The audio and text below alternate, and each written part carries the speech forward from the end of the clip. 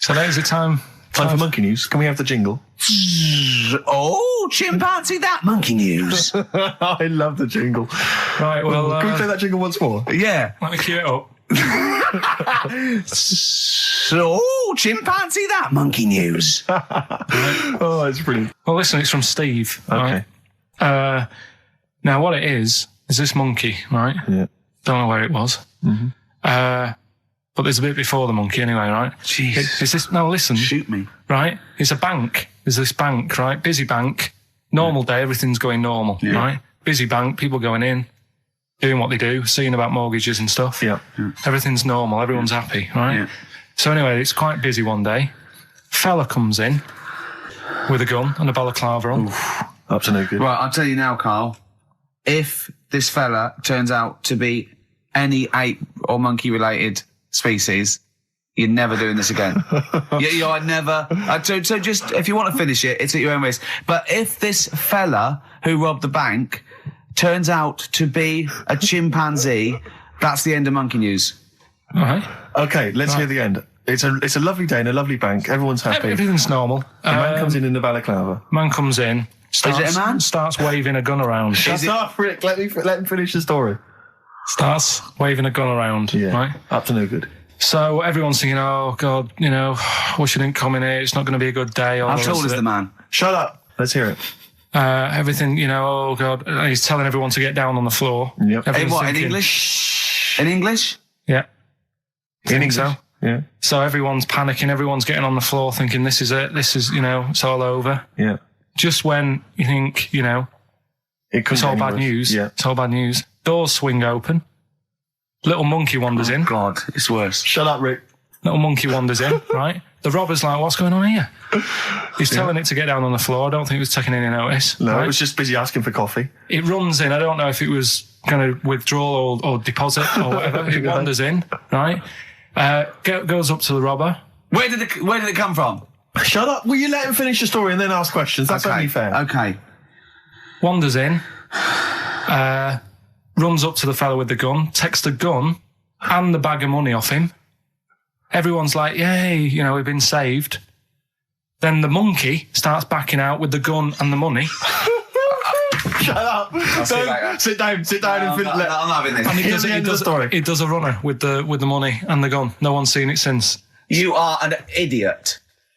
I mean, you have said some stupid things in your time. What are you talking about? It's a story that happened. No! What are you talking about? What do you mean it backed out? It came in, was it an accomplice? Was it an opportunist monkey robbery? What are you talking? Think, Carl. Think. I know it's mad. That's the idea of monkey news. We're telling people how monkeys are pretty, they're mental. They're up to no good. What do you think? They've never seen the monkey since. What, did he have a getaway car waiting? Did he swing his way to freedom? Where was this? There's no details. Don't talk rubbish. Well, yeah, Steve emailed it in. He's got it off the net. And the funny thing is... Can I see it? Have you got the information there? Yeah, the funny thing is, it wasn't just him who sent it. I had that a couple of times. So a few people obviously read the story and said, that'll be good for monkey news. It doesn't say anymore. It doesn't say if he went off to Spain. It doesn't say, if he's on Crime Watch. Yeah. It doesn't say any of that. It's just saying that's what he did. That's the story. And that's what monkey news is about. I've heard that they're making a movie version with Phil Collins. So I look forward to that and Julie Waters. So that's this week's monkey news. If you've got any, if anything's happening don't bother. In your town. That's the end. No, that is the end. That's the end of monkey news. No more monkey news. This is bit of Queen. It says it here in this email, Rick. It's got to be true. Right. 17 to 1. Oh, chimpanzee, that monkey news. Right. Now, before and again. Go on. Oh, chimpanzee, that monkey news. Brilliant. All right. Right. Before I went away, I told you about Alfred. He was the monkey where there was a robbery going on in a bank. And then he nicked the robber's loot and backed out. Yeah. With a gun. Yeah, he sort of stole, he robbed the robber, didn't he? Yeah. Did he take his gun as well? He took the weapons. He took all the weapons. There was like a couple of robbers. He managed, because they were so amazed that a monkey was coming in. It was like... Don't talk shite twice. Right? Anyway. So anyway, got a follow-up to that. Okay. Now, what was that monkey's name? Alfred. That was Alfred. So anyway, because a lot of people wanted to know, well, you know, what did he do? Did he go off and have a holiday? Did he? No. Right, so the follow-up is, what happened is the monkey had the guns, had the cash, which was $250,000. Sure. Right. It went back to the zoo. Right. All right, Carl, you're talking. Ricky, I get angry with you when you won't let him finish his monkey news. Right. Can we just get out the official Imagine thing? if people were interrupting Trevor McDonald. It wouldn't happen. I want to make sure I don't get anything wrong. No, of course not. Check the internet. So the monkey goes back to the zoo, right, where all the zookeepers come out and go, get him. He's got the guns. Yeah. He hands out a couple of guns to his mates. What? Right. His monkey mates? His monkey mates, so they've all got a couple of guns each. Oh, Carl, Steve, I can't, mate. I cannot Just stand it. Honestly, I want to scream. Please, I really get annoyed with you. They tried to do him a deal. They said, how about if... I'm going. Tell him that. I'm not going. No, I can't. Step out from a... Okay, we'll just do it. Look, don't listen. Step out and I'll paraphrase what I hear for you when you come back in. Step out. Now, please, I need to hear the end of this. This is monkey news. This is important stuff. Right. Ricky now has left the room. He cannot bear to hear, which is surprising to me. Right, so anyway, so yeah, they've got the money, and they say to the zookeepers, how about we give you some cash? Yes. And they go... Sorry, hang on. Sorry, the zookeeper said that to the monkeys? Yeah. Right. No, the monkeys who have got the £250,000 right. say to the zookeepers, we'll sort you some money out if you let us go. Sorry, the monkeys say to the zookeepers, we'll give you some money. Yeah. You don't see any problem with that? Right, listen. Okay. It's nearly finished. Right, I'm listening out there. This is ridiculous. What do you mean the monkeys say? What do you mean the monkeys say to the zookeeper? They were probably holding the money out, like kind of going, look, we'll do your deal. Right, okay, come on. And what happened is, I think they were happy with that. I think they left, and that was that. They wanted to get out of the zoo because they didn't like it in there. There's the thing. Right, I don't... Just have a look. Right, Carl, think. Right, how did they get out in the first place, this one? Just let Steve have a... So why did he go... So he went and robbed... He thought... he knew there was going to be a robbery that day, did he? He might have been getting some money before they went to escape, and then that happened and they had more money. They might have been withdrawing some stuff out. What do you mean? No. If he was planning on leaving the zoo, he's going to get his savings. What are you talking about? He's given me this picture, Carl, which he's got from a magazine. He loves you. I think this... I just looked at it then. Obviously, it's not going to mean much to the listener. Oh, this is self-indulgent. It is currently available. I think it's in the current edition of Bizarre magazine, so you might want to buy that. It's not horrible, though, is it? There's a certain grotesqueness about it. Oh, it's a deformed person, isn't it? Well, to a degree, but I think what it's going to do for Carl is give him, I think for you and I, Rick, we're going to see his face. Light up. Lighten up, like opening a wonderful Christmas gift. Oh, you know what? I think I've seen this. Is this the one with the kid with the big head? I'll be honest with you, Carl, it is. Have you seen it already? Yeah. Let me just show it to you again so you can kind of highlight it again. I haven't seen it. It's like... yeah. We shouldn't be laughing at that. No, but that is like the kid who I went to school with. That is the same. That can't be the same. So do you recognise him? Seriously, that is the same thing he had. I mean, I have to say, it does look like it's been computer generated. It's so odd. Yeah. But look at the child's face. I know. Look at his reaction. Don't take another photo of me. I'm not sure this is right. Well, the thing is, right, you were just saying about what are you, about Christmas. That's the funny thing, right? Because in our house, there's no one who's religious, right? No. My dad got annoyed when I went to church that day. He was like, what are you doing that for? Of course. I went to see a gig in Liverpool. Remember the band The Christians? Yeah. He thought I'd join some club. Yeah. I said, I've been to see The Christians. He was saying to me, man, what's he doing going out with them? Yeah, yeah. And then the other thing is, because I'm not christened or anything, my mum used to say to me, don't tell anyone that, because there's witches and stuff. I want to go back and see his upbringing. I just want to go back and see him at 7. One day in the life of Carl, age 7. Just have 3 ghosts visit him tonight. And take him back through time. But we could go with him. We could be some of the ghosts. Yeah, the ghosts of Christmas past. Oh, remember this? That's incredible. Because don't tell me what. Just say so she wasn't Christian, but she thought maybe someone could take your soul because you weren't christened. It's like, there's cults and that, isn't there? And if they find out you're not christened, then I don't think they care. I don't think a lot of cults care. Well, But what can they do if you're not Christian? I don't know. I just said all right because then through that time there must have been a time when. But hold on, now they know.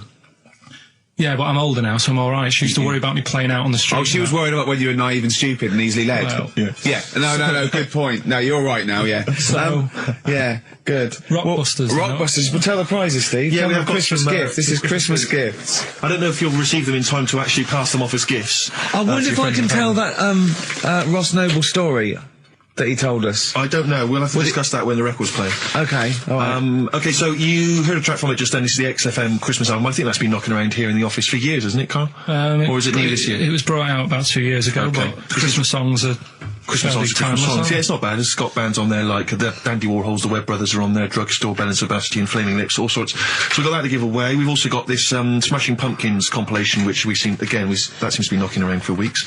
Another one of those 50 years of the greatest hit singles.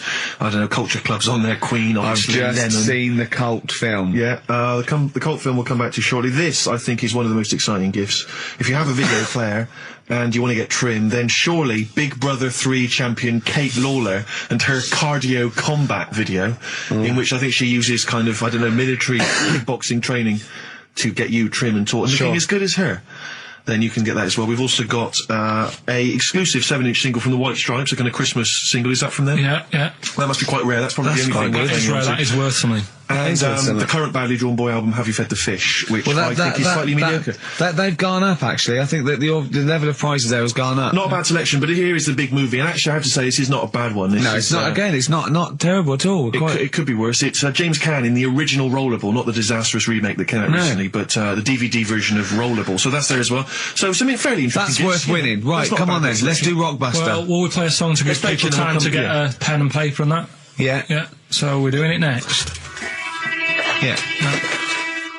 Vines was Jackson on XFM 104.9. Ricky Gervais with me, Steve Merchant, and Karl Pilkington, the man of the moment, with his Rockbusters coming your way with all those great prizes. Yeah. Right, are we doing it now? Yes, sir. I noticed Heat magazine sort of put a bit of a spanner in the works. Why? Because they were saying, Jet, are you going to be my girl on XFM 104.9? I'm Ricky Gervais, with me Stephen Merchant. Over there, little roundy bald head of Karl Pilkington. Good news and bad news. Good news is, boys are back in town. We're here for 2 hours. Hello. Bad news is, we have no monkey news, gay fella news, or little Chinese fella news. Really? We're going to try and, leave that for a week, and then maybe come back to it. Yeah. It was Why do good. I get the feeling that within 20 minutes we'll be talking about little gay Chinese monkeys? Carl, think of that. we have got monkey news. Have we? Oh, yeah. So we've already broken that promise. Oh, okay. I thought we were going to try and sort of talk about something else. I've just done Jonathan Ross show, and they don't talk about the same things every week. It's weird. It is weird. But, or as Carl says, weird innit? Yeah. So, gave this show about 5 plugs. Nice one. Yeah. So, I think we'll get upward of 800 people listening. Oh, double. For the first 2 minutes. Yeah. And then turning back. They're already switching over. I'd have thought so, yeah. I spoke to my friend yesterday. He's a little bit of an odd fella, and he said that for his own amusement, he had an iPod in his car, and he bought a little sort of transmitter, and he could transmit the music from his iPod to sort of just beam it, kind of as he was driving along, to sort of passing cars. What do you mean? It's Make weird. their radio play it? Well, but if they had it in the right frequency, yeah. I mean, pointless, completely pointless, but not dissimilar to this show, I imagine, in terms of the number of listeners. Yeah, but I was going to say, what's the chances of people having this frequency Absolutely on? pointless. So it's probably about the same, yeah. Do you know what it reminds me of? When I was young, I wanted to get into radio. I was excited in radio. When I was sort of in my, I don't know, I was 11 or 12. My friend and I, we got a little mixing deck, and we used to host our own radio show. Brilliant. From his bedroom. We didn't have a transmitter, so we'd put some speakers in his front garden, in some bushes, and sort of broadcast it to people who were walking Again, by. probably over the week more listeners than this show. Almost certainly. Yeah, I love the idea. It never happened, but I always was hoping that maybe some girls would just come by and just like sit and listen. These guys are great. I don't know where these sounds are coming from. It seems to be that bush, but Or Noel Edmonds coming along going, who are these guys? yeah. Can you get on my website? Can they stand in for me when I go on holiday? Yeah. Yeah. I did, did I say I did sort of pirate radio? No, go on. Got into hospital. Yeah, the normal radio, but you had an eye patch on. Go on. Dad was in hospital, right? And he was having some operation done, right? And went to see him, and didn't have that much to say to him, right? So Well, I was sat there. Well, it's awkward though, isn't it, when someone's ill Yeah. Sure. and you don't know. Boring, what to say. isn't it? Boring. So I was flicking around on that little radio thing they have, Yeah. and I heard like they had a radio station in the hospital. So I said, "Oh, I'm gonna go and join this." So I wandered off to go and find it. Yeah. Sort of joined that, did a little show on there. Thought I can sort of get out to the masses here. My mate made a little transmitter. Did a little pirate radio show from the... got kicked out because they found out, and apparently I put the station at risk because all the stuff could have been taken off us. But from Little Acorn, 16 years later, he's on a show with less listeners. Yes. Brilliant. Can you imagine if you've gone into hospital, you're already pretty depressed, there's the fear of these bugs, super bugs in the hospital. Yeah. Maybe you've got some quite serious illness, you know, Yeah. you don't know if you're going to make it. His voice is what you hear to cheer you up. All right, weird, isn't it? I saw a programme about a parasite the other night. Yeah. Apparently, they get in through your eye and eat their way up through your genitals. Anyway, You here's think you've got it Radiohead. bad. Yeah, exactly. Play a record. Brilliant. Can't help but notice you've brought some sandwiches in, Rick. What's in them there? Cheese and onion. Cheese and onion? Yeah. Because I've never, ever seen you make sandwiches before. I've seen you take a piece of bread out of a loaf Yeah. and sort of fold it in half, crumbs everywhere. Well, Jane made that for me because I was in a bit of a hurry. I didn't think for a minute that you Why? made Because it looks yourself. neat. Well, they're wrapped in the tin foil. A knife has been used. As opposed to chewing round Yeah, the baguette. exactly, Yeah, breaking it in half. Yeah, yeah, A la Albert Steptoe. Yeah. Yeah, brilliant. Yeah. Nice. It's great, but the onions are strong. Are they? Making my eyes water. Yeah. If I go and breathe on you, Yeah. it'll cure any sort of skin disease you might have. Skin disease. We watched that, Karl, you know, that Karl was raving about that thing about parasites, about worms coming out your brain and that. And I watched What is it. this? Is it a TV show? Yeah, called Body Snatchers. Right. And it was pretty fascinating. And, I mean, amazingly shot as well. I mean, it's got to win an award for photography. Yeah. And there was one bit that this little girl had been bitten by a mosquito and it laid her eggs, and it went to the doctor. She had a lump on her neck, like a boil. And they pulled it out, and it was like a bullet, this maggot. And they put it down, and it was wriggling in her blood, right? But the hole left was sort of aesthetically pleasing. You know, like that feeling you get, like, I once had an ingrown hair, and I quite liked it when I pulled it out. And it's a perfect little hole. And I thought, I wouldn't mind having those as long as they sort of like healed over. What are you talking about? I don't know, it's weird, isn't it? But why would you want a hole in your body? No, it's got pulling something out, sort of like pulling something out of your body. It's I sort of don't know what you're cleansing, talking isn't it? No, but it's sort of like, I don't know what it This was. is it. You watch one programme recommended to you by Karl, you've turned into Karl. You want a hole in your body? No, it was like, you know, like squeezing a really good sort of like spot. I mean, I haven't squeezed spots for ages, and I'd never had spots, but maybe that's it. I didn't have spots. Right. And I always thought that'd be nice, squeezing a spot. I don't know what you're talking about. Why I would don't these know. things be I don't know what pleasurable? to- Why would an ingrowing hair? That's Yeah, it was great good. fun. That was good, because I got it. It was like a little lump, and I pulled it, and then it pulled out, and it was like left a little... I know what you mean. Because Do you know- yeah. I get thick hairs Yeah. and Yeah. like really... Oh, when they come out, it's like a bit of wax. Yeah. Like putting out a little candle. And I that's- love that. What? Yeah.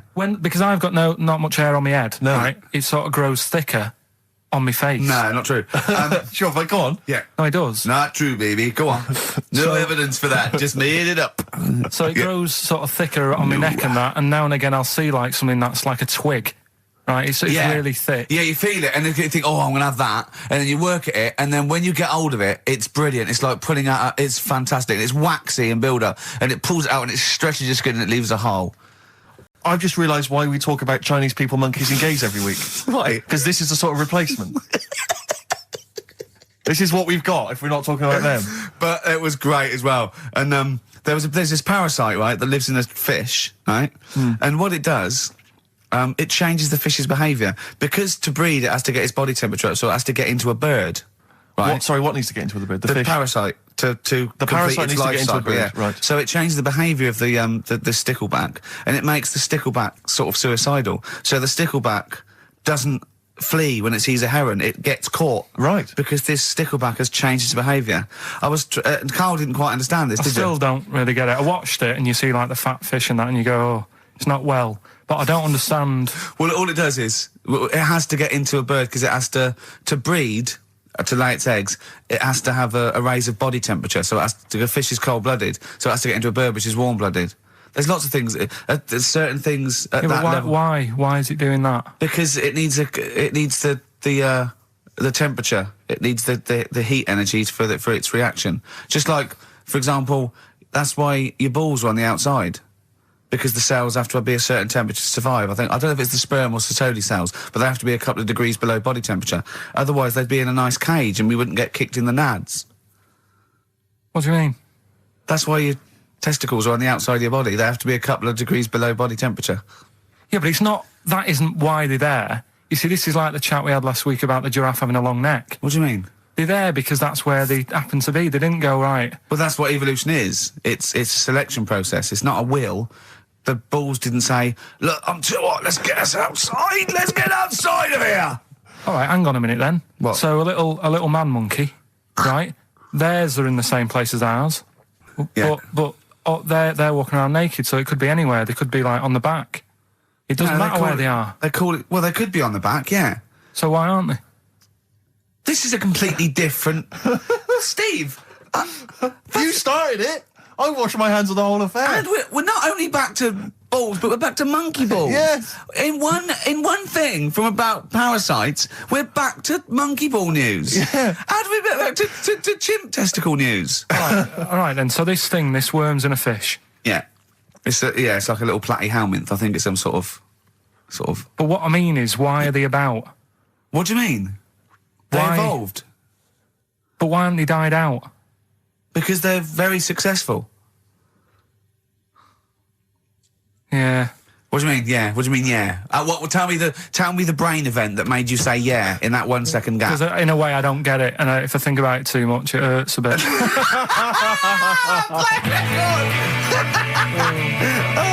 They've just been around for years, Carl. Yeah. Like Cliff Richard or something like that. Yeah.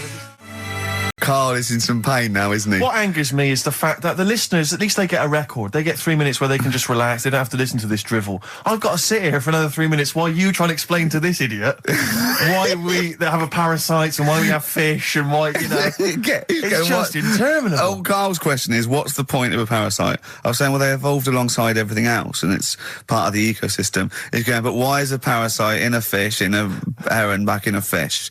And I said, what's the point in anything? Right, apart from the balance of the ecosystem that survives at any time. And then Steve went, Carl, you should have done this when you're in sixth form. Yeah. Questioning the point of life. Yeah, and you should have had these existential questions, you know, when you were younger. Did you ever used to lay awake at night thinking, where did the universe end? No. I did that when I was about 6 or 7 for about a year. When someone said it was... He was lying awake at night thinking, where does Manchester end? I assume it goes on forever. They've made a map, haven't they, for the for the universe? Yeah. Right. Well, yeah, as far as they can, yeah. Big, is it? It's massive. Yeah. But if you're that lost, you know what I mean? Forget the map's map. not going to help you. Sure. If you're that lost, forget it. Look, we're never going to make it. We're not going to live 400 light years. We're not going to... Of course, you could take a shortcut through a wormhole, couldn't you? What's that? Oh, no! Let's not talk about the universe, please. Let's talk about something that you could comprehend, Carl. Well, listen. Were you on Richard and Judy yesterday? Right. Yeah. Tell us about that. It was good. It was good fun. Yeah. It's a bit surreal. Is it? Yeah. It's nice. That's nice though. There's something charming about them. Do you know what I mean? They go off on tangents. They sort of digress. They suddenly think of something. She suddenly go, oh, my jumper's itching or something. You know. Yeah. And it's quite charming. It's not annoying at all. Yeah. And I'd never seen them do it through before. And I hope I didn't insult them because I said it was like an adult Blue Peter. Right. But in what way? Well, they had a Christmas wrapping competition. Right. Then they had a Christmas wrapping competition. And then they had that wasn't them doing kind of hip-hop. Then they had what the French people are like. There was a little didn't quite understand that living in France. Then they had a woman who relived an Elizabethan Christmas. The bit that made me laugh was she was sort of announcing this through an Elizabethan microphone and PA to all the people sitting around dressed as... I'm a bit confused. This sounds fascinating. It was good though. And at the end I said, next week I'll be washing a tortoise and that. Yeah. And the producer said, if you do want to make something for the show, we'll definitely feature it. So I might make some of those things that you spoke on Blue Peter, like sending sort of, you know, I remember they made a chest of drawers out of 3 matchboxes. Yeah. For Barbie doll or something, or Action Man. I seem to remember them showing you how to make a dusty bin once. What, on yeah. Blue Peter? I made one, I remember making one. Really? Yeah. I haven't watched Blue Peter, obviously, for, like, 25 years, Yeah. but is it the same sort of thing? I think it's pretty much the same now. Yeah, they occasionally they'll have kind of larger sort of dramatic scenes, so that all the cast will kind of act out sort of murder mysteries and stuff like that. Oh yeah, There's a bit more of that going do on. they There's still a have lot the more Kodo bands. drummers from Japan over? I think the Kodos come on like twice a week. With the shiniest buttocks I've ever seen. Yeah. Greased, they're in like sort of nappies or whatever they call them, and they're playing the drums, and you see them from behind playing these big drums, and they've got shiny buttocks. The lights really pick up their I arses. think they've kind of funked it up since we were younger, because I remember it was always stuff like, let's have a look at this traction engine. Yeah. Or let's drive some traction engines, one very small, a Yeah. slightly larger one, then a Exactly. larger one, and we'll just drive them around the studio No, for a so bit. you're going up Nelson's column with Shep. Yeah. You might die, you might not. But I always wondered if perhaps the people in charge were not perhaps down with the kids. So when they were I saying, what think are we they going to do were. this week? Let's have a look around a traction engine. Exactly. That's what the kids of the but early it 80s was, want. But they did used to sneak in education, whereas Magpie, that was just like funky people who were sort of really in the 70s. Never watched Magpie. No, Never I know watched I got it wrong as well. I did used to watch it, but I used to watch Blue Peter. I think I was conned. I always feared, because see, with the Blue Peter, I felt like I was learning something. I imagine on Magpie it was just, Mr. T came round or whatever. It was a lot more cool, was it? it was, and hip it was and- a little bit more cool, yeah, and a lot more throwaway, and it was sort of like, Magpie was sort of like Looking Right, on yeah. telly. Yeah, You know? yeah. What happened to Looking? I don't know, it used to be the Junior TV Times, I don't know. There's probably people listening who've never even heard of it. Is that what it was? Apparently so. But there was cartoons and things. Yeah, it was just basically an advert for ITV. Looking. Oh, was it? Almost entirely, yeah. And did it have like a Laurel and Hardy strip or something? No, it would have things like the story of 5 Star. Really? And, Is it things that. like the ones in the News of the World? Not dissimilar. Brilliant. Yeah. Hey, I've had 5 kids. Next picture, bought one of them a guitar. Yeah. Next one, we're at number 7. Yeah. Brilliant. Next week, Tina Turner. I love the fact that 5 Star is still touring. There's only 3 of them now. Really? They're still called 5 Star. Really? Yeah, I thought there was 4 Boney M's at one point. Tribute acts that each one of them had and then there was a 5th who was someone who wasn't the original member of one of the Boney M's who set up a splinter group. It was ridiculous. Yeah. I don't know how many there are now. Right, if this is in any way apocryphal, stupid, illogical, impossible, right, you are never, ever speaking again on radio. So make sure this is at least possible. I'll tell you what, I'll even give you improbable but possible. So if anything that breaks the laws of the universe or logic, okay, that's all you have to avoid. On you go. Right, so this fella, right, he goes to the doctors because he's got earache. Right. Okay, if a chimp's living in his brain... that he go on. So he's got earache, he's sat in the waiting room and his ear's all bunged up and it's hurting a lot and what have you. So the doctor comes out and he goes, right? And because his ear's all bunged up, he doesn't hear it that well, right? So he thinks it must have been me, right? So he wanders in. Keep going. Anyway, I'm going to hate this. I can just feel it in my bones. Steve, I'm going to let you take over. Okay, Let's hear it. Come so on. the doctor says, sit yourself down there, right? So he sits himself down. He goes, right, take your pants off, right? So he's thinking that's a bit odd. Anyway, he heard that though.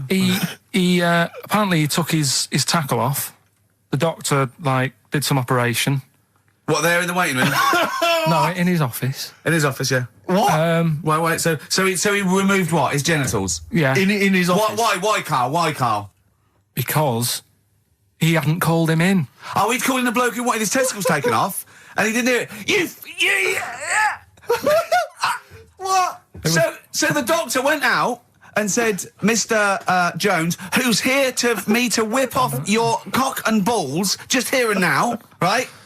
Bloke comes in, didn't it? It must have been me. So the bloke who wanted his balls taken off didn't say, oh, I think he said me. So he didn't interrupt then. So the bloke goes in, he starts taking his testicles off, and he doesn't say, I'm here for me ears. It's a new single from Snow Patrol and Run. That's brilliant, isn't it? Good stuff. On XFM 104.9. Rick, Go on. I'm about to say 3 little words to you that I've never said to anyone before. Go on. Karl is right. On what, though? From Reuters, someone's emailed in. A Brazilian man who went to a clinic to have an aching ear checked ended up having a vasectomy after mistakenly believing that the doctor had called his name. He had gone in there, entered the vasectomy room when he was called. He was called by the full name and yet thought it was him. But the strangest thing is that he asked no questions when the doctor started preparations in the area which had so little to do with his ear. He later explained that he thought it was an ear inflammation that had got down to his testicles. And the fellas came off. Extraordinary. Yeah. Interesting. Yesterday, Rich and Judy gave you the tea picked by monkeys. Yeah.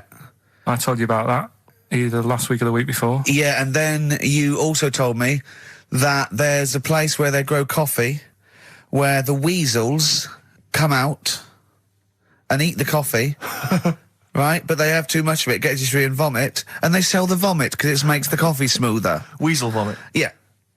Absolute shies. It's not.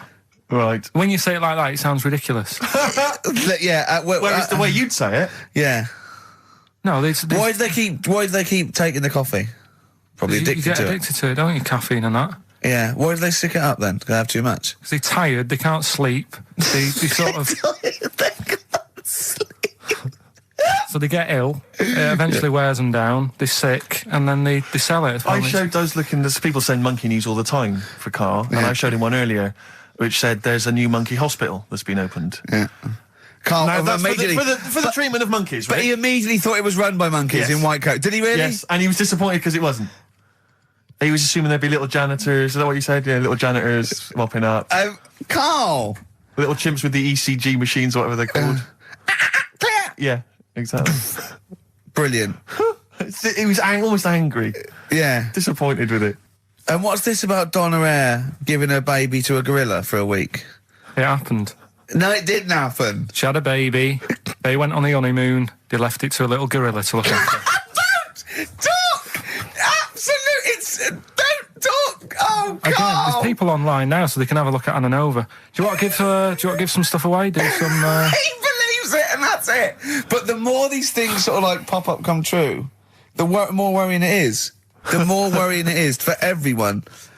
Imagine if Donna Air had left her baby to a gorilla. It's libelous. You saying that? It's libelous. It's not. Well, someone will send it in a bit, and then you'll feel daft again. So I'm not even worrying about it. Okay. Right, you've got some rubbish to give away, did you say? Yeah, we've got some stuff to give away, DVDs, stuff like that. Well, let's play a record. Let's do the Any competition VHSs? Any films on VHS? Yeah, a couple of them in there. For $4.99? Yeah. Supergrass. Yeah, excellent. What is the competition, incidentally? Doing songs of phrase.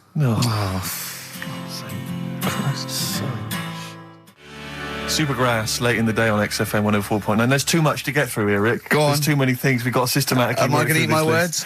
Well, before that, we get emails all the time. They're coming through all the way through the show. And I open them, and a lot of them, because everyone's contributing, it's brilliant, but we can't really absorb everything. There's too much coming through. So I tend to open them quickly. I have a look, see if there's anything we can sort of make sense of, and close them again. Sometimes Karl looks at the emails as I'm opening them.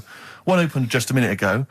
You saw his face? His face, yeah, what was it? His face was just stunned. He was just absolutely dumbfounded. It was like he'd just seen something extraordinary, right? And you closed it quickly. I did close it quickly. I'll tell you why, right? Always got to bear in mind how Karl's mind works. All he saw was the name of the band that this email was promoting. So all Karl saw, and you can imagine how excited he was all he saw was Half Man, Half Biscuit.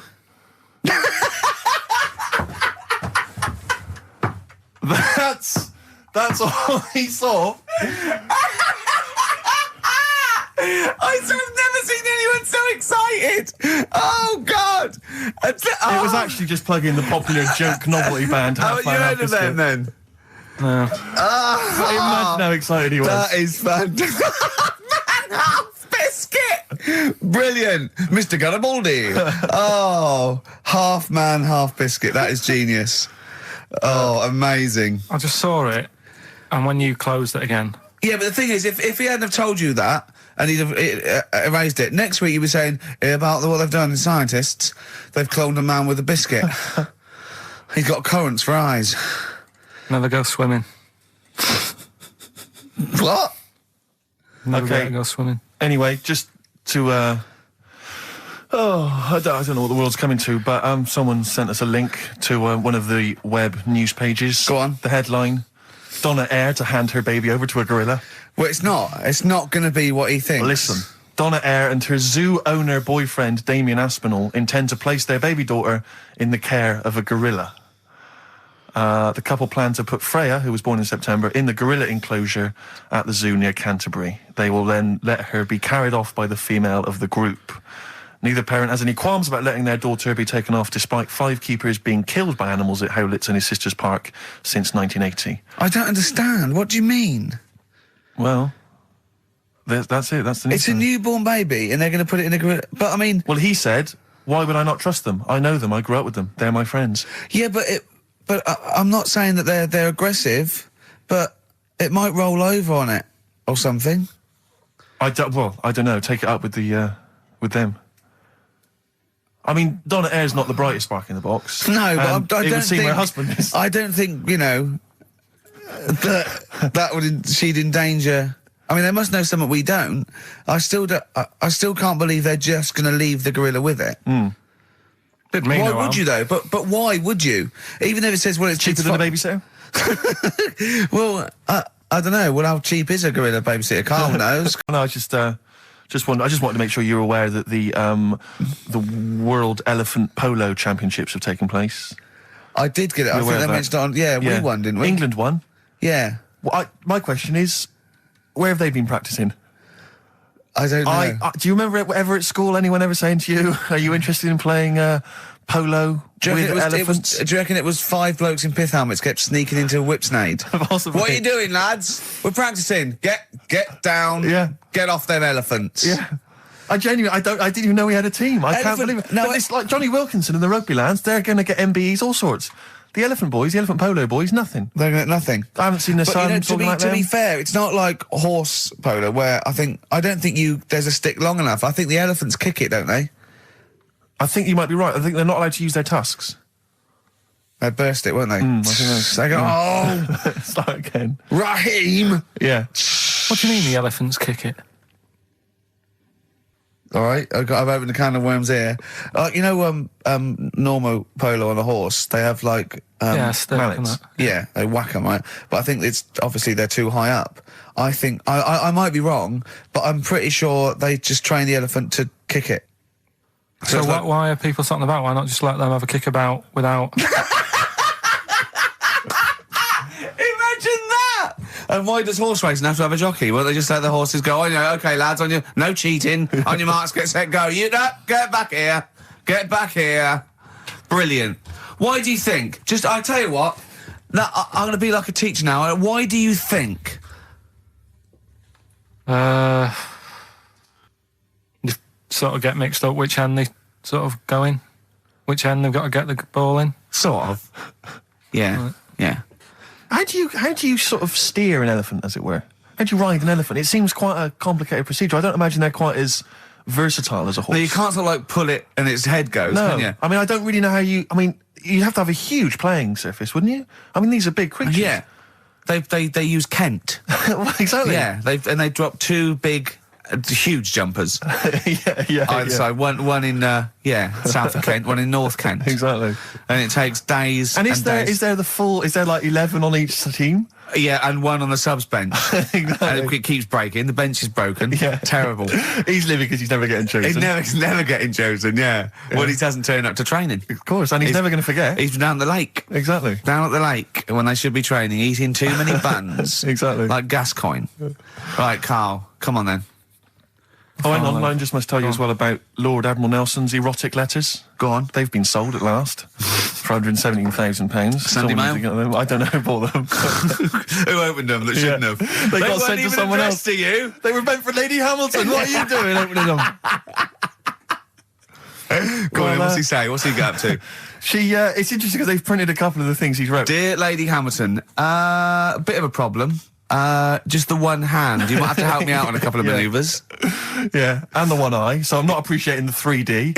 Yeah, exactly. I don't care where you put it. Yeah, exactly. Yeah, go on. You'll have to help me guide it in. You 'cause might as well I can't stand tell. across the other side of the room for all the good it do me. Exactly. Go on then.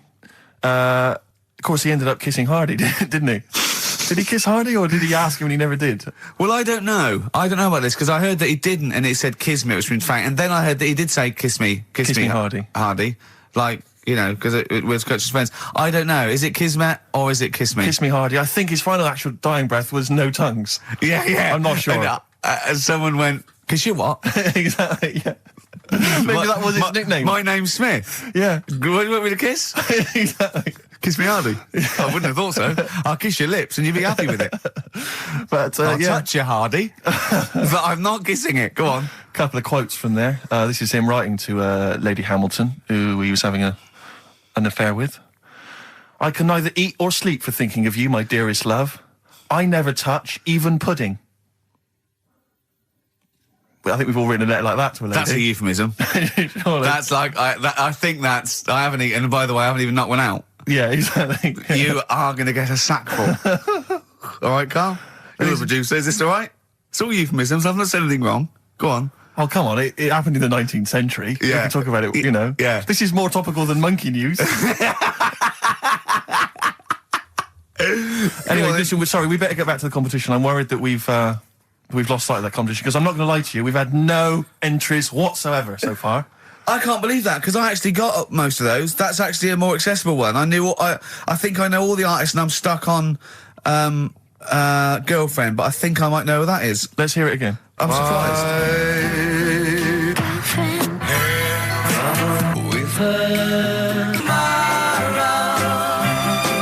Now I think that's a pretty accessible one. An accessible quiz? Yeah, so no one's... Is the email up or no one's listening? No, well, I think there's a little bit of that. But I think we've accidentally closed down the texting. Oh. So if you're texting in... This don't is bother with that. rubbish. It really is awful, isn't it? Yeah. Just play it again. Hang on a minute.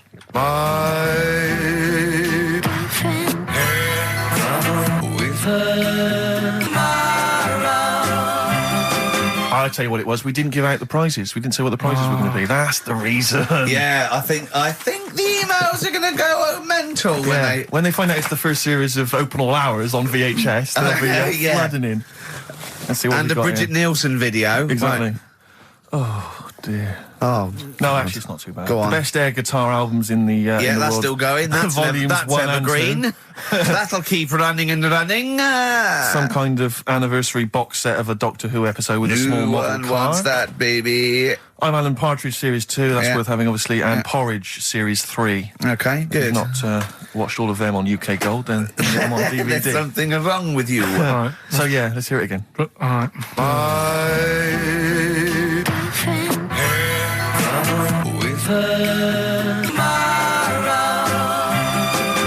Just name the artist. That's all we want. Just the artist. Ricky.Gervais at xfm.co.uk. Play record. Right, Adams. Yeah. Yeah. Oh, this is absolutely fantastic. His version of Wonderwall. If you've not heard it Beautiful. yet, you'll be loving it. You'll be loving this. Wonderwall, as performed by Ryan Adams. It takes your breath away. It's so good, doesn't it? Brilliant. Is that off the album? Well, it's which album do you mean, Rick? There's so many at the moment. What's the one? The next track on one album? The track after this on one album? Well, you're thinking of this album, Love Is Hell. Yeah. Part 1. Can we play the track after that? We could possibly do that. And Shadowlands. that's how it's amazing. A bit later on. Yeah, there's various albums out at the moment, but Rock and Roll is the big rock, 80s style rock album. It's all right, it's not great, but this is much better. Go for this one. Yeah, it's not as Love good Is as Hell. not as good as adverts though. Do you know, I love adverts.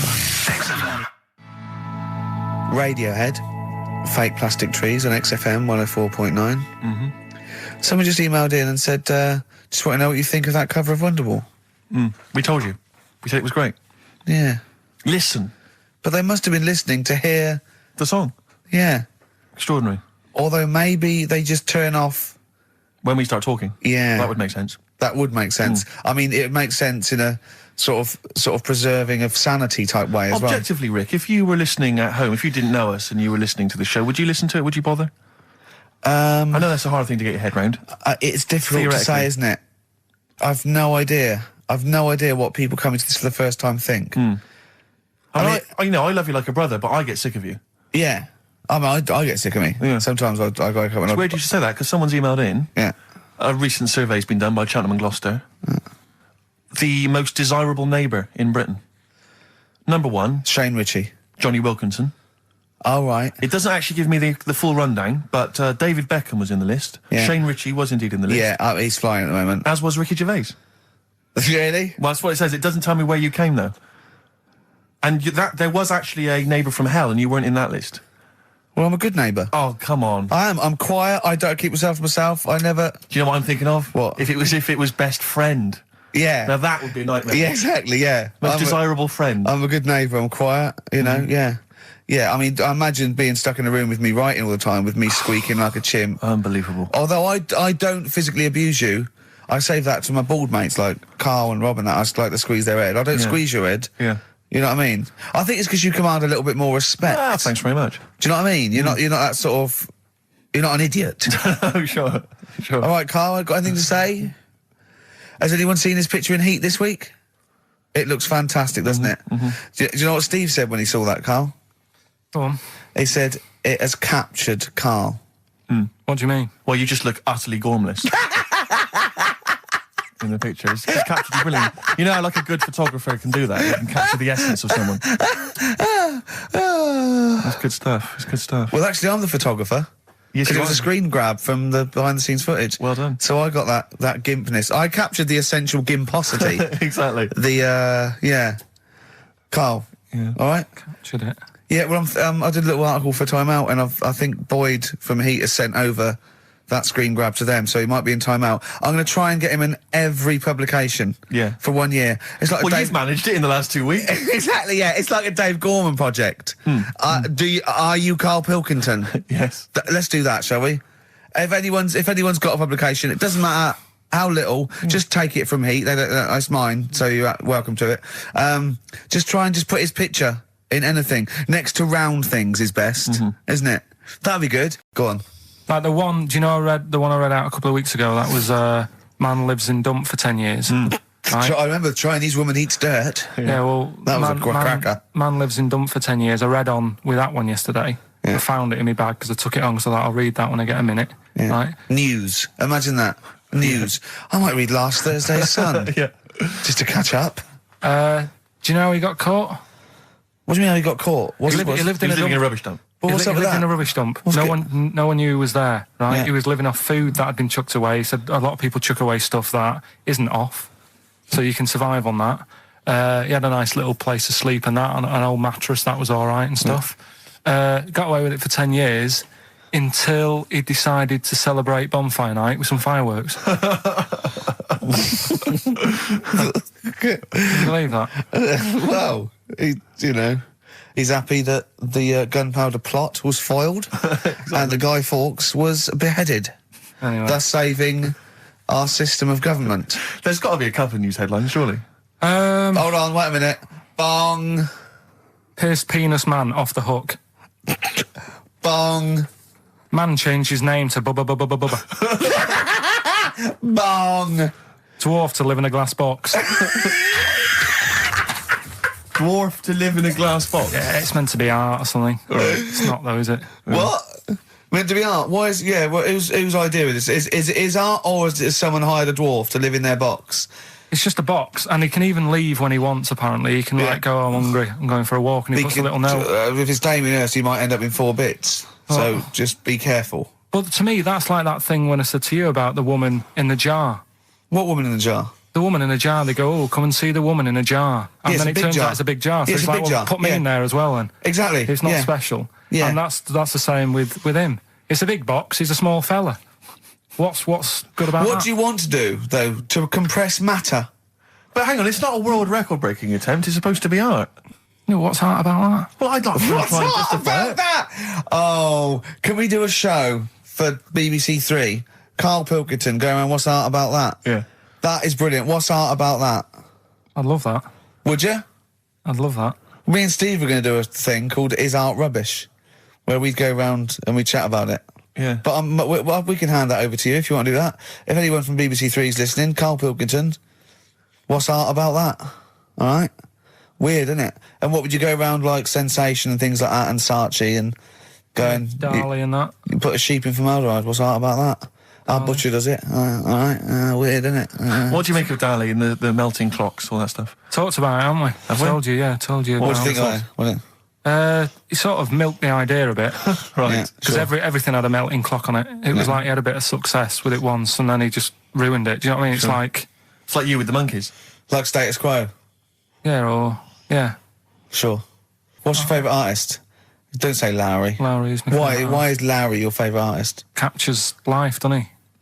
Going on and In that. stick form? I know you're a big fan of Where's Wally as well, aren't you? You've never found him, have you? I've never found him yet. No, Carl, that's not Wally. That's a stain on the table. You've come off the book again. A German man, just thought I'd let you know this, Carl, Sure. Ricky. A German man has been arrested because he taught his dog to give the Nazi salute. And then he made it do it in front of 2 policemen. I think it's an offence in Germany now. That's a fascist with too much time on their hands. No, but is it? It's illegal for a dog to do it as well. I think so. I bet he thought he'd found a loophole. Yeah. I mean, he's been dying to do it, but he thought, well, I'm not allowed to do it. It's illegal for a human to do it. Yeah. Thought he got round it. No. For a while, it just kept doing the Basil Fawlty funny walk. And he's going, no, no, you're don't undermining do that. it. Don't do the legs as well. But so the reason I mentioned it is because he's German. And what were you telling me earlier about? Carl was whittering on about the Germans earlier. He was saying something about the accent. It's fine with blokes, but not with women. You wouldn't want to go out with a German woman because the accent. I just think it's a bit manly, isn't it? Sure. Is it? Yeah, it sounds a bit hard. I can't imagine having a nice sort of romantic chat with someone. Well, it's not a romantic language, no. It's quite harsh, yeah, but that's our... No, but what I mean is, right, I can't speak any other languages apart from this one. Well... Right. You're struggling with this one. Yeah. And what I mean is... Whereas you really do speak the language of love, all right? if There's some condoms, where's me tea? Yeah. What I'm saying is, if a French woman was talking to me, I'd say, I don't know what you're talking about, love, but it sounds good. Whereas a German woman, Yeah. I'd go, oof. And she might be saying really nice stuff. Yeah. That's what I mean. Yeah. But then we got talking because, do you know, like, me brother Sort of a prejudice, really, isn't it? In a sense. What do you mean? In a sense, it's racist. But anyway, on you go. Yeah, go on. It's not really, is it? No. But, yeah, my brother was in the army. We've talked about it, haven't we? And Yeah. how he got kicked out for going for a packet of fags in a tank and that. Yeah. Right? But he was, when he was in the army, he was based in Germany for a bit. And he used to be one for sort of, you know, picking up the ladies and that. He always had, you know, new girlfriends and stuff. But he's a Pilkington. Used to get through loads of them. Yeah. Well, I didn't. I wasn't that bad. But Well, my no, brother, because you had things like trouble with your marrow and that. No, you might die. I'm not interested. yeah, but no matter what he did, do you know what I mean? When he was a bus driver, he was one of them who always had a woman still at the front with him and sort of, you know, having a chat and stuff. Sure. And he sort of got kicked out of that and stuff. But When he was bus driver, did he own the bus or did he just take it to get a packet of fags? so He's in Germany. he's in Germany, and the army people say to him, "Now we know what you like, Pilkington, right? Das Pilker. Don't be meeting up with any German women. Fraulines. Leave the Fraulines alone. Not allowed to go out with German women because apparently they get you and then they beat you up and that. What, the German women? Why? Go on. Don't know. They just said don't because they don't like English army people and that. Why? 'Cause See, I don't know. the English is your first language, isn't it? Are you speaking German now? Or? I can't tell. They don't get out with the Germans, go beat you up and that. Don't like English army, man. What See, is that? What worries me, Rick, is we've got the face, the body language and things to try and interpret this gobbledygook. The listeners, they just I got mean, the words. It must be, I know, yeah. It must be just ridiculous for a listener. Right, just do the competition. What was that anecdote about? just Don't go telling out you. with German women, they'll beat you up. I'm just saying, when if you're in the army, if you're about to join the army and you think it'll be great, I'm going to meet loads of women over in Germany, it's not going to happen. Wise words there, wise words. So this station of public service. Excellent, okay. Okay. Why is he called Rainman? Is that going to be the question? Yeah, I know the answer, Carl, don't worry. Don't look at me like that. I do. Oh, well done, yeah, you watched the film, yeah, you should. Right, so it's you, Carl, in the film Rainman. Yeah, it's the bit when Tom Cruise is in the doctors with the ill man. All right, there we go. You ready? Well, I'm not a psychiatrist, but I do know that his brain doesn't work like other people. Wait, I am sat here. Don't go talking about me like I'm some sort of div kid. Got a good brain. Works well. It stores all sorts of information and stuff, doesn't it, Tom? He remembers things, little things sometimes. Well, don't say like that, little things, as if it's stuff that isn't important. Are you good with numbers? The doctor's asking you a question. Yeah, no, I'm just thinking. Good with numbers.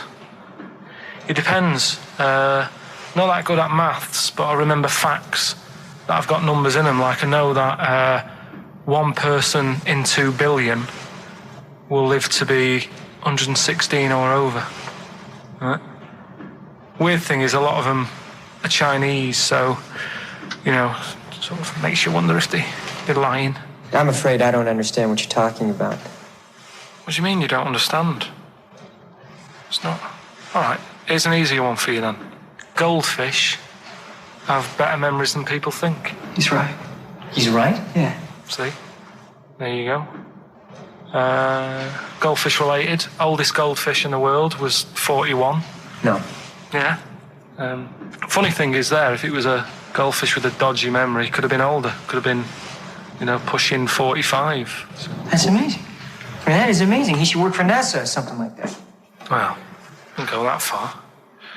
They're the sort of things that I like reading about. I've got that big book there. It's full of sort Did you read all this? Yeah, don't... You read all these stories that are in this book. Don't bother touching it. Maybe you better put it back. Give it back. Go. Okay, no, Ray, take it easy. I'm not gonna... I won't touch anything else, Ray. Come on. It's okay, Ray. It's okay. Come on. Can I ask you something else, Raymond? No. Well, you've annoyed me now. You've kept coming here saying I'm daft and that and messing with my book. Just go, will you? Excuse me. Were they messing with your big book of freaky facts? Yeah, that's out of order. Good. Right. So what's the question? Why is he called Rainman? Yeah? Yeah? Everyone happy with that question? Yeah? Yeah. Okay, Ricky.Gervais at xfm.co.uk. Why is he called Rainman? So. Well, there's a couple of things there that it could be another upshot, and an instinct is part of your genetics, everything else. What's in a potato? But you can't pass on acquired characteristics, so that's nonsense. If you mean that someone was taught they had a child and it knew it, there's no chemical memory as such. So that wasn't even monkey news. No, the monkey news. We've covered a lot of stuff. There was sad stuff, wasn't there? Yeah. There's some funny stuff in there. Yeah. Do monkey news. Playing robbers and that. Football team. A monkey football team? Yeah, in Costa Rica. Oh yeah. Got all the team members here, right? Right. All the different things. Little goalkeeper. Apparently he's on transfers from some other club. But the bit that got me attention is apparently he's a holder of PhD of physics. Do you want to have a look at that? Oh, the goalkeeper? Yeah, just the goalkeeper. The others haven't done that much. The others haven't done that much. Well, I believe that he's got better exam results than you, Carl, but I don't believe he's got a PhD in physics. Obviously. Do you know what the name of the team is? Coconuts. Oh, so if the Telegraph are listening, that is the sort of quality entertainment you get.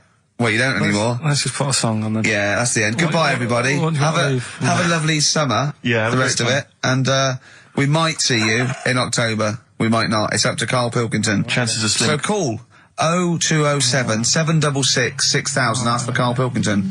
Or email him. What's this? This is Tim Buckley to end with. I think you'll enjoy this. It's called Once I Andrew Was. Phillips. Call Andrew Phillips. See ya. Where's the monkey news? It's been a bit quiet, hasn't it? I've been... What, in the keeping an last eye 3 out. months? Okay, there was something that I found last week about one that was in an old people's home. It escaped from some zoo. It was wandering about. It was enjoying itself. And then when it got to the night time, it was like, oh, what am I going to do? And the first place it came across was like this old people's home. Yeah. Went in there. I think it was there for about a week and a half without anyone realising. No, No, it did. No, so the helpers and the nurses and the social workers and the matrons and all that, they thought, well, Mr. Sanders looks a bit hairy. But I mean, that happens, it comes out your ear and your nose when you get to about 70. And he stooped over, yeah, of course he has. He got bow legs, yeah. And he eats more fruit, of course he does. Well, that's when they realised. Why? Because someone in the kitchen said, hang on a minute, getting through more bananas than we normally do. What else you got? Monkey news. Yeah. Right, let's do monkey news. You want to do it now? Yeah. Oh, we may as well have some monkey news. Let's have some monkey Do news. some monkey news. You made enough noise there, Rick? You want to... Sorry, but sometimes I like to move around, lounge and that, and at the mic. Sure. You know what I mean? Yeah. Yeah. Well, let's have the jingle. We've not heard it for a while. Oh, chimpanzee that! Monkey news, you Right. I haven't read this through properly. I'm just assumed that. Right. What do you mean you haven't read it through properly? Basically, right, it's about problems with chat rooms and that, right? A lot of people, it's like the new way of meeting people and that in it now, chat rooms. You get on there, you can have a chat. If you say someone was having a meeting with someone, they wanted to meet... Right, okay. Please don't preempt it. Right, there is not an animal in the world that can operate and understand. Do you want to know the story? You said did they get married? It was 3 months later. She realised, there's a lot of bananas gone from my fridge. I want a divorce. This is what annoys Bobo. You say that monkeys can do Shakespeare if they're given the time. No, that's not it. Let's not get into the whole Shakespeare and monkeys. It's a philosophical conundrum. Please, let's not get into that debate again. It's about Right, so this one. Then. So this chat room, right? And the thing is, with chat rooms, you have like a big boss who's looking over it and making sure nothing dodgy is going on. Right. Right, so certain keywords come up and... Who's that, Dr. Zayas? Right. So anyway, they were looking over it, trying to look for dodgy stuff, but they kept coming over like really strange things, like instead of saying, do you want to meet in a restaurant or bar, right, it'd be like... Do you want to meet in a tree? What tree do you want to meet? Right, okay. Are you sure That's the end, yeah. I'll see you later, mate. I'm just going to listen to the end of it anyway. You're an idiot. You're an idiot if you believe that shit, honestly. No, I'm just telling you what's online. Let's hear the rest of it. You're ill. Okay, well, I don't know the PC term for this, so I really apologise. You're nearly retarded in some aspects. Instead of sort of saying wear something sexy, they'd say make sure you bring plenty of bananas. Right, you're talking absolute... Okay. Are you making up the monkey news now because you can't find it anymore? And instead of saying, should we get married, they're saying, how swollen and red is your arse? You stupid fool. That was me. Mark Ronson and Ooh-wee on XFM. Well, what a great show. We've had... Informative. It's been fun. We've learnt some, haven't we? Yeah. What have we learnt? All sorts of stuff. Well, we've learnt that Carl is an idiot. Yes. That he believes that monkeys can get on That's chat more of a sites. confirmation of... We always suspect it, but that's... I just read a little email from someone who just said that in Northern Ireland there is a town called Muff. Is there? Yeah, it's worth knowing. Yeah. What else we learned? Monkey news. No one's got anything like monkey news on radio, have they? Think of that as a boast. Yeah. No one has got anything like this gout. Yeah. You call that a boil? Look at that and look where it is. Yeah, exactly. Brilliant. But that's how proper DJs fill up their time. They don't talk about monkeys and, and all that kind of drivel. Oh, do you think monkeys are drivel, Carl? Well, we'll still be doing a bit of monkey news. It doesn't matter how much you have a pop at it. It's coming up in a bit. Yeah. Got some good stuff this week. I know it's been a bit dull. Last 2 weeks. Well, no, it's not been dull. It's been totally untrue. As ever. Bordering on the impossible. I mean, monkey dating, saying, what tree are we meeting in? You believe that sort of drivel. So, I mean, oh, God. Jonathan Ross told a story about a chimpanzee once. It was about, but it was about how it escaped from the zoo and it jumped on a bus. All right. Okay. Interesting. Funny. I did that one. But is there possibility in that one being true? I did that one. I think you said something like he drove the bus, or he was conducting it, or I think you said he took it to Spain. Do you see the difference? It's that little stretch of credibility that means it's all shite. How is Jonathan Ross? All right. Is he? I wondered how long it would take before his name popped up. Have we got monkey news? Have we left monkey news behind? Monkey news! Come on! What happened? You can't offend monkeys. I'll tell you what is annoying. What? Steve's told me about a film that is about a monkey going off with a woman. The Charlotte Rampling thing where she... It's a film called Max Mon Amour. Yeah, she has an affair with a monkey. Go on. Yeah. Oh, what happened? You wouldn't like it. We can't go into it. You wouldn't like it. You wouldn't like it. It's not like it's weird and you wouldn't... Carl, it's not like a nature programme where he wears a bowler hat and can talk. Okay? The nature programmes that you seem to see. Yes, I'm trying to think I haven't seen that one. No. Yeah. Come on, do monkey news. Well, monkey news this week. Oh, chimpanzee, that monkey news, Right, it's about this monkey that was knocking about in the 1950s. Right. It was known in the sort of LA area, right?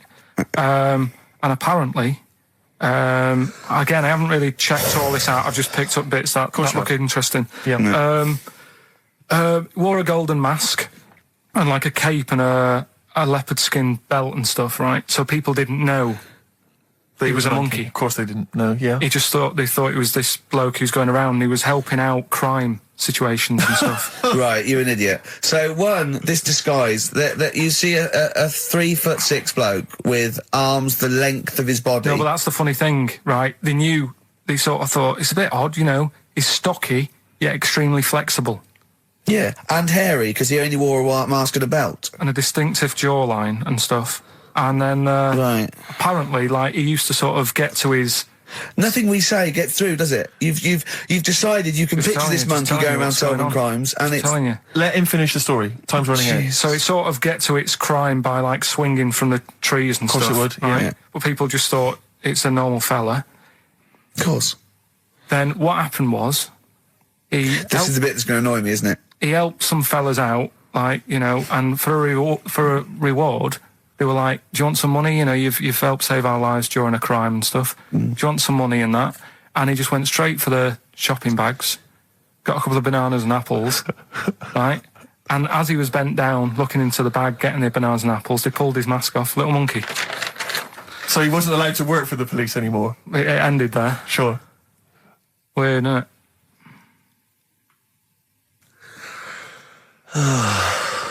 Rick, can I tell you the meaning of One Flew Over the Cuckoo's Nest? Yeah. Can we never speak of monkey news again? Yeah. It comes apparently from an American children's nursery rhyme. 1, 2, 3, 4, 5, 6, 7. All good children go to heaven. Some fly east, some fly west. Some fly over the cuckoo's nest. Brilliant. Now, thanks to Ian for emailing that in. Shall I give someone the prizes? Yeah. Phil Corbett, there you are, that's the first one I've pulled out. He correctly guessed that it was E. It was an E that Karl got in history. The only qualification he's got, and it's an E. Do you know that woman? Judge the monkey news based on that. Go on. That woman who went out with the monkey. What? It's a film. It's a film. It was Charlotte Rampling in the film. I don't know who played the monkey. Did she have any kids? What, with the monkey in the film? Yeah, I'm just thinking if I'm going to get it out and stuff. No. Oh. Why? Oh, because that would have been interesting. Well, no, it's just that the problem there is the kids would always look more like the dad. See you next week. Couple of emails. Monkey Matt's emailed us. Who? Monkey Matt. Oh, Matty, yeah, go on. Yeah. He says... How's the monster? He's all right. He says, Karl has missed a cracking headline from The Sport. Hide-and-seek champion found dead in cupboard. I hope it's real. I don't know if it is. I doubt it. They got rid of monkey news. Was it? Oh, no, is there no monkey news? No, it's gone on this week. Don't talk... There must be some monkey news. It's not like it's real news. You tell us stories about chimps from the 18th century. It's not. Don't give me nothing happened this week. You just didn't look at the internet. Did look. And there's no news. Nothing happened. There was one little bit of monkey news about how you can now buy tea that's been picked by little chimps because it tastes good. Right. That's what they're saying. Right. Why does it taste good? What do they do to it? I don't know. It just annoyed me. Is it those chimps from the PG Tips Act? Well, that's the annoying Are they thing. dressed up, having funny conversations? But like that's in a the house thing. somewhere? Everyone made a fuss about, that's cruel making them pick a piano up. Yeah. If I was a chimp, I know what job I'd prefer. Sure. Do you know what I mean? Doing removals rather than standing in a field picking tea and that. Yeah. I love the fact that he probably thought that was a documentary. Yeah. He thought it was a trailer for a Channel 4 programme. All right, we'll be back next I've week. got a little treat for them. Right, that winner of the DVD, watch the behind-the-scenes... That was an episode of Lassie. What's the moral? What's the moral there, Karl? What's that telling? What's that explaining through analogy? Sort of, don't forget the old. Look after old people. I remember there was one I heard once about a young boy who got trapped in a lake inside a cage. But he loved his trainers so much he wasn't going to get them wet. But even though he had to get out there, and even though he thought that was the important thing because it's material value, he actually drowned, and the trainers were no good to him then. That was Bowie and Waterloo Sunset. Love that. Love the original. Love Bowie. Bowie was my gig of the year. These are my singles of the year. These are our clips of the year. I'm Ricky Gervais with me, Stephen Merchant. We're just picking some lovely little bits and pieces. Do you remember when we talked about this?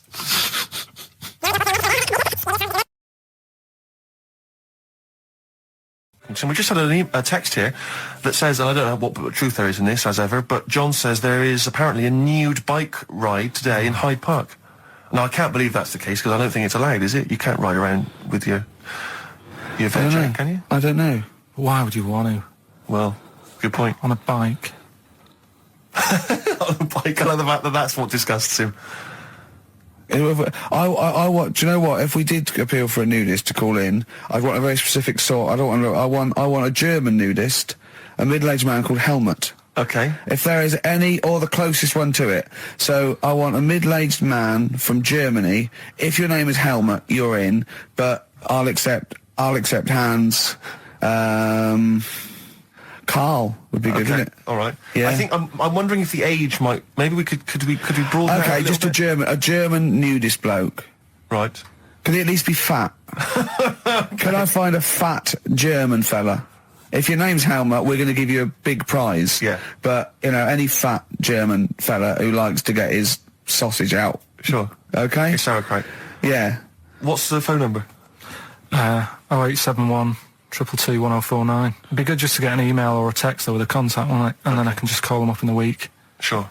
And 83936 is the text number. I don't know what our audience demographic pans out like, Rick, but I'm suspecting that's probably a fairly small fraction of our listenership. I know, but there must be someone out there. If you know a fat German who likes to get his tackle out, phones are going. Straight away. Just answer it, Carl. Just answer it. Just potluck. It could be anything. Well, just see what it is. To be fair, it could be a nutter. But just say hello. Just tell your turn. It's not straight away. He'll stay there, won't he? He'll stay there. Well, answer it. Answer it. Leave it. Answer it. Oh, you see this? It's gone. It's gone. There you go. He bottled it. So, just as well.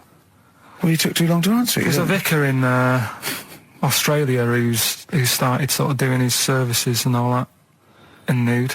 Hot, isn't it, out there? Yeah, where'd you get the churches aren't. Churches are pretty cold. It was on some website. Of course it was. Yep. Just saying about a vicar and that who's there's a lot of nudists and that who want to get married. Do it, don't mess about with the wedding dress and that. Just snip up. Cheaper, isn't it? Well, I suppose it's so. I suppose if you believe in God, you believe that that's the way to be in it, because Adam and Eve and that. Yeah, but then in Adam and Eve, the shame made us dress up, didn't it? Yeah. Eating the apple and things. Yeah, but God didn't want that, did he? No, he wanted to see it all. He was loving it. He was having a whale of time getting a life full of all of that, and then the snake said, cover yourself up. Stitched him right up. What exactly is there then? Is it just a kind of moon-like kind of surround with just kind of dust and rock? That's exactly what you see. I was there when the Mars thing went wrong. Yeah. I would have just sent a camera crew there, filmed a bit of that, right, and say, here we are, this is it. Yeah. Ignore the little coffee shop in the background. Yeah. Right? This is Mars, because that's what it's like. Just loads of dust. Yeah. Holes everywhere. Tidy it up. Little round-headed aliens complaining, whinging, just like Mars. Yeah. So is there any? What's the best bit about the holiday? Come on, pretend you're Judith Chalmers. I have been doing. I would have done all. I would have said that. Don't bother. Well, I mean, the hotel was good. Yeah. That was all right. What was that like? It's all right. Just clean. That's all you want, isn't it? See, that's not quite what Judith Chalmers does. She doesn't go, what's the hotel like? All right, yeah, clean, innit? All right. What was it like? What was it? 3-star, 4-star? Did it have a swimming pool? What was the room like? Yeah, had a swimming pool and that. Yeah. Yeah, it's good. I think it was one of the better ones on the island. Okay. Nightlife? Wasn't really in it. There was a bar, there was some bands playing. Yeah. Not very good. Food got a bit boring. Yeah. It was always the same food every night, but they sort of themed it and made out as if it was different. So, like, on Mexican night, it'd be chicken with a nacho on it. Right. And Chinese night, sort of chicken with a little prawn cracker on it and stuff. Sure. But that got a bit boring. That's me just turning on my phone, because I want to read to you a text that I got from Carl. I think you sort of sum up the holiday in this text, don't you? Do you remember it? I can't remember. Let's have a look. Let's have a little look. Instantly, what did Suzanne, your girlfriend, make of it? Similar view to you, that they should fill in the holes? Yeah, it's just that thing. You see, I went on a coach trip, right? And you go and see the volcanoes. Like I say, there's 36 of them. Yeah. which how many do you need? And when we're on the coach going round all these volcanoes, the fella on the front's going and look out your left window at the moment, and there's a volcano. And if you quickly look out at the right-hand side there's another one. Right. And on the left, he's just like, all right, we've seen it. Sure. Do you know what I mean? Yeah. And that trip, I mean, we'll talk about that trip in a bit. Right, this is the text I got from Karl, right? All right. Been up to a volcano. Been in some dead artist's house who built his house in the lava. They said they would show me science with volcanoes, but all they did was chuck some water in a hole and it shot up in the air. No dwarves in the canteen, no scousers here, but there is a Swede woman with a big head. She looks effing gormless with a cap on.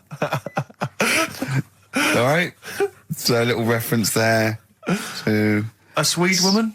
What's that mean? Do you mean Swedish? Yeah. Or she looked like a vegetable? No, the Swedish woman. But they've all got sort of quite big bill, aren't they? And I sent him a text. Oh, well, it's just good to a beer holiday because, you know, I'm working. He sent back, so am I. Just been watching Sky News. There is a school for monkeys who want to get a band together. Is that monkey news for later?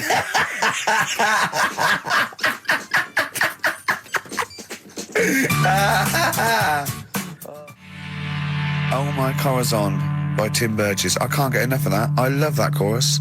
On XFM 104.9. Ricky Gervais, Steve Merchant and little Karl Pilkington. But it was a nice holiday. Yeah, it's all right. It's just, I went there to relax and that. Exactly. Did a little bit of that.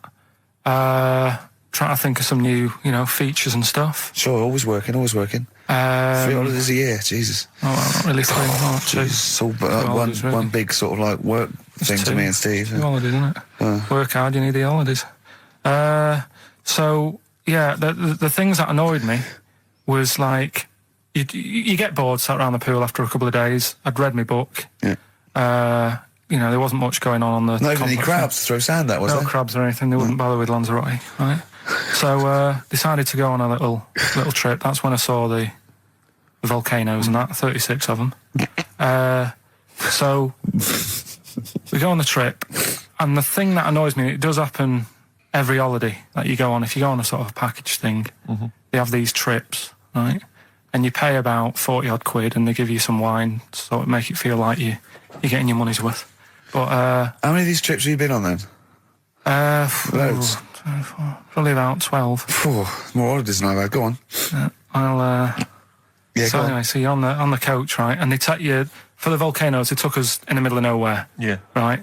There's nothing else round there. Sure. It's like I say, it's like Mars, but with holes in the ground. Yeah. Right. And they sort of drop you off, and they go, right, everybody, see you back here in an hour. There's loads of volcanoes for you to look at, and a coffee shop over there. And you know for a fact, right, you don't need an hour there. You could just say, well, just keep the engine running because I'll have a look in this hole, we'll get back on, give us 5 minutes. Don't need an hour. Absolutely. But you know that they've got something going. It's a backhander, definitely. What, with the coffee shop? Definitely, yeah. They go there. And they get everyone to have an ice cream and a coffee, and they sit down, have a fag, talking to the bloke. Yeah, and it's like, cousin. Yeah. How much was the coffee? Was it probably about 3 each euros? So I think it was $3.50. Sure. Yeah. Which is I don't know what that's about 2.5 quid. Yeah, they stitched you up. Go on. Talking about this the other day. What was it now? Listen, the fella. No, listen. All right, he's got it now. Go on. This fella goes to the doctors, right? Oh, right, okay. Right, if this isn't any way apocryphal, stupid, illogical, impossible, right, you are never, ever speaking again on radio. So make sure this is at least possible. I'll tell you what, I'll even give you improbable but possible. So if anything that breaks the laws of the universe or logic, okay, that's all you have to avoid. On you go. Right, so this fella, right, he goes to the doctors because he's got earache. Right, okay, if a chimp's living in his brain... Go on. So he's got earache, he's sat in the waiting room and his ear's all bunged up and it's hurting a lot and what have you. So the doctor comes out and he goes, right? And because his ear's all bunged up, he doesn't hear it that well, right? So he thinks it must have been me, right? So he wanders in. Keep going. Anyway, I'm going to hate this. I can just feel it in my bones. Steve, I'm going to let you take over. Okay, Let's hear it. Come so on. the doctor says, sit yourself down there, right? So he sits himself down. He goes, right, take your pants off, right? So he's thinking that's a bit odd. Anyway, he heard that though. He apparently he took his tackle off. The doctor did some operation. What, there in the waiting room? No, in his office. In his office, yeah. What? Wait. So he removed what? His genitals? Yeah. In his office. Why, Carl? Because he hadn't called him in. Oh, he'd called in the bloke who wanted his testicles taken off, and he didn't do it. What? So the doctor went out and said, Mr. Jones, who's here to whip off your cock and balls just here and now, right? Bloke comes in, didn't it? It must have been me. So the bloke who wanted his balls taken off didn't say, oh, I think he said me. So he didn't interrupt then. So the bloke goes in, he starts taking his testicles off, and he doesn't say, I'm here for me ears. What are you doing with that? That is a blinding record. And before that, Rick, what do you make of those adverts? They were great, weren't they? I like them, yeah. I'm going to buy all them products on the way home. And that's endorsed by Ricky Gervais. He's won awards. Yeah. Rick, do you remember this? This was a hilarious moment. No, you'll remember this when you hear it. It was when Karl said something that was basic. Well, I think for a lot of people it sounded like a lot of old bollocks. Carl's found love on the street before, haven't you? How's it going with your bird, Karl? Are you married? No. How long have you been out with her? 7 years. Because, you're quite a simple man. Yeah. You're sort of a simple in a nice way. I mean, yeah, you're like Helen from Big Brother. Yeah, you're sort of nice enough, but I look normal. Well, yeah, you sort of do. But you could be one of those that just suddenly go mental with a pen. Yeah, do you know just what I mean? stab people through the eyes. Yeah, you sort of look normal. But if I wouldn't really want to wind you up to a point of frenzy. How did you meet your girlfriend? Through work. What, through her work? What, you phoned up and said... We worked at the same place. Oh, you're right. Yeah. You're quite an enigma, aren't you? Could you give us more on that? At work. You met her at work. What, she came in selling sandwiches? She was going through the bins outside. Where they were unexpected. I mean, to him, when that twist came in, he'd go, gee, I can't... Yeah. Oh, God. Can't believe So it was the tree that did it. I mean, he was probably the only... And we were telling all these stories of horror, and he liked horror stories. And I told him this story. And I don't know if this had come across the radio, but I told him this story. It was a short. It was a horror short. This was a film you saw, was it? Yeah. And what it was, it started off just had been a car crash. You see, it's a horrendous wreck, and you saw it from the point of view of the person in the car, and he was calling for his mate, and he was going, Dave. And he sort of looked over and saw a body without a head that had been thrown. He goes, oh no, Dave. And then into the field of view came Dave, his mate, and looked at him with a look of horror. And then it sort of went black, and you realised that he was just a head, and it had been his body. Oh, wow. Right? Yeah. And I said, then it came up at the end, at the executions and the French Revolution, people experience consciousness for, and he went, oh, no, he said, it wouldn't be for that long. And then he went, if it was a chicken, it would work. Imagine remaking that film. But it's two chickens in horrendous car crash. Their own fault for driving. It would work. No, he wasn't having that. Yeah. No, it was too long. I think he said, how long was this film? Went, 5 minutes. He went, no. It would work if it was a chicken. I like the way that Karl in something like when you relate an incident like that, he's appalled and offended and annoyed by the people that made it, even though he's never seen it. Oh, he's annoyed, yeah. Like I want to see it. I think it's a good idea. Yeah. But they should have thought it through a bit more. Yeah. Do you have a favourite Tales of the Unexpected, one that you remember particularly that shook you up? Yeah, we were talking about the one on where there's some woman in prison. Have you seen that one? No, I can't remember them all. Right. This woman's in prison. Yeah. And she gets a bit friendly with the guy who takes the dead bodies out. Right. And he said, I can get you out of here. He said, what you've got to do, right? You've got to, I don't know, at midnight. When you hear the bell toll, that means there's been a dead body. Yeah, there's been a dead body. So what you got to do is go into like the place where all the dead bodies are, get in the first coffin on the right, and then I'll come along and carry you out, and you can run away and escape. Yeah. Right. So she goes, yeah, all right then. So she hears the bell go. I'll bury you, right? And then I'll come back later and dig you up. Right. Yeah, but that's the that point. It doesn't matter. It does matter. Trust me, Carl, it really matters. Okay. Listen, I don't know if I'm going to ruin this for people at home. Yeah. Can I just skip to the end? I would imagine that she gets buried and he doesn't come back, and she has to get buried alive. Better than that. Okay. Yeah, she does it. She gets into the coffin. Yeah, shh. Go on. Right. So she gets in the coffin, and she's lying there for ages. She's and buried. She can feel a bit of movement going on, so she's obviously, being carried somewhere. So she's thinking, this is it, I'm getting out. And she's lying there for ages and thinking, why ain't someone coming and lifting the lid off this? Do you know what I mean? Letting me get out. So she's really bored. She gets a lighter out, right? Lights it to have a look at who she's lying on. It's only the fella who said he'd help escape. Oh. How bad is that? That is... How bad is that? So it is quite important that she's buried alive then, isn't it? In retrospect, you realise that the jeopardy is that she's buried alive and can't get out. Yeah. It makes it so much worse, doesn't it, than just like lying in the morgue and going, actually, I'm getting out of here. Yeah. This isn't going to work. Look at Carl's face. Having told that, he's so pleased. His face is lit up. He's beaming like a child. Have you seen any? Is that your favourite horror thing ever? That's a good one. And Let's see if anyone knows what the finger is. When that bloke was under the ground, wiggling his finger. We're talking about one with some fella who's stuck in the ground or something. This is a motif I noticed in your particular favourite ones. Yeah, right. People stuck in the ground. Go on. Right. So it's a fella, is it? A fella stuck. Now I seem to remember it just being his foot, to be honest, being stuck in a hole. No, he was under the ground and he got a little thing out of the pavement and he put his finger up and wiggled it to try and attract attention. Then you see a woman come along and her stiletto heel just knocks his finger off. You see, I'm wondering whether it's the same one as I saw. Yeah, it could be two like that, couldn't there? They were running out of ideas by the last series. It's a big theme in Hollywood. Or what was that one you told me about with the porn? That was a good one. Oh, this was fantastic, right? Right. There was this.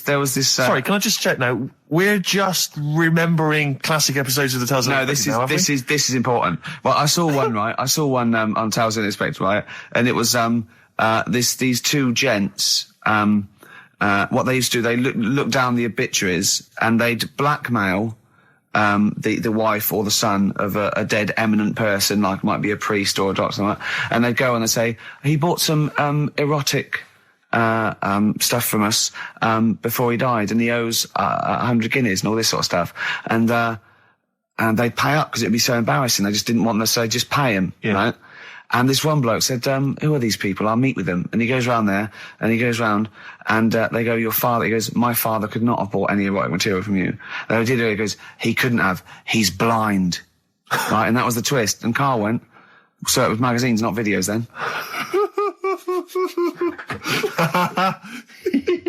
Yeah. Now think about it, Steve. Is that so stupid? Well, presumably it was set in olden times because people... professional pornographers don't tend to call it, erotic material. Yeah. They tend to call it, juicy jugs or whatever. But more than that, I don't understand how a video is going to be any use to a blind person either. I know that you can hear the sound, Carl. Look at him nodding like you caught me out. Yeah, what sound were you hear? Your meter needs looking at? Yes. Cut. What's then? What's that? Then it's just noises, isn't Occasional it? groans. Yeah. Right. You could listen through the wall at your neighbours. He does. I mean, that's why I save a lot of money. But I thought you were going to point out, Carl, that they could have had a Braille porno. Now, have you thought of that? Look, feel the lumps on that. Exactly. Think about it, Carl. Think about it. You're excited now. Yeah. Your girlfriend's away, Carl. Yeah, the cheese grate has only entered the cupboard. No, she's a good-looking lady. Yeah, it's time for White Van Man, which is where we ask Carl the questions that the Sun asks someone else. Exactly. It's an article in there where they ask them, typical man on the street, the big questions of the day, gives them their platform to the nation, and we think this is just too good to let out because we only care about one person's opinion in the country now. That's true enough. He's the K-Man, and there he is. There he is. Right. What do you make of New York's ex-police chief saying we need more bobbies on the beat? He's come over here. He's the guy that sorted out crime in New York City. He's come over. He said, "You're going all over the place here. You need more bobbies on the beat, more policemen, more a visible police presence." There was something last week about some copper in London who was sat on a bench, and he was asleep or something, and people were like outraged because like he should be looking after England's people, not nodding off on a park bench, which is a bit daft because they were shouting he should be looking after England's people. Was this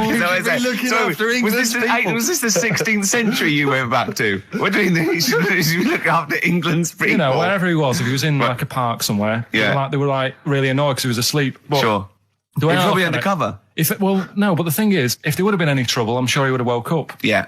If there was any sort of, if someone needed help and he screamed, he would have woke up. So I don't know why they were having a go at him. Yeah. And he might not have been there at all. So, you know, it was, you know, so he probably have his radio turned on, didn't he?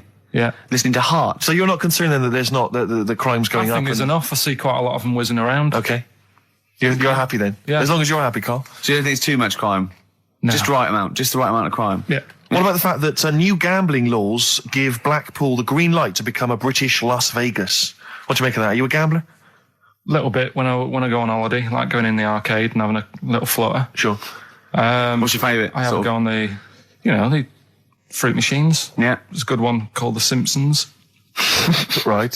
Is that your favourite? Yeah, it's quite good. Is that a tie-in with the TV show The Simpsons? Yeah. Okay. Will he make Blackpool the next Vegas? I don't think so. No, nor do I. Can't see it happening. No. You been to Blackpool? Yeah. What was it? It's a bit rank. Is it? It is a bit rough. Okay. Needs a lot of work doing on it. Yeah. No, that won't happen. Okay. And you're not worried about this encouraging gambling, generally? Gambling's not a vice you're concerned about? If you're a gambler, you're a gambler. Do you know what I mean? If Blackpool isn't done up, they'll go somewhere else to have a flutter. Sure. So it's not going to make any difference. Okay. No. Well, it's time. Well, go on. That time, isn't it? Yeah. Play the jingle. Yeah. White Van Man, Carl. Brilliant. Recorded at great expense, that jingle. Yeah. This is where we just hijack an idea from The Sun, which is White Van Man, where The Sun asks, in this instance, a cabbie by the look of it. Oh no, a fruit and veg shop owner. Ours is slightly different because The Sun sort of like pick on a perfectly normal member of the public. Exactly. So that's where we've got the upper hand. Yeah. And they ask him about the the hot potatoes. This week, Carl, my first question to you, well, your thoughts, please, on the criticism of the BBC over their coverage of the Queen Mum's death. What do you make of this? You're aware of all the criticism that Peter Sissons asked some probing questions? No, I thought it wore a burgundy tie. I thought that's it. Yeah, he just it didn't show respect. He just had a burgundy tie on. See that?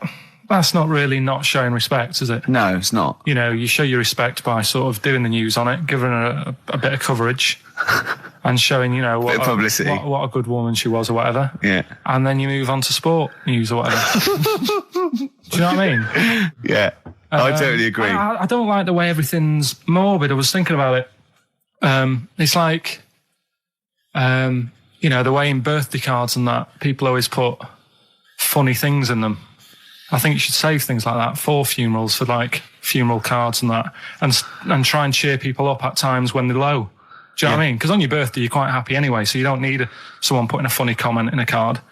I think, when you send a card... What would you suggest? Well, whoopee cushion, but on the vicar's chair. How would you liven it up with the just little things in the card. I mean, you're just writing stuff like, well, at least you're still alive or whatever. So as you're giving the eulogy... that'd be good. So supposing someone's husband's killed in a car crash, you go around with some flowers and a little card, and it says, at least you're still alive. Well, maybe something funnier than that. Well, maybe like if you got up to give the eulogy during a funeral, just wear a pair of comedy tits. Yeah, or those glasses that are eyes on sort of springs. But why has everyone got to be so sad about someone dying? No, what annoys me is that when you see the people on television, the sort of members of the public, and they're crying about the Queen Mother, who was sad when anyone dies, sad when anyone nan dies. She was 102, and it's sort of like I think they should cry. Well, there's a picture in the paper today. I don't understand it. There's a picture in the paper today of various people who were lining the funeral kind of route yesterday, and there's a picture of a very young child, maybe sort of 5 or 6, on the arms of her dad, and her head bowed, and it says a young girl there weeps for the Queen Mother. And I was looking at it, and you can tell she's just tired. Well, she's just tired and bored. It's so transparent that it's not crying. It's most just, what are we doing when their nan dies? Exactly. It's sort of like... But what is a 5-year-old girl going to be? Why is she going to be crying? The Queen Mum said, I can't believe it. Yeah. Teletubbies? No. The Queen Mum. Oh, not the Tweenies. No, it's all in a minute. Yeah. It's just like... Oh, dear. I mean, I know. I'm sure, I don't know much about her. I don't know if she was a great woman. And obviously, it's always sad when someone dies. But it's like, it's interesting that there was a lot of tourists in that long line of people that are now queuing for hours upon hours to see her dying in state, because it's clearly just people who want to be a part of history. Must be gutting if you're over from Sweden and you find out that, you know, the Queen Mum's died. Oh, you must be devastated. You probably don't want to carry on with your visit. Exactly. Really. Okay, listen, Carl. I think we've covered that. What do you make of the? What do you make of the first genetically modified baby? Oh, are you worried about this? Do you know what did they do? What? Let me see what it says here. It says, isn't it just choosing the, you know, eye colour? Well, this is the concern, isn't it? That in the future you'll be able to decide whether it's a boy or a girl, how intelligent it is, what it looks like, is it handsome, is it ugly? Obviously, no one will choose an ugly baby, and so on and so on and so on. And so it means that, you know, where will it lead? Where will it end, Carl? Are you concerned?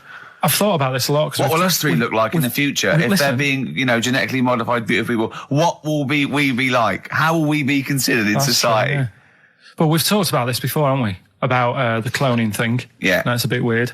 Yeah. But I don't think it matters, because at the end of the day, right, you might look like some other kid, but it's the way you brought up that will change your features and the way you are, you know, your personality. If you lie, you get a long nose, don't you? Well, no, but listen, right, because I remember when we, you know, I was growing up on this estate. This is going to be good. Go on.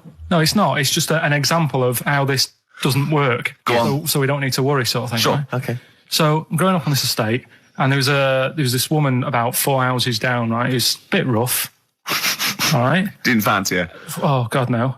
Right, but she had a baby. Well, tell me about her first. I'm interested in this woman. What was she? It was a very... So like being a man in a dress. I mean, I didn't grow up in a posh house or anything. I'm not saying that if you live in a bit of a rough house, you're a bad person. What did she look like? But anyone can tattoos? Clean up. Looked like Tony Green with a fag on. They didn't clean up much, right? Oh. Which, even if you've not got a lot of money, you can still try and make the place look nice. Yeah. Right? But she didn't. And a kid used to take a horse into the house. Sorry. Whoa, Neddy. What do you mean a kid used to take a horse into the house? Where did he get a horse? Must have nicked it from somewhere. Must have done. You've seen a horse in it? No. What, is that from outside the saloon round the corner? Yeah, was it just tied up with a bit of lettuce? Right. Oh, that's great. Did Big Jake come looking for it? I'd been out. Oh. Sorry, let me get this. This was before the lynching stopped or after? Where did he get a horse from? What do you mean he must have nicked it? His mum said, where'd you get that from? I bought it. All right then. But keep it out the kitchen. I don't want you going Catlin rustling. Where did he get a horse from, Carl? And how long did he have it for? Was he leading it or riding it? Mum, open the door, I can't stop. I can't stop it. Open the patio door as well. Looks like we got us a runaway. What do you mean? I don't know, but the thing is they couldn't afford to buy one because they're not cheap. So I'm just guessing. Maybe that's wrong of me. But I think... He had a horse? Yeah, right. So that's why the family didn't have any money. They'd spend it on the horse. No, I don't think, that's what I'm saying. I don't think they would have bought it. So anyway... Yeah, it's wise to whisper, Carl, in case they're listening. Yeah. And they could be in the room next door. It's not buying it, it's keeping it as well. Oh, so I was like in the car with my dad coming into the avenue, and you used to have to drive down it to turn round and you know, sort of go back to our house. You had the traditional method of transport. Yeah. And the horse was in the lounge. Reading a paper. Just like walking around. Oh God! What? And when I was doing, I tried to earn myself some money once by flogging little flowers in plastic cups. What? This is genius. It just keeps coming. What do you mean you're trying to flog little flowers? What do you mean? Wait. Listen, I want to play that song for various people who've emailed and phoned in saying they want requests. We don't really play requests on the show. We'd like to mention them anyway. Matt Barr, Magic Thighs. That's not Matt Barr's Magic Thighs. No. That's Matt Barr and Magic Thighs. Yeah. Kieran in Dublin, Stuart in Hackney, Lisa and Alison in Crouch End, and Glenn in Crystal Palace, who was phoning up with a nice message earlier. All of you, thanks for listening and thanks for enjoying it. Sorry I didn't play your requests, but tune in next time. It'll be fun. Anyway, I just all I wanted to say, really. Here's tragic. What's tragic? What did you want me to say about that song? Just your opinion. Your own opinion was fine. In fact, your own opinion is better than anything I could really hope for. Without doubt. Whenever I ask you a question, you constantly surprise us. Yeah, it's wonderful. So only ever carry on telling the truth, carry on saying exactly what's on your mind, and I think this could become a great... You're like a man who was frozen in Victorian era and has been reawoken and he's kind of discovering the world. Some things make sense, other things don't. It's beautiful. As opposed to one that was made in a castle in Victorian times like Steve. Oh, that's just... Oh, I've joined in with Karl. I can't believe it. I'm sorry. On my side. Yeah, no, it was irresistible though, wasn't it? I'm really sorry. Yeah. It was Karl, it was you that worked out the maths and worked out I was 28. Because they just worked out I'm 27. You are 27. No way. Yeah, I asked you, didn't I? And I said... But what I sort of questioned was, I said, well, if you're 27 today, that means last week you were 26. Well done, yeah. That's irrelevant. So therefore you assumed that I must be 28 then? Yeah. Whereas I assumed you were using, your knowledge of maths, such as it is. I wouldn't do that. No, sure. Wow. I actually got lost in that conversation because I genuinely didn't know what he meant would mean last week you were 26. I don't know what that meant. I don't know what it meant. Wow. Well, it is Steve's birthday. But he would have been 26 last week. Sometimes you genuinely frighten me because it's those staring eyes. There's nothing behind him. It's this little bald head. Looks like Davros looking at me. Genuine fear on his face when he enters into a conversation with another human being. What bit don't you understand? If he's 27 today, he would have been 26 last week, and he doesn't look 26. He didn't look 26 last week. He looks older than 28 today. You've started on his birthday. You're still having a go at him. Karl, I don't look like the kind of hot stud that I actually am, but face facts, that's the truth, mate. Yeah, live with it. Get with the programme, jeez. Well, let's have a little bit of cake. Okay. Oh, that's appropriate. See the what birthday. But you mean the band, don't Yeah. you? Not the cake. You haven't actually bought a cake, have you? Got anything at all? Anyway, the winners, Karl, I think you took some answers. Tim and Neil. Well done, Tim and Neil. Are they going together or are they... No, two separate. Lucky people. Yeah. I don't think your heart's in it anymore either, Karl. I was all right today, but Steve's really dragged me down.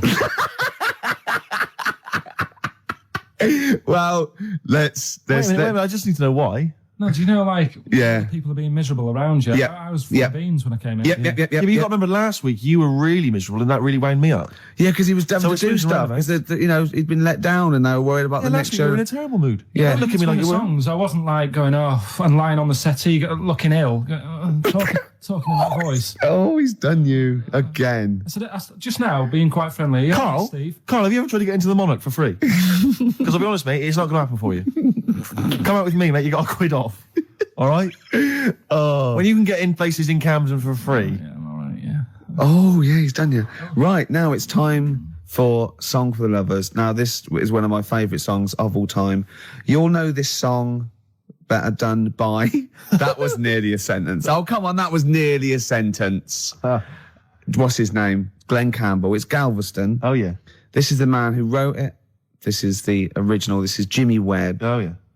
With Galveston. From what I can work out, I think it's about a bloke who goes off to the Vietnam War and he's missing his bird.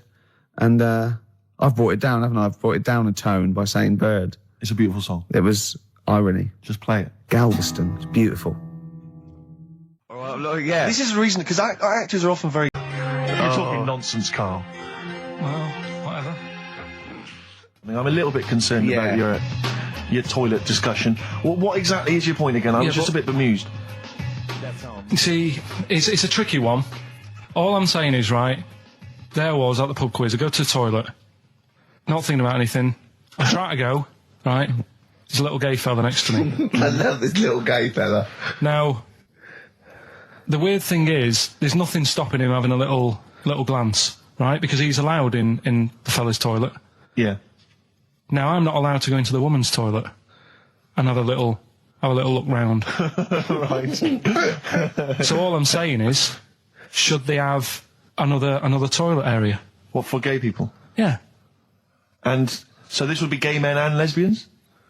Is that going to complicate things? Well, I can only assume. To what point? I'll ask you a question, right? If you're intimidated, that's a shame. But most gay men aren't looking at your knob. You know that? What do you mean? I can only say that 99.9% of gay men who use a urinal standing next to what they assume is a heterosexual man aren't looking at his knob. And what they're doing then?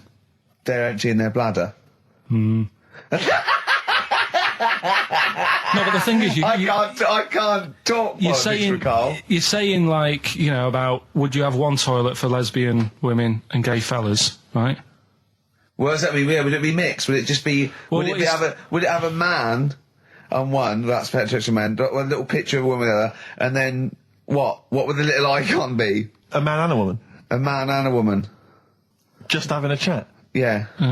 In pink and Doc But Martens. you couldn't mix them, because then what would happen is you'd get people who are going, oh, I'll play up to this a bit. What, pretend to be gay? And yeah, you know, sort of grow a moustache and shave their head. And pretend to be a lesbian. Right. Yeah. So I see. So, you know, people pretending to be gay so they could go in and have a look at the lesbians. Yeah. Right. So that would mean that we need 4 cubicles now, would we? Yeah, no, this is fine. 4 cubicles. So every pub How now... many toilets do we need at the Every moment? pub's now got 4 toilets. Oh, Carl, bisexuals. Yeah. Now, interesting. Bisexuals. How many toilets do we need now? Call the council. Do you use any? Huh? No. No, because they're interested in everything, aren't they? Because the little bisexual fella will be looking at your knob. Right, with them, what you do, you just have a door, you open it, and there's one urinal there, so you can't get a queue. They have to sort of wait. I just thought that, well, why can't there just be a thing between the urinals so no one can look at anyone else's knob? Wait a minute. Just to go back to Ricky's point, what stops, even if we've got the toilet for gay men, what stops the gay men who want to have a look at your willy going in the regular toilet and pretending that they're straight? Most men don't wear gay across their No, head. exactly. They don't have a tattoo. There's no branding yet in the British house where they have to declare. So we're going to have to expand this. So we've all got to carry identity. Do you know you can see a gay, can you? Coming a mile off. No?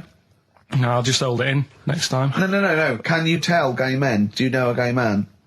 I'd say probably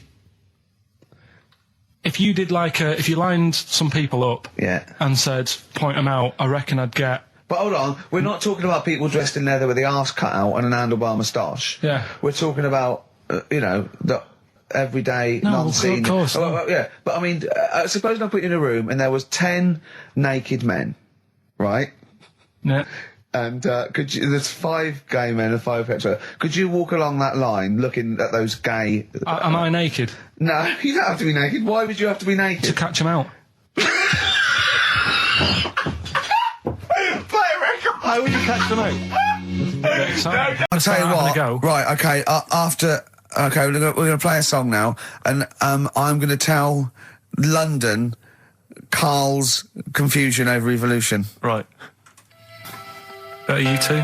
Oh, brilliant. Sweetest thing. 104.9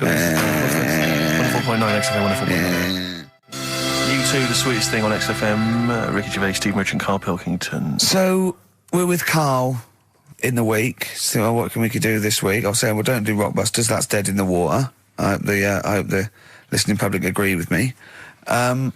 He's going, well, you know, why don't I teach stuff again? Remember what I taught you last week? I went, no, no idea. Were you joking? I went, no. And he went, Ivan the Terrible gouged out a fella's eyes. Yeah. He actually said Ivan the Terrible at the time. Yeah. So I can't remember. This was a man who had built something for Ivan the Terrible, and then but his idea of education is telling someone something that knows more about the subject than him, so they can correct him when he's telling them it. And so I said, well, I don't know. And he gets annoyed that me and you are dubious against monkeys who perform bank robberies. And he goes, but you believe in Newton.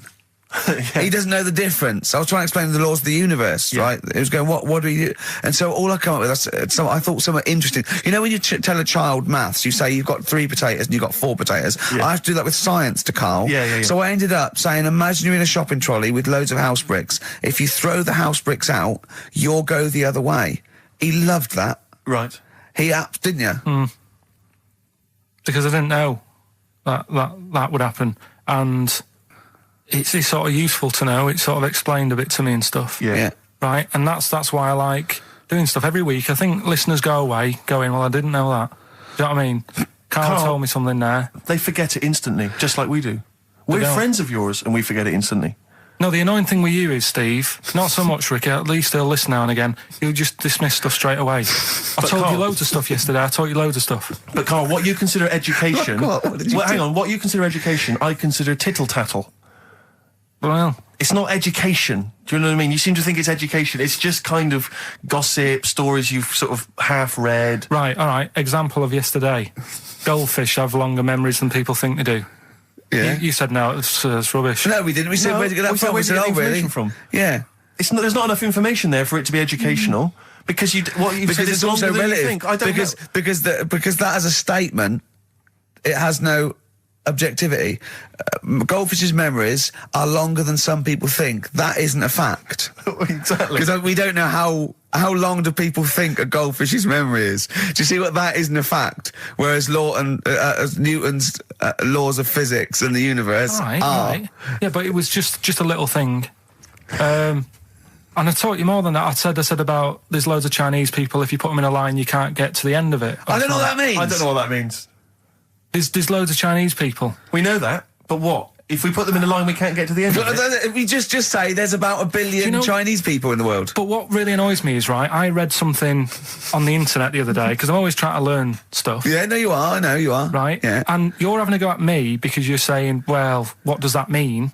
Yeah, there was a report on, I think it was Anna Nova or BBC News website. It said, the world may end in 32 million years. Right, first of all, it says may, it doesn't say it will.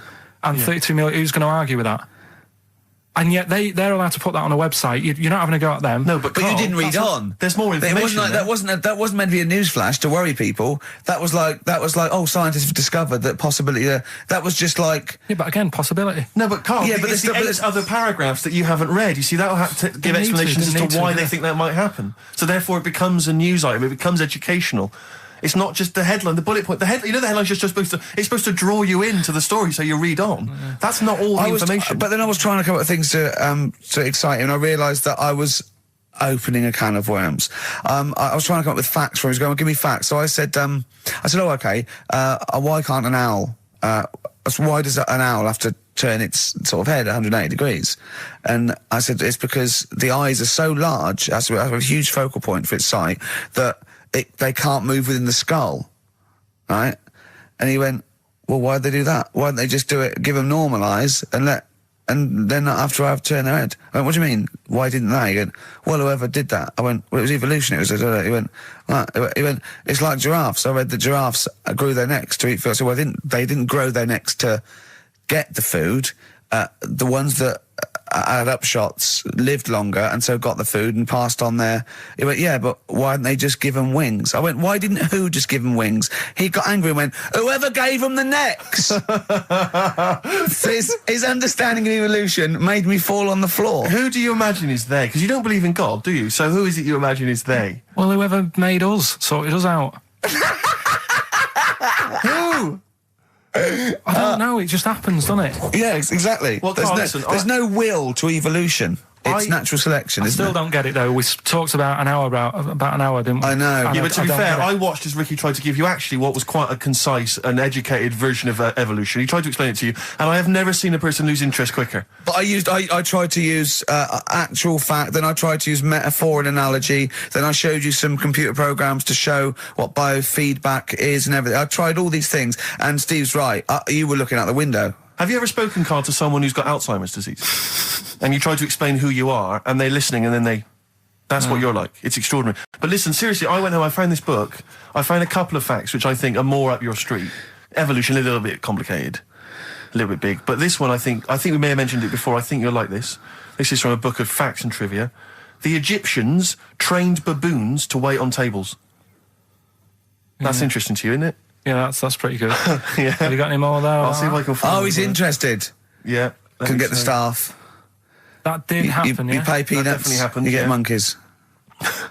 And then what did they go off and do after that? Well, it doesn't say. So I love the fact that he thinks, right, okay, so in his mind, it's now the monkey going, it's 5:30, I'm off, you know I was going early today, and they go off maybe dancing or something, or they come in late.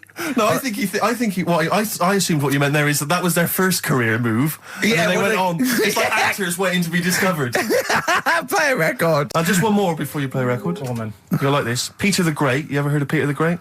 No. Okay, well anyway, Peter the Great had his wife's lover executed. You'll love this, Carl. Right, so his wife had a lover, he had him executed, and he put his head into a jar of alcohol, and his wife had to keep it in her bedroom.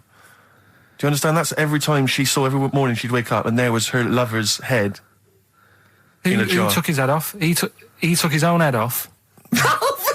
Play a record. Play a record. She had a lover, and never mind. Never mind. It couldn't be any more concise. Mad World on XFM. We just had a text, Rick, from Andrew Barnes.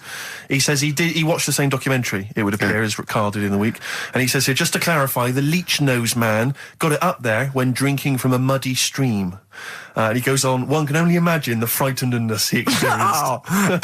Carl. Explain to him once more what happened with Peter the Great. All right, so we've got Peter the Great. Yeah. Okay.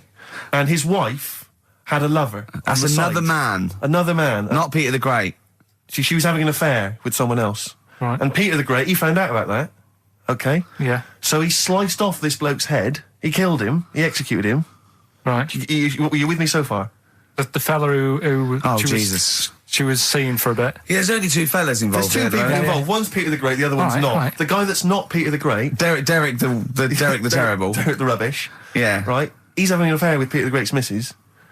So Peter the Great slices off his head, puts it inside a jar of alcohol to preserve it, and puts it in his wife's bedroom. So every morning she wakes up, she sees her dead lover's head. You'd have thought he wouldn't have wanted to remember, wouldn't you? Oh. Best bury the head so she don't remember. Well, it was a reminder so as not to put it about. And did it work? Oh, I don't know.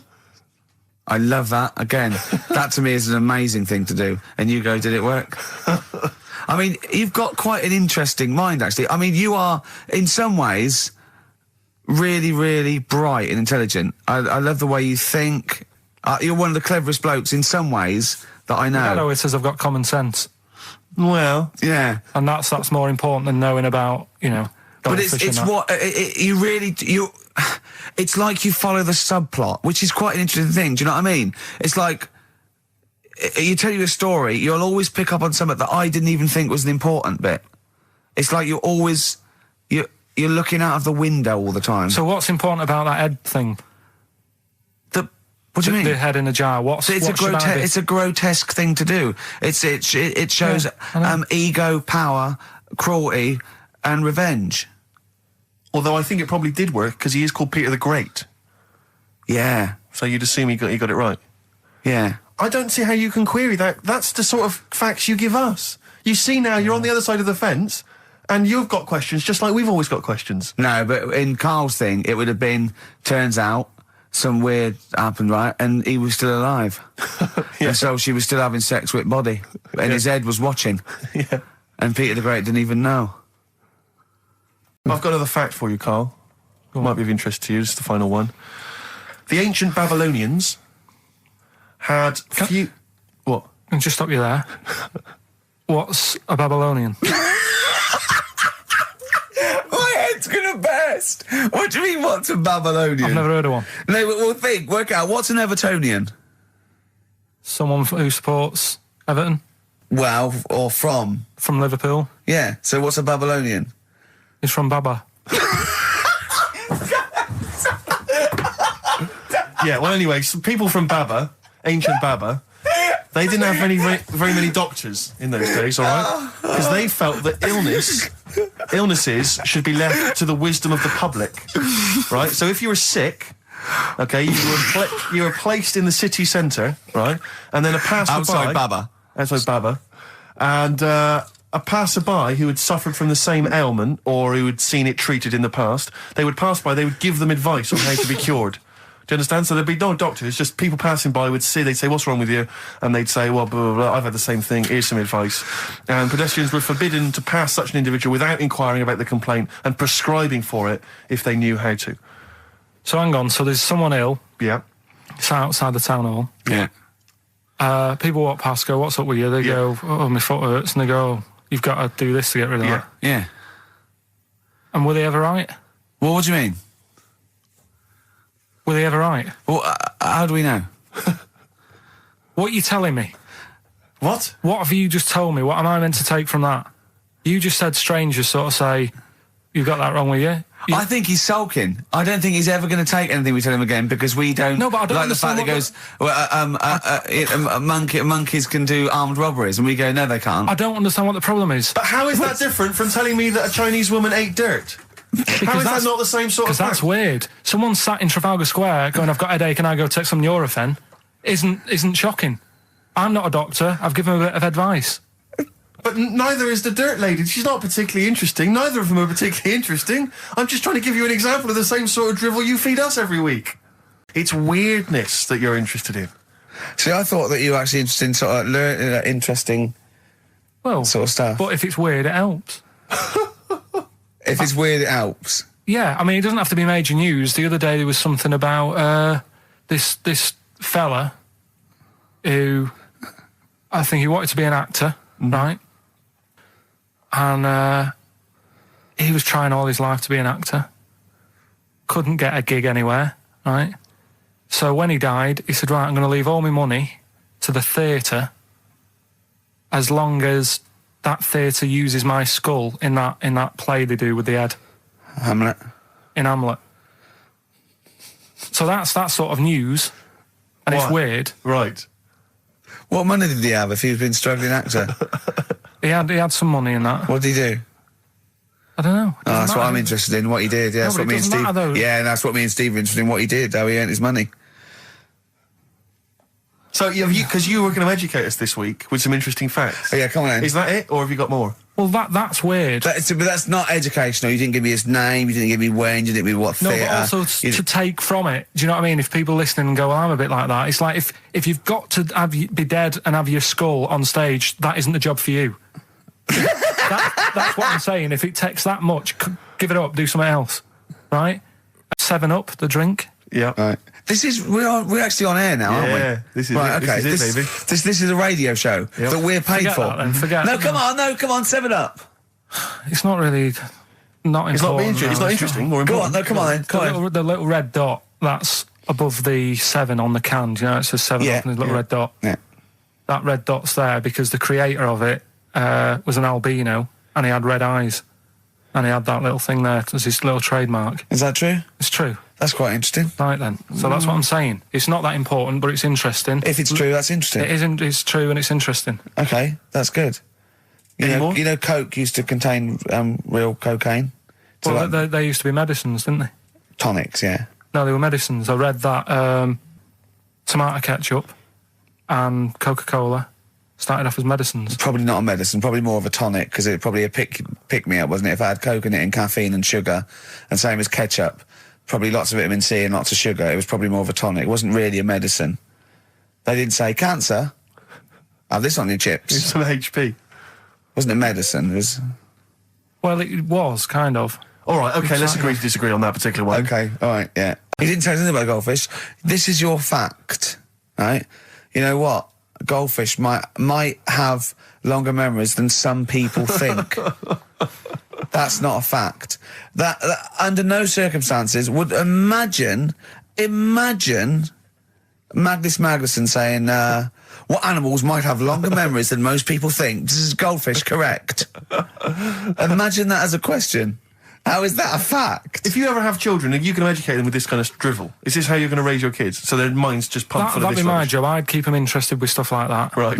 Yeah. Suzanne does the proper stuff. Yeah. So you agree there is some proper stuff? Yeah, but I wouldn't make him do it. I'd just sort of leave the book there, and then if he read it, I'd go, that's good. That is... What book would you think? What, the 50th freakiest people ever to be born? Give him that to start with. What would you tell me your favourite was? The little fella who's playing the keyboard? That or the three-legged fella. Yeah, OK. So he's learnt that. That's the first day at school. What would you teach him the second day at school? I don't know, because... Why do owls have to turn 180 degrees to look the other way? Because they've got big eyes. Yeah, and what's that mean? What do you mean? What's it mean? Can I just... I don't think you should have children. Well, Suzanne's always saying, she'd like to hear tiny feet running around the flat. Stuff. Yeah. I just said, let's get a little midget cleaner. Listen, still to come, right? We've got the monkeys thing. Oh, chimpanzee that. And when I was out last Sunday, right, at Johnny's birthday party, Steve was there. Yeah. Got talking about stuff. And a debate that we didn't really finish cropped up. It blew your mind, didn't it? Amazing. Oh, I know about this. Steve told me. This is the infinite amount of monkeys. Or a monkey with a typewriter and an infinite amount of time would eventually come up with the works of Shakespeare. Yeah. There was no debate. It's a philosophical, mathematical problem. There's no debate. It's true. It won't happen. No, listen, Carl, listen. Infinity sorts it all out for you, right? An infinite amount of monkeys at a typewriter, right? They do everything. They type everything. Infinity just sorts it all out for you. There's no getting to it and they're going, oh, well, let's have a look what they've done. This one's come close. Did Romeo and Juliet. It would do it all. It would type everything ever possible, conceivable. Yeah, but... It's a mathematical... Well, we've heard your side of the argument, Rick. And I'll be honest with you, it's a persuasive one. But let's hear Carl, because he heard about this in a pub last week. Yeah, so he's got some strong... What's your problem with it? What's your problem with it? Well, first of all, right, you're saying it's a load of monkeys. It's not just one monkey that can live forever. No, wait. It's either a chimpanzee with a typewriter with an infinite amount of time. He would eventually, by definition, mathematically, type everything ever possible, okay? Or it's an infinite amount of chimps with typewriters, and one of them will type it first time. But already that's not right. You either need to have what one do you mean? monkey. What? You mean employment laws? What do you mean it's not right? Let's hear him out, please. Okay. If it's one monkey with a typewriter that's got loads of ink in it and that, right? At least it knows what it's done in the past. It's not... Keep going. Cry. If you've got a load of monkeys, it's like if you have too many, what's that saying about too many chefs? Too many chimps spoil the soup. Right, well, it's the same thing. It's like, well, I didn't tell you to put salt in it. I was going to put salt in it, and it messes it up. Whereas if it's just one, they know what's gone on. So what I'm saying is... just leave him go. I can't be bothered, I want to hear the rest. This blows my mind. He doesn't know what this does to me. It's a mathematical problem. I want to hear the rest. Well, it's just, I just don't think it will happen. What do you mean you don't think it'll happen? Infinity works it out for you, by definition. Well, what's stopping them typing the same thing again? They would. In fact, the problem should be, if you had an infinite amount of time, that it would type, it works for Shakespeare an infinite amount of times, and everything else an infinite amount of times. But, you know, that's not as... But not Shakespeare. Oh! Shut up! You idiot! Rick, do you know what he said to me? I said to him, I explained it to him. I said, you've got an infinite number of monkeys, infinite number of typewriters. They will type the complete works of Shakespeare. He said, have they read Shakespeare?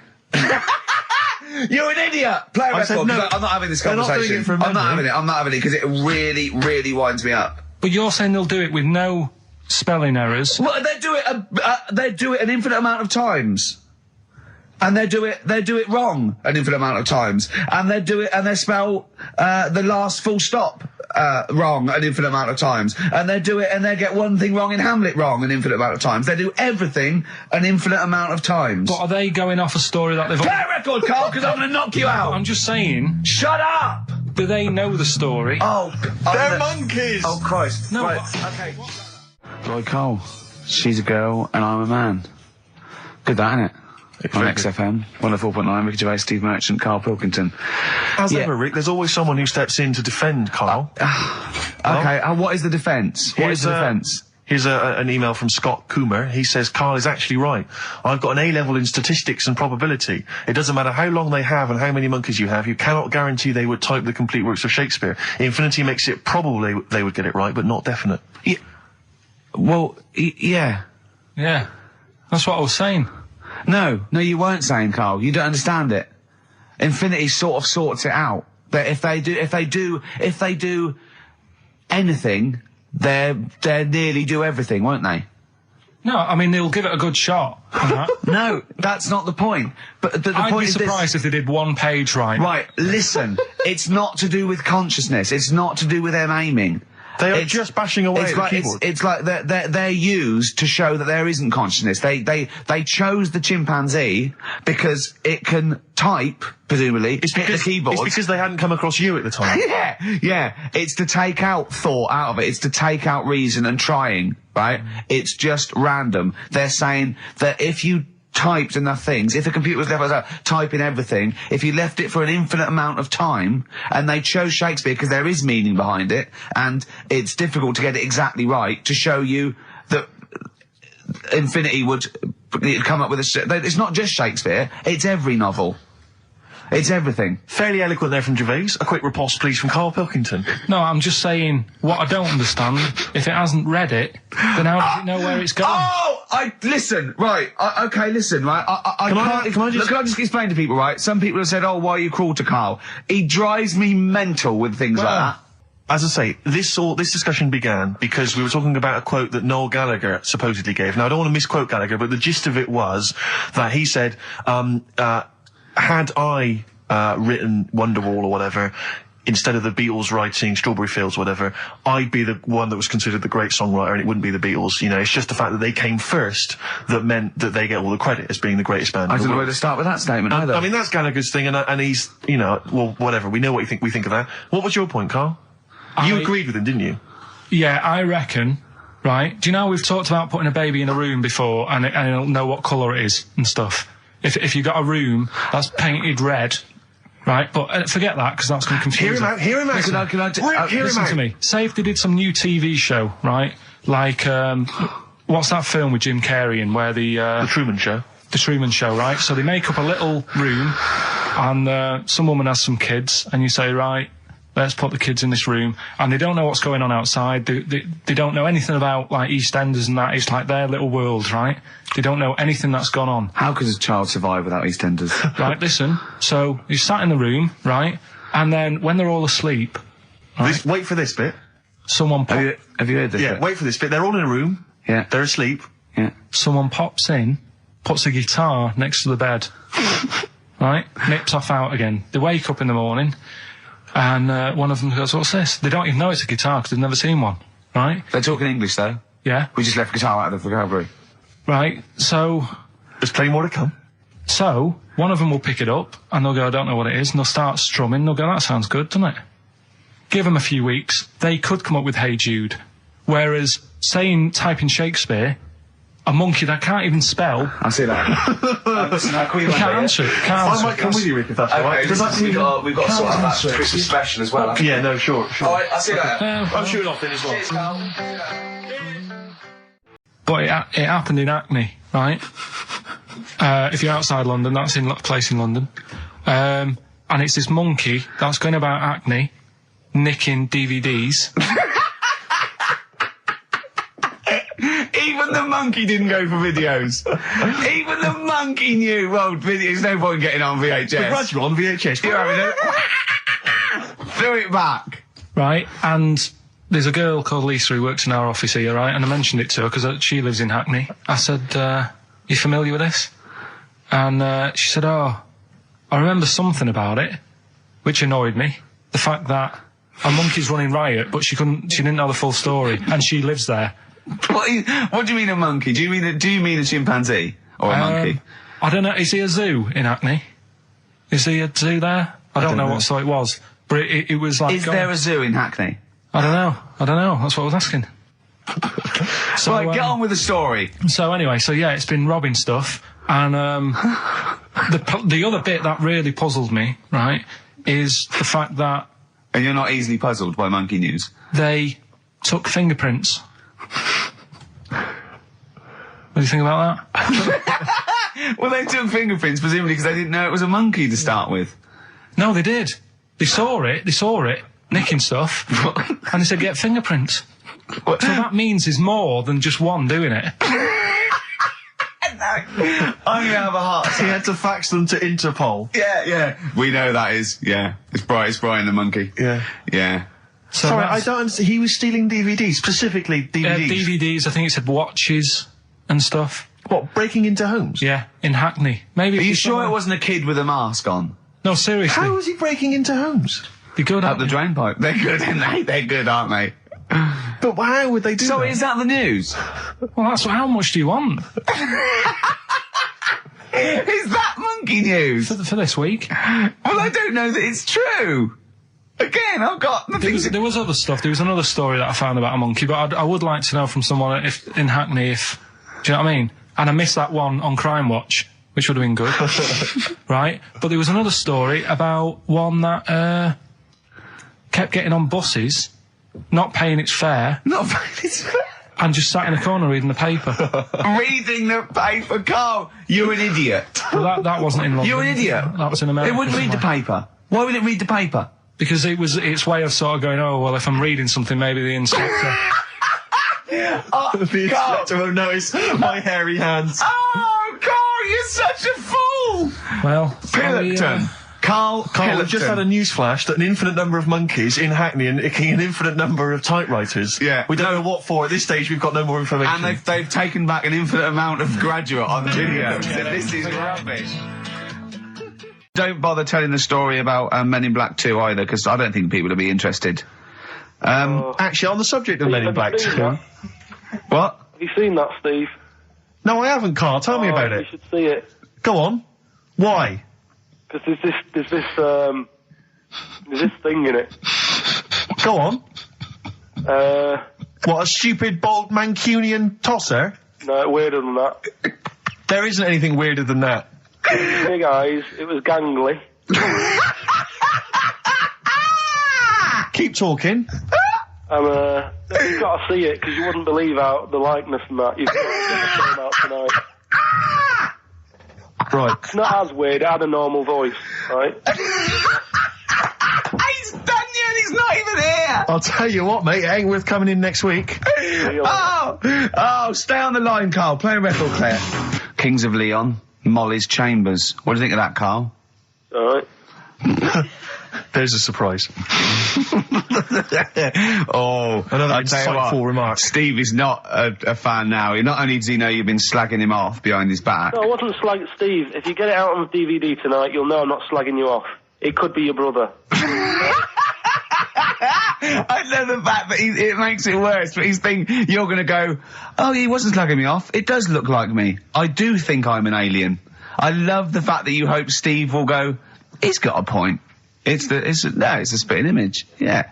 I am, seriously, Carl, I'm really angry. I'm so angry with you at the moment. You haven't seen it yet? No, I know, because I know what it's going to be, and I'm fuming. I'll tell you why I'm angry, because he doesn't do it in jest. No, but what do you think it's going to look like? What do you think this thing's going to look like? Going to look ludicrous. It's not going to look anything like me, but he's going to pretend it does. Go on, what? Go on. No, it does look like you. Yeah, of course it does. And you looked like the Human Z. Well, I mean, to be honest, you did a bit, Carl. You walk like him, you're bold like him, you got a sort of gormless face like him. Any more? I don't smoke. That does. Hang on, I'd love to have some monkey news, though. Go on then. Got any monkey news? Yeah, got some monkey news. Go on then. No, Rick, come on. Cheer up. Well, it's just sort of like, he moans that he's got too much time on his hands, and he comes up with that Okay. shite. Monkey news. The jingle, please. Oh, chimpanzee that monkey news. Okay. There's been quite a lot of stuff going on. There was a few bits in that Guinness Book of Records book that cost me 20 quid. Yeah, well, that's not news, is it? They printed that probably last September. No, so there's one in there. New music. New monkey news from last September. You're a lord. Come on. Waster. Please, Ricky. Monkey news. Right. There was this monkey in a zoo in Brazil. Right. And this little man monkey, little woman monkey. And you're a scientist, aren't you? Go on. And they said the people in charge were like, oh, wouldn't it be good if they had kids? Brilliant. Right. So anyway, the chimps used to stand sort of, they'd have the little caves each, and they used to sort of lean on the fence having a bit of a chat and stuff with each other. Right? With a chat, of course. Well, gossiping, the equivalent sort of thing. Yeah. So anyway, they were getting on a storm, and like the zookeepers were like, "Can you hear that, cheapest chimps this week?" I thought it was fascinating. Yeah, just gossiping. I understand. So what's any monkey news? I don't know. Let's tune in. What was some monkey news this week? Come on. It was from last September. So there was stood there having a chat, and the zookeepers were like, I wonder if they're ever going to, have kids and that. Yeah. Anyway, it went on for ages, this just chatting, no sort of action. So what the zookeepers did was, they said, I know, they'll have kids. Are we letting that go? They were just chatting, are we just letting that go? We're letting it go. You know what I mean? Just doing whatever monkeys do. Okay. Right? So the zookeepers were like, yeah, I wonder when they're going to, have some kids. Yeah. Anyway, what they decided to do, to egg them on. Yeah. Bought one of them a suit, one a wedding dress. Right. Keep going. No, I'm not having it. Shut up, Gervais. Fade him down if he's going to interrupt. I want to hear the rest of this. They got married. So they got married? Yeah, they got married. Right. What? That's the end of it. This is why I don't. Right. That's the end of monkey news. That's the end of monkey news. Don't do that again. You've got no features left. Why don't you like that? Well, it's not a story. It's about two chimps chatting, which doesn't happen. The zookeeper's going, I wonder if they're going to ever have kids. Egg them on. They got married. That's the end of the story. What are you talking about? Hang on, just calm down. Let me just check that you didn't make a mistake there and didn't lose out. What do you mean you didn't make a mistake? Wait a minute, he may have just left out a fundamental piece of information. What, the story? That would have made it into a story. Right. Let me just check the facts. So they bought them wedding outfits. They were married. Did they propose to each other, or were they just forcibly married? Encourage him. Just forced onto it. Then what was the outcome? Once they got married, what happened? They fell in love? Yeah.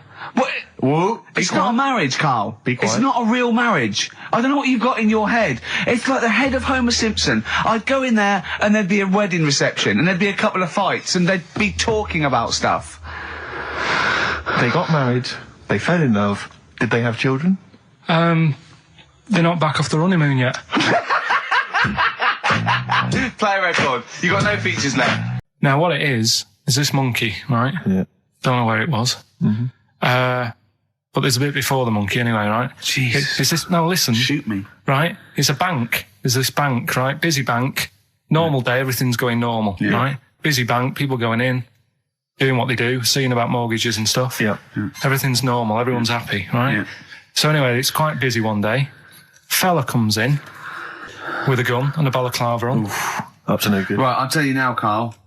If this fella turns out to be any ape or monkey related species, you're never doing this again. I'd never.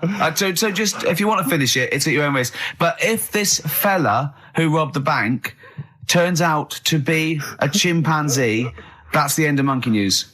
All right. Okay, let's hear the end. It's a lovely day in a lovely bank. Everyone's happy. Everything's normal. The man comes in the balaclava. Man comes in. Is it a man? Starts waving a gun around. Shut up, Rick. Let him finish the story.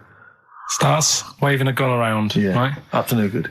So everyone's thinking, oh, God, wish you didn't come in here. It's not going to be a good day. How tall is the man? Shut up. Let's hear it.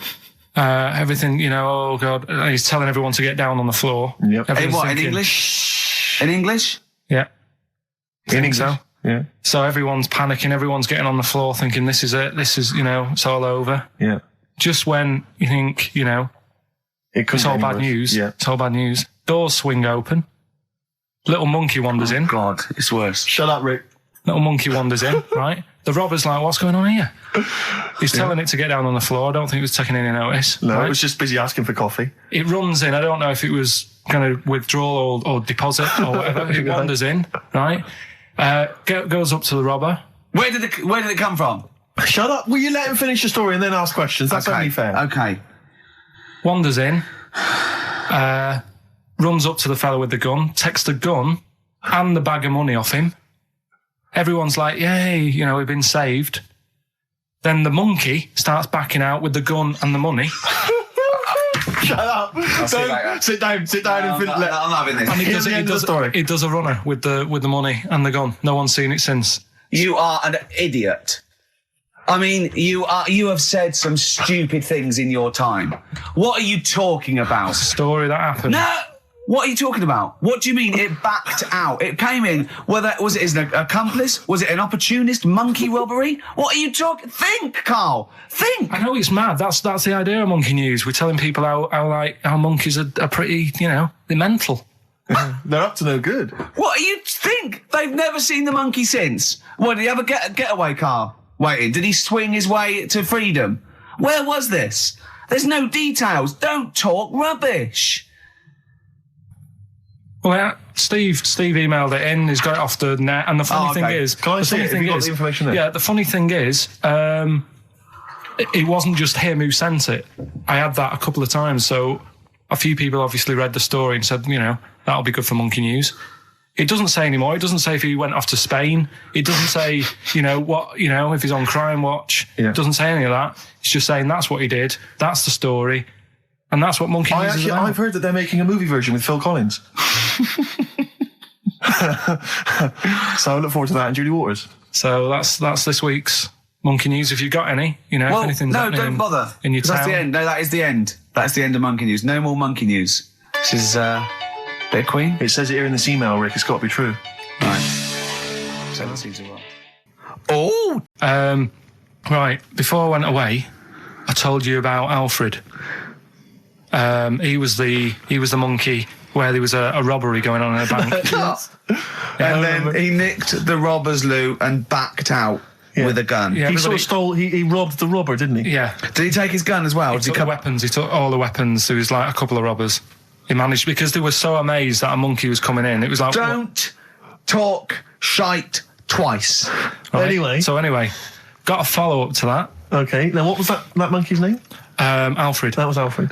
Because a lot of people wanted to know, well, you know, what did he do? Did he go off and have a holiday? Did he? No. Right, so the follow up is, what happened is the monkey had the guns, had the cash, which was $250,000. Sure. Right. It went back to the zoo. Right. All right, Carl, you're talking shit. Ricky, I get angry with you when you won't let him finish his monkey news. Right. Can we just get out of the official Imagine thing? if people were interrupting Trevor McDonald. It wouldn't happen. I want to make sure I don't get anything wrong. No, of course not. Check the internet. So the monkey goes back to the zoo, right, where all the zookeepers come out and go, get him. He's got the guns. Yeah. He hands out a couple of guns to his mates. What? Right. His monkey mates? His monkey mates, so they've all got a couple of guns each. Oh, Carl, Steve, I can't, mate. I cannot stand it. Honestly, I want to scream. Please, I really get annoyed with you. They tried to do him a deal. They said, how about if... I'm going. Tell him that. I'm not going. No, I can't. Step out for a moment. Okay, we'll just do it. Look, don't listen. Step out and I'll paraphrase what I hear for you when you come back in. Step out. Now, please, I need to hear the end of this. This is monkey news. This is important stuff. Right, Ricky now has left the room. He cannot bear to hear, which is surprising to me. Right. So anyway, they've got the money, and they say to the zookeepers, "How about we give you some cash?" Yes. And they go, "Sorry, hang on. Sorry, the zookeeper said that to the monkeys." Yeah. Right. No. The monkeys who have got the £250,000, right, say to the zookeepers, "We'll sort you some money out if you let us go." Sorry, the monkeys say to the zookeepers, "We'll give you some money." Yeah. You don't see any problem with that? Right, listen. Okay. It's nearly finished. Right, I'm listening out there. This is ridiculous. What do you mean the monkeys say? What do you mean the monkeys say to the zookeeper? They were probably holding the money out, like kind of going, look, we'll do your deal. Right, okay, come on. And what happened is, I think they were happy with that. I think they left, and that was that. They wanted to get out of the zoo because they didn't like it in there. There's the thing. Right, I don't... Just have a look. Right, Carl, think. Right, how did they get out in the first place, this one? Just let Steve have a... So why did he go... So he went and robbed... He thought... he knew there was going to be a robbery that day, did he? He might have been getting some money before they went to escape, and then that happened and they had more money. They might have been withdrawing some stuff out. What do you mean? If he was planning on leaving the zoo, he's going to get his savings. What are you talking about? What have you read there, Steve? I've got a feeling this is a review of one of the Planet of the Apes films. I think it's Escape from the Planet of the Apes. I'm not certain. It could be Beneath the Planet of the Apes. Right, Carl, think. Please think, right? So this monkey, right, he leaves the zoo, right? So he leaves the zoo, which he can do, presumably what? They leave him the keys or what? They're chatting to him, they might as well. He goes to a bank. What's he thinking of doing? Sees a robbery, probably by chance. He probably wasn't tipped off, was he? Or has he got one of those police scanners? Probably got one of those police scanners. Well, I think he was going to the bank to get a mortgage to build I think he wanted an extension, didn't he, on his cage? Think of that. And so I love the fact that he hands out the guns and they do a deal. It's honestly, you've got the best mind working on radio today. It's incredible. The only person who makes less sense is Terry Wogan. He goes up and down, doesn't he? I can't understand his sentences because I don't know. No, it's like freeform poetry. Yes, I don't know whether it's the end of a sentence, in the middle, or a new one. Yeah. Yeah. All right, there's this monkey. Right? Oh, yeah. It's called Jack. Yeah. Right. I got pally with this bloke who worked in a railway station. How? How? Pen pals? I don't know. I didn't say all that. I'm Internet, just telling internet. you. I'm shortening Chat it. rooms on the internet. So, anyway, he's helping him out all the time. It's this fella's job, right, to sort of make sure it's safe for the trains to come in, that sort of thing, right? But he's always working on his own, so he's got his mate Jack in with him, right, this little monkey. Yeah. And, you know, they're having a good time. They share lunch together and stuff like that. Anyway, it gets to a point when the fella whose job it is, right, starts getting old, and Jack, the monkey, starts getting more involved. Presumably this is a chimpanzee as opposed to a monkey, you mean? When you say monkey, it's generic term, you mean chimps usually, don't you? Yeah. Go on then. So, you know, he's clocking the fella doing his job, and he's thinking, I can do this, right, the monkey. I love it. Yeah. He's helping out. He's pulling down the levers and stuff, so the train's sort of coming on the right lines. Sure, yeah. He's clocking it. He sticks his head out the little window, see the train's coming and that. I hope British Ryan are listening. Yeah. Right? In the end... Oh, yeah. The fella whose job it is, he lost a leg for some reason, couldn't work anymore. Lovely. Gave Jack the job. Yes. Right. Okay. The railway company are happy with that. I'm sure they interviewed a number of people, but he was the best monkey for the job. And that's good, isn't it? Well, it's not true. Right, once again. Well, it's not true. Don't hand Steve a piece of paper that someone put on the internet who is probably a bigger mentalist than you. That's not proof. It's not true. At no point did a railway company give a chimpanzee the job of signalman. It was ages ago. What? Steve, when was it? It was before trains, probably. Well, it's in the 1880s. Yeah. According to this piece of paper, which is what you've based your monkey news on. Now, of course, I think ITN and a lot of the news channels, they tend to get lots of independent confirmation of their news before they give it out as fact. But you've got an email from someone, so let's assume that's real. It says, for this, Jack was officially put on the railway payroll, earning 2 cents per day and have half a bottle of beer on Saturday. That's what we pay you, isn't it? He doesn't even get the beer. No. Oh, dear, he's not allowed to drink, are you? Someone emailed in, actually, and said, Carl, some years ago, did you die? And they took your face and transplanted it onto that of a chimpanzee. It would make a lot of sense. I've never seen you. He always has T-shirts right done up and long sleeve. I bet he's hairy under there. Yeah. I bet you are hairy because you have to shave right up to your eyes. You're one of them, aren't you? And I can see the growth, and it comes out the top there. Are you really hairy underneath? Pretty hairy. Are you really? Well, what's wrong with that? You're a humanzee, aren't you? That's why you're fascinated with them, and why your IQ is sort of about 80. I think you might be. You might. I don't mean there was any. I think it was a genetic sort of throwback. Well, you're pretty hairy. Look at your arms. What? Just look, give me that banana and shut up. Better monkey news that's been sent in. Right. Gareth in Catford. Right. Good work, Gareth. Basically, it's about this monkey. Oh yeah. In the jungle. Yeah. It's got a gig at an hairdresser's. What are you talking about? What are you talking about? It's got itself a nice little job going in an hairdresser's. As what? It gets people sitting down, and what it does before the people have their hair cut, that it sort of sits there, and it goes through people's hair, makes sure it's clean, and people are loving it. Right. So it's a pet monkey. It's nothing to do with it getting a gig in an hairdresser's. It's a pet monkey. It's not working at Monkey and Guy. Yeah. No, seriously, it's in there. I think it might have started off as a job, and then. So what does it say? It says junior £15, stylist £35, monkey £63. So I didn't quite follow. It's in the jungle. It was wandering about. Right. Maybe it did. But it looks good. Its hair looks good. Someone thought, hang on. Yeah, but never ever. You see, people make that mistake with hairdressers anyway. I always say, well, if the hairdresser's got a good haircut, go to where he's going. So, can we just go back to monkey news for a second? So anyway, that's all. Yeah, I didn't quite follow why he's still his salon is in the jungle, or where is it? No, he was doing what he does in the jungle, right? Right. He's walking about. He wanders into the hairdressers. Yeah. Maybe they didn't have him on as a job straight away. He was just there. He said, "This is nice." He's sat there picking the knits. Carl, I don't know where to start. Then it's the embellishment. You don't he walks from a jungle to an hairdresser's. I mean, you're an idiot. You really are. I'd love to see you try and get a job in an hairdresser if there was another monkey up for it. You'd never get a job. So he was good at that. People said, this is relaxing. Apparently he had really nice hands, soothing, right, on people's heads. They said, let's put him on the payroll. So let's put him on the payroll. What do you mean? Yeah, I'll give you that. Okay, this is the news item, is it? Customers are queuing up to have their hair done at a salon in the jungle by a monkey. Judy, a pig-tailed macaque, has a reputation as the best exterminator of head lice in Com Cane. She is so good, some customers fall asleep under her gentle touch.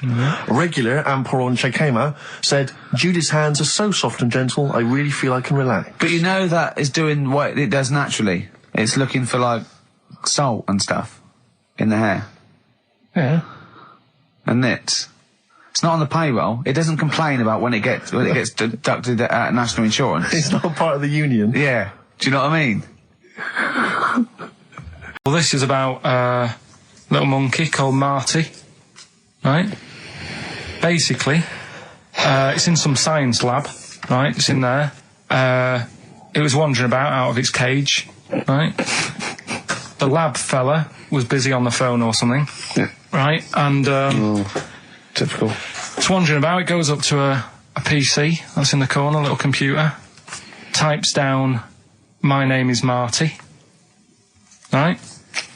So the fella got off the phone, saw this on the screen with the monkey sat there, says to his mate, have you done this? Right, hold on, Carl. Let him finish. Before you question, always let him finish. I don't know what to do. Time's against us, come on. He said, have you done this? He says, done what? He said, this on the screen here saying, my name's Marty, right? He goes, what are you talking about? As he's having an argument with his mate saying, you're lying, you did it. Monkey's sat there, typing, this isn't a practical joke, my name is Marty. Right, and that's the end of the story? I'm not coming in next week. I think we need a week off. I actually think we need a week off. He's doing a web chat or something. You can go online and have a chat with it. The monkey's doing a web chat? I don't know. Has he got his own website yet? His favourite Buffy the Vampire Slayer? Have a look at that. Right. Do you believe that, Carl? It's all there. No, but do you believe it? Do you believe that monkey could type that and then say this is not a practical joke when he's still arguing? Weird, isn't it? Oh. What do you reckon, Steve? Yeah, well, it's obviously a wind-up. It's a joke. It's not even... You haven't even got some of the facts wrong. It's just a wind-up. Have you noticed the date? Is it April the 1st? It is April the 1st. You are joking. That it was sent. You're an idiot, Carl. It was sent on April the 1st, Carl. So you're saying the monkey knows it's April the 1st, but you don't believe... doing a wind-up, yes. Yeah, I think the monkey has thought, I'll do it on April the 1st so that people think that it's a wind-up. In actual fact, I am a monkey that can type and read. It's like this little monkey. Oh, yeah. Who lives in Morocco. Right, I'll just warn you now, you're on thin ice from last time, okay? So make sure, is this real? It's been Don't say anything you would think about it. As you're saying it, think to yourself, oh, is that true? Do monkeys do that? Do they think like that? So, go on then. So anyway, yeah, so there's this magician in Morocco, right? He's got a little monkey working with him, right? The way it used to work, magician used to do his thing on stage, do a little bit of magic, people loved it. Then the monkey came out, had a little cap, walked around the crowd and stuff, got the money, had a good little team thing going on, right? Yeah. So anyway, the monkey's name was 86. Right. Because back then there was so many monkeys, it was like, oh, what names, do you know what I mean? What names do you use, what do you do? So they just named them, right? So this little monkey... What, he had 86 other monkeys? No, it's just that because a lot of monkeys were sort of working back then, helping magicians out, you know, doing bits and pieces, busking, what have you. Well, Rick, you know how there's so many... why would there be a confusion with that? If he only had one monkey, where's the confusion? People would go, oh, I'm not going to go and see that, I want to see 86, he's the better monkey. Do you know what I mean? What does it matter? I don't know what you mean. Well, why do they need... Where was the confusion? With people going to the circus and going, what monkey are you going to go see tonight? I don't know. It wasn't a billing, was it, with a monkey? But, Rick, it's just the same with humans. You know, there's so many humans now that we can't give them names anymore. Yeah, they all exactly. have to have numbers. Exactly, yeah. There's so many humans, you know, with 5 billion people. We can't give them names. It's impossible. But, you know, with a few monkeys anyway, number working... 122, go on. So, anyway, there he is. 86. 86. With his hat. With his hat, walking around, getting the money. Yeah. Anyway, the magician sort of, thinking about moving on. because in Morocco he'd sort of done all the tourist traps. Sure. So he had a word with the monkey, said, how about we... See? No, let him continue. Think. Let him continue. He didn't have a word with the monkey. Let him continue. So what do you think about going over to Spain? Yes. Sure. So the monkey was in agreement? So he said, all right, go on then. Right, so they get in the car, and like the magician knew he'd have a bit of a problem on his hands because you're not meant to take monkeys out of the country. Yeah. Right? So he thought, right, what I'll do, I'll get a car, right? Right. Stick the monkey in a boot, right?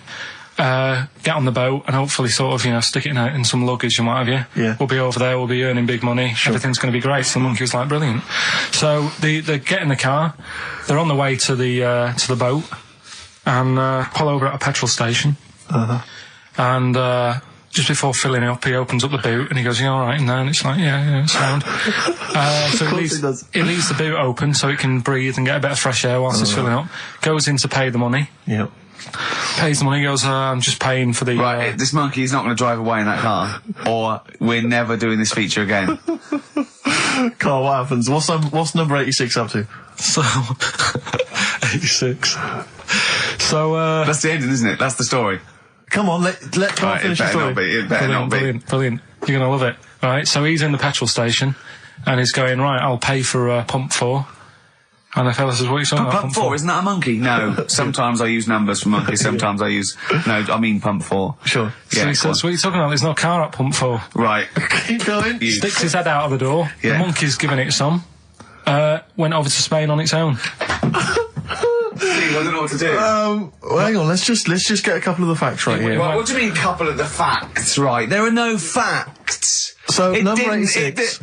Number 86 he drove to Spain. You are, honestly, Carl, you must know. It was an automatic. Right. Carl, you must know that is shit. There is no way a monkey... That's the thing with his feature, though. He gets stopped at customs. Mental. How did he get through customs, Carl? Has he got a passport? No, he was sneaking about because he didn't have a passport. So he parked and then snuck through. Do you want the facts? Let me see it. I've got some, but just because it's not that good, something else I found out that I thought I'd share with you. Go on. I was looking in the Guinness Book of Records, right, because I thought they'll have something in there about monkeys or something, right? Mm-hmm. And there's a little monkey, I think it lives in Asia, right? There's loads of them live in Asia. Might just be travelling, but yeah. And something they found out, I don't know if they've got it right, and that's why I want to bring it up. Apparently, it's the mammal, right, that's got sort of the pointiest eyes that pop out of their head. Steve.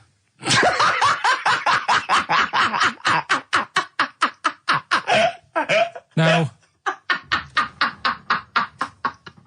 the thing is, right, I thought that's interesting. Yeah. Apparently, it's the biggest with the sort of goggle eye type thing. Right, yeah, go on.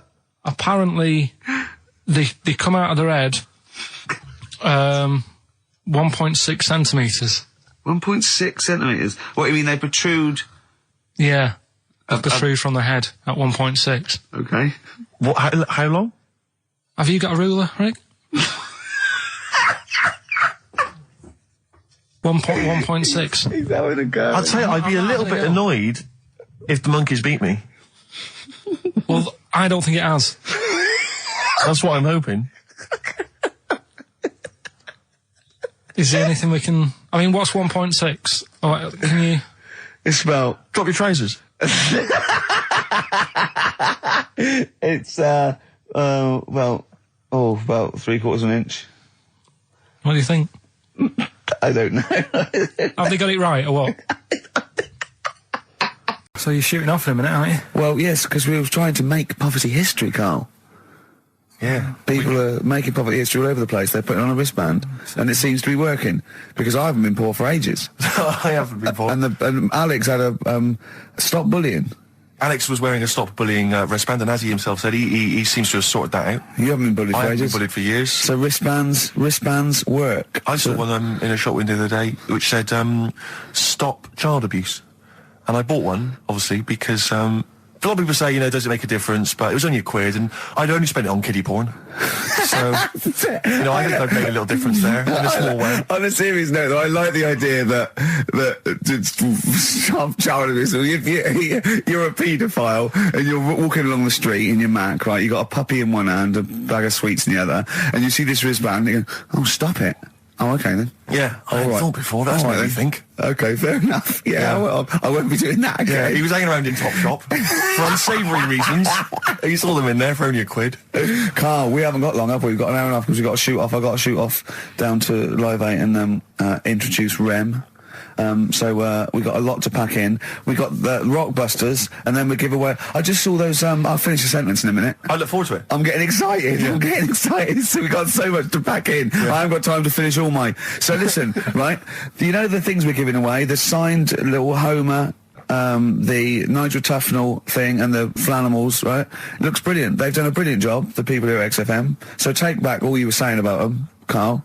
And also we should say as well, you've still got a chance to win that, because if you get today's Rockbusters, you go straight into the hat for the big draw, so you've still got a chance to win all those top prizes.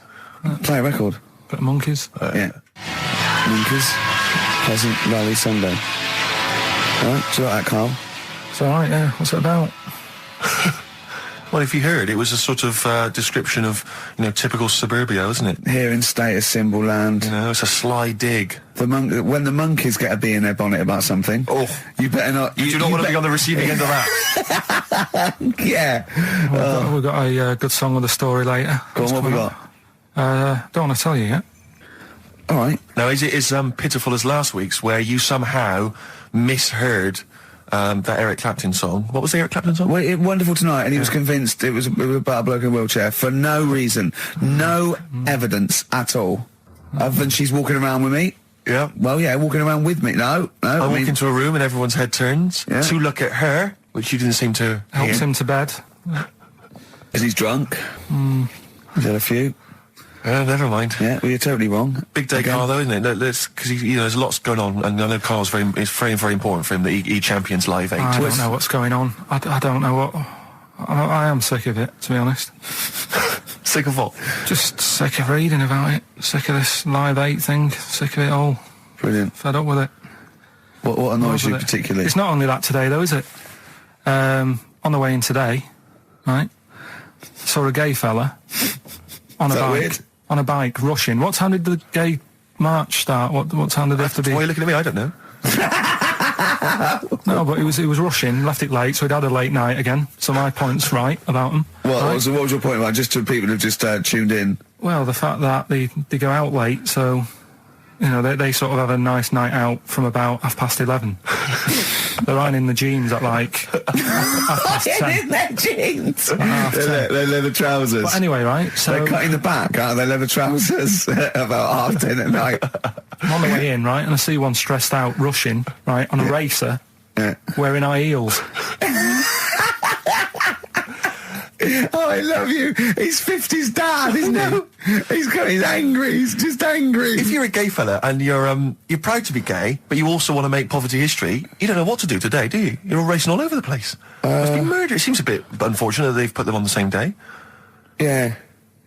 Well, you can get little leather studded wristbands that say make poverty history. Yeah. So you can join in on both parts. You can kill two birds at one stone. Yeah. But why is Live 8 stressing you out?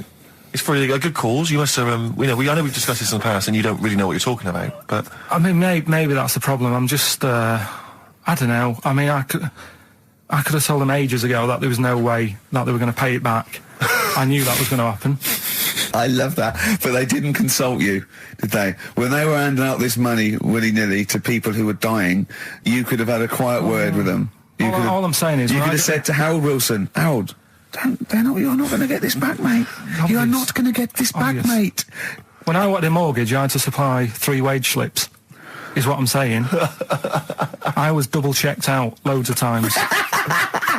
I'd like to see, have you ever seen that guy Alvin Hall, who gives financial advice to perhaps teenagers who don't know how to spend their money wisely? All right. Perhaps send him over there. He's the guy with the bow tie. Oh, yeah, you know what I mean? Yeah. Send him over there and just sort of have a chat with him and say, make a list of what you're spending it on. So he's basically, will you be annoyed if they drop all debt and double aid and everything? No, because I mean, you know, people sometimes need help and that, don't they? You've got to help people out, but Yeah. it's how many times is the thing. You know what I mean? Let them off. But do I? You know, I've got this monthly payment at the moment, haven't I? Yeah. I'm paying for tools for people out there who need a drill to build a house, or whatever. Yeah. Am I now in my right to say, well, you can't have it all? Do you want the drill or do you want the debt cancelled? This is what I'm saying. I'm just, you know, I'm all happy to help people out. Do you think they're taking us for a mug? Is that what you think you might be taking? We'll see, won't we? Time will tell, won't we? You know what I mean? If next year at the same time Geldof's putting on another gig, I'll go, what's going on now? Geldof putting on another gig of the Mean Fiddler. What's going on now? I think you're missing out on the true meaning of today, Carl, which is an opportunity to see Keane for free. I think that's the problem. I don't want to go. I don't like crowds and that, do I? Right. Can't be dealing with that. I don't like big crowds. People, because I was talking to people at work about it, and they were saying, oh, you know, it's a big occasion, it's one of them events, like, you've got to be down there, because in years to come, when they say, you know, were you there, I don't see what's good about having a memory being stuck in a crowd of 150,000 people. I prefer to do something nice. Say if I have like a nice cake and a cup of tea, right? In years to come, when they go, do you remember that day when we were all cramped and what have you? I'll go, no, I was on a nice cake and a cup of tea. So I've got a nicer memory than them.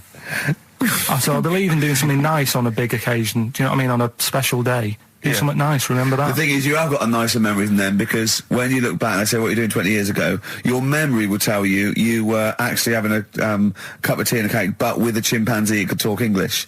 That's what your memory will tell you. You're thinking, I was out with my mate. I was out with my mate Marty. He's a chimp, and it just you'll be in cuckoo land by the time you're 50. You'll be just going, oh, it was great that day. Remember Suzanne? I don't know what talking to Suzanne. She's left you. She's left. She's had enough of you waking up. Well, she's down in Hyde Park watching Bed-Shaped live. She's not worried about cake and a cup of tea. We're going to go along later to the Live 8 gig, and you're probably going to see some bands that are going to make an effort to entertain you. But if you want entertainment, Rick, you know it. There's only one person to book. Go on. Me. If you you're perhaps something to do, because I'm obviously a top DJ on the radio, but where I really come into my own is DJing in any kind of club environment. Well, you told me you were DJing. I didn't go to it. DJing at a party, and you said the place was rocking. The place was roaring, and I loved it. Carl just said he was there, and they weren't. Well, that's nonsense, Carl. Because you know very well that when I'd put on a tune, they'd cheer. Yeah, but it was late on in the night. They would have done that whatever you put on. That's nonsense. No, they were happy and everything. I'm not saying they weren't having a good time. It was your party. It was all right, but they weren't going mental like you're sort of making up. They were definitely going mental. When I put on the Proclaimers, they could not believe their luck. They would have walked 1,000 miles. Was it good though? Were they really? What were they doing? They were dancing, were they? It's dancing and that, but they weren't sort of cheering, going, you know, more and all that at the end. What's about? Take On Me came on. The big cheer went up. Oh, I don't know who to believe. I've been there, done it, Steve. I've been the DJ as well. It might be jealousy. It might be like professional jealousy there. Yeah. I think it's because my fortunes are on the up and these are on the down. You know, we all know famously that he had Pilkington making music. His DJ outfit. Didn't happen. I did enough. I just wanted to do enough to pay for the equipment, and I did. And that was that. But I don't like crowds, do I? But you're safe, aren't you? You're behind the little thing with the flashing lights. But there's still a lot of people and that. Forced fun. Don't like that. Forced fun? It's not forced fun. They haven't got to dance if they don't want to dance. Yeah. Don't like it. What do you mean your fortunes are on the up? Anyway, DJing. Well, I'll tell you, I was hired. Well, I say hired. I did it as a favour to a friend. His wedding the other week. And I got there, I was thinking, because everyone had their little role to play, and then people were doing a good job. I love you taking it seriously. And I spent ages putting together some CDs, special selection CDs. I love that! Because what I did was I burned them on iTunes. Did you turn up with your own headphones round your neck? Own headphones, wearing a suit, but headphones. Metal case. Didn't need it, just had them all in one small box. Brilliant. Boom. I thought this is good stuff. I got some classics here. Give me an example. Give me an example of the first hour, the warm-up hour. Rick, I'm coming straight in with Frankie Valli, Oh What a Night. Brilliant track. I mean, when those beats start at the beginning, who's not getting on the dance floor? Wait a minute, what's this following up? Go on. It's the Jacksons. What, I Want You Back? I Want You Back. Brilliant. It sounds good at the moment, Carl. Yeah. So I'm thinking, at least I'm gonna roar this, because they laid on a good spread. The ceremony was nice, food was nice. I'm thinking this is going to be the piece de resistance. Yeah. Alarm bell started ringing. Why? When I realised there was a marquee outside. Of course, it's a balmy summer evening. I'm stuck inside. on the dance floor. So I'm thinking I'm going to be struggling here to get them in. Even with flavours like this, I thought I'd struggle, Rick. So I'm sat there in my suit. I'm sat behind this little DJ console. I've got all the big numbers. There's 1 or 2 people making some token effort, but frankly, most people are outside everywhere. No. I was livid. Of course, they couldn't hear it out there. So I was playing to an empty room, really, and I was furious. I was absolutely furious. Because, I mean, what is, you're wasting my time. You're wasting now. I could have just stuck the CD on and gone out. They're wasting Frankie Valli's. Frankie Valli's time. They're wasting the Jackson 5's time. They're wasting, D-Light's time. Yeah. And, so I'm sat there, and there's a couple of people making a cursory effort, mainly when they come to get a drink from the bar. They might have a little quick, couple of two. You shout, we don't want your Not interested. All of you or no one. All of you or no one at all. And, then there's a microphone set up because people have been doing speeches. This little girl gets on the mic, right? It's being funneled through the speaker system. So every time I put my headphones on... Miss Dynamite, was it? It wasn't sadly Miss Dynamite, although she decided to have a little go at MCing. She was screeching a little head. How old is she? Oh, I don't know, 8 or 9. At their most annoying. when children are at their most annoying, because they've got a bit of confidence there. They're a bit cocky. They're not shy anymore. They're a bit arrogant. Yeah. She's screeching her head off, so I'm playing, and she doesn't know it. Your face! I'm playing into the groove. No one's getting into the groove because she's going mental. She's just going, what's this? I don't know what this is. Play something I know. I think I haven't got any bloody DJ Otsu or Crazy Frog. I'm not going to play what you... So she's just screeching along, ruining it for everyone. And I say everyone, there was no one there. So she was ruining it for me. I bet you were really angry. I was furious. But of course as well, every time she screeched, it went through my headphones. So of course and then her dad comes along, right? And I'm thinking, all right, he's seen what's happening. Just imagine you in your suit, sweating, getting annoyed at someone ruining your set that no one's listening to. I think, her dad's coming over. He's going to put pay to this. He's realised that she's causing a disturbance. He comes over there, joins in.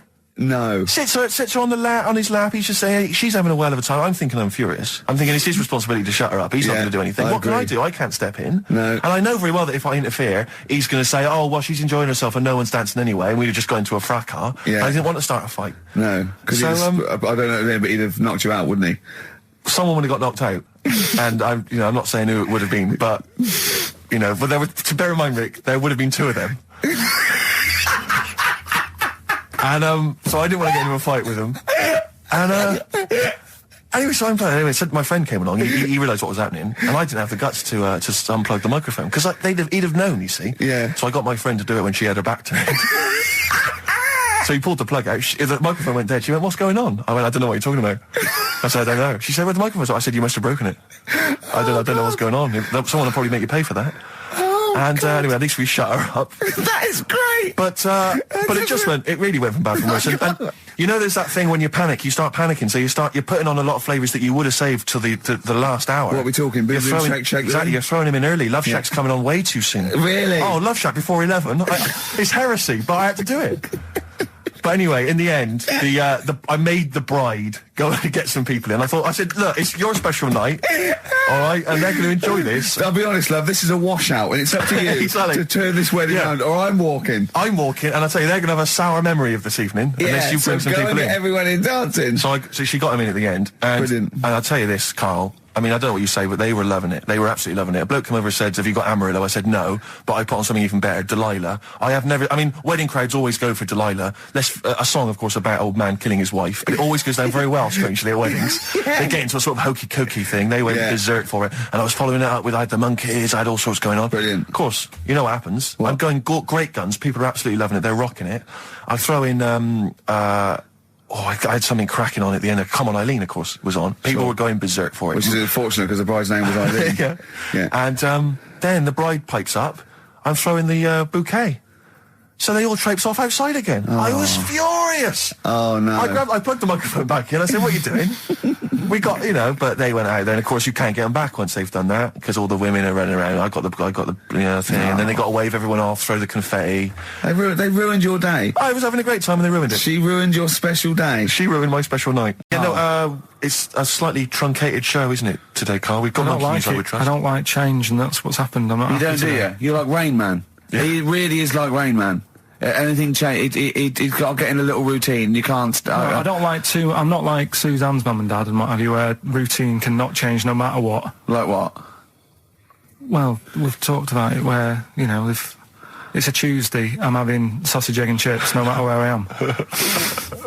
That's what they're like. Right. That's what they'll remember, actually. When I'm saying about stuff about Live 8 and all that, you know, people will remember. If people said to a dad, you know, you remember Live 8? Okay, what day was it on? Tuesday. Well, I had sausage, egg and chips.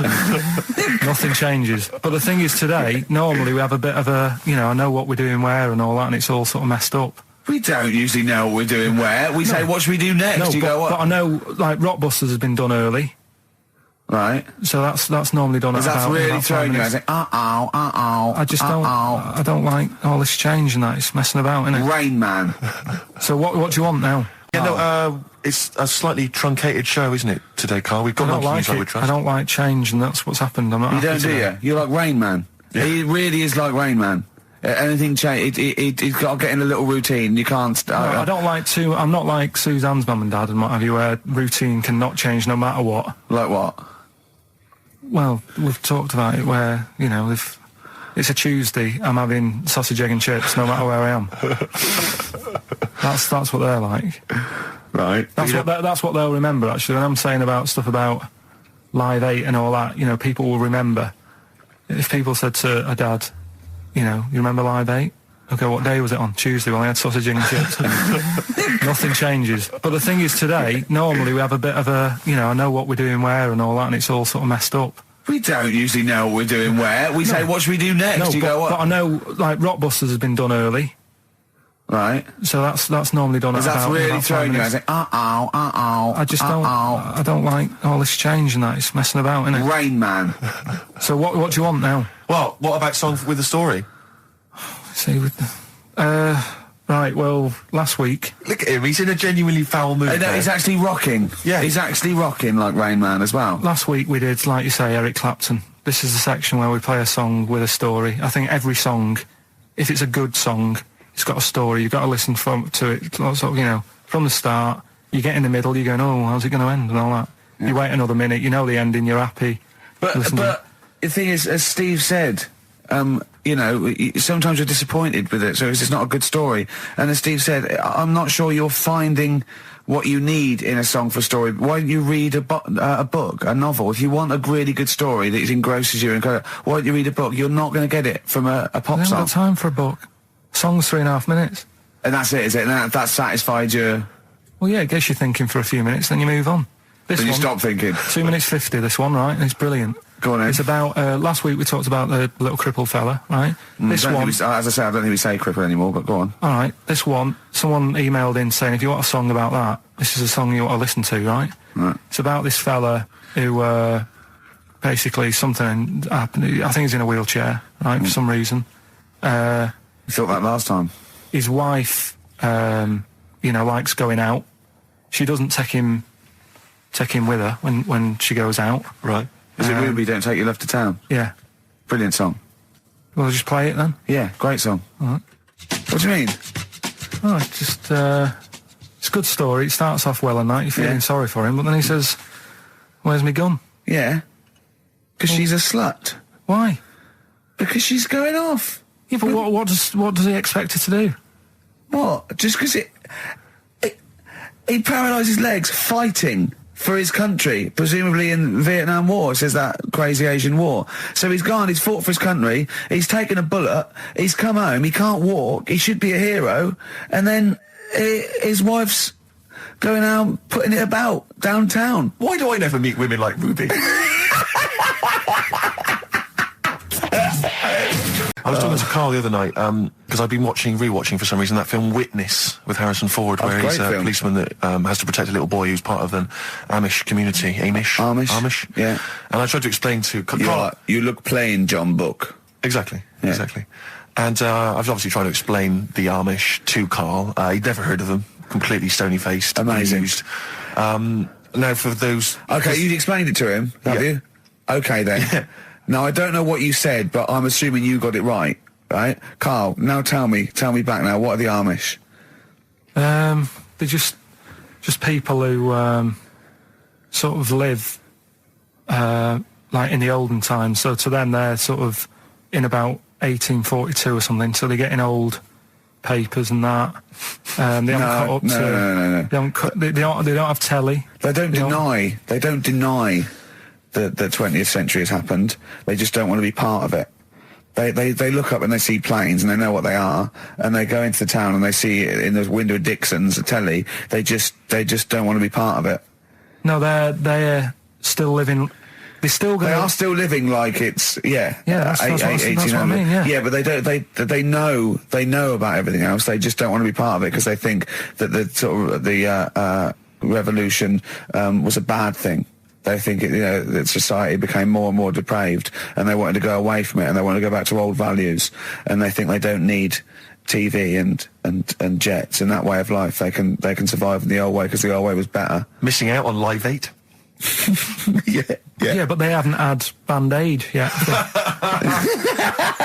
Yeah, I think this is the problem that Karl had. He in his mind, they were just a bit delayed, so that in his head they were slowly moving towards the 20th century. They wouldn't be able to watch most of these bands, all their electric guitar.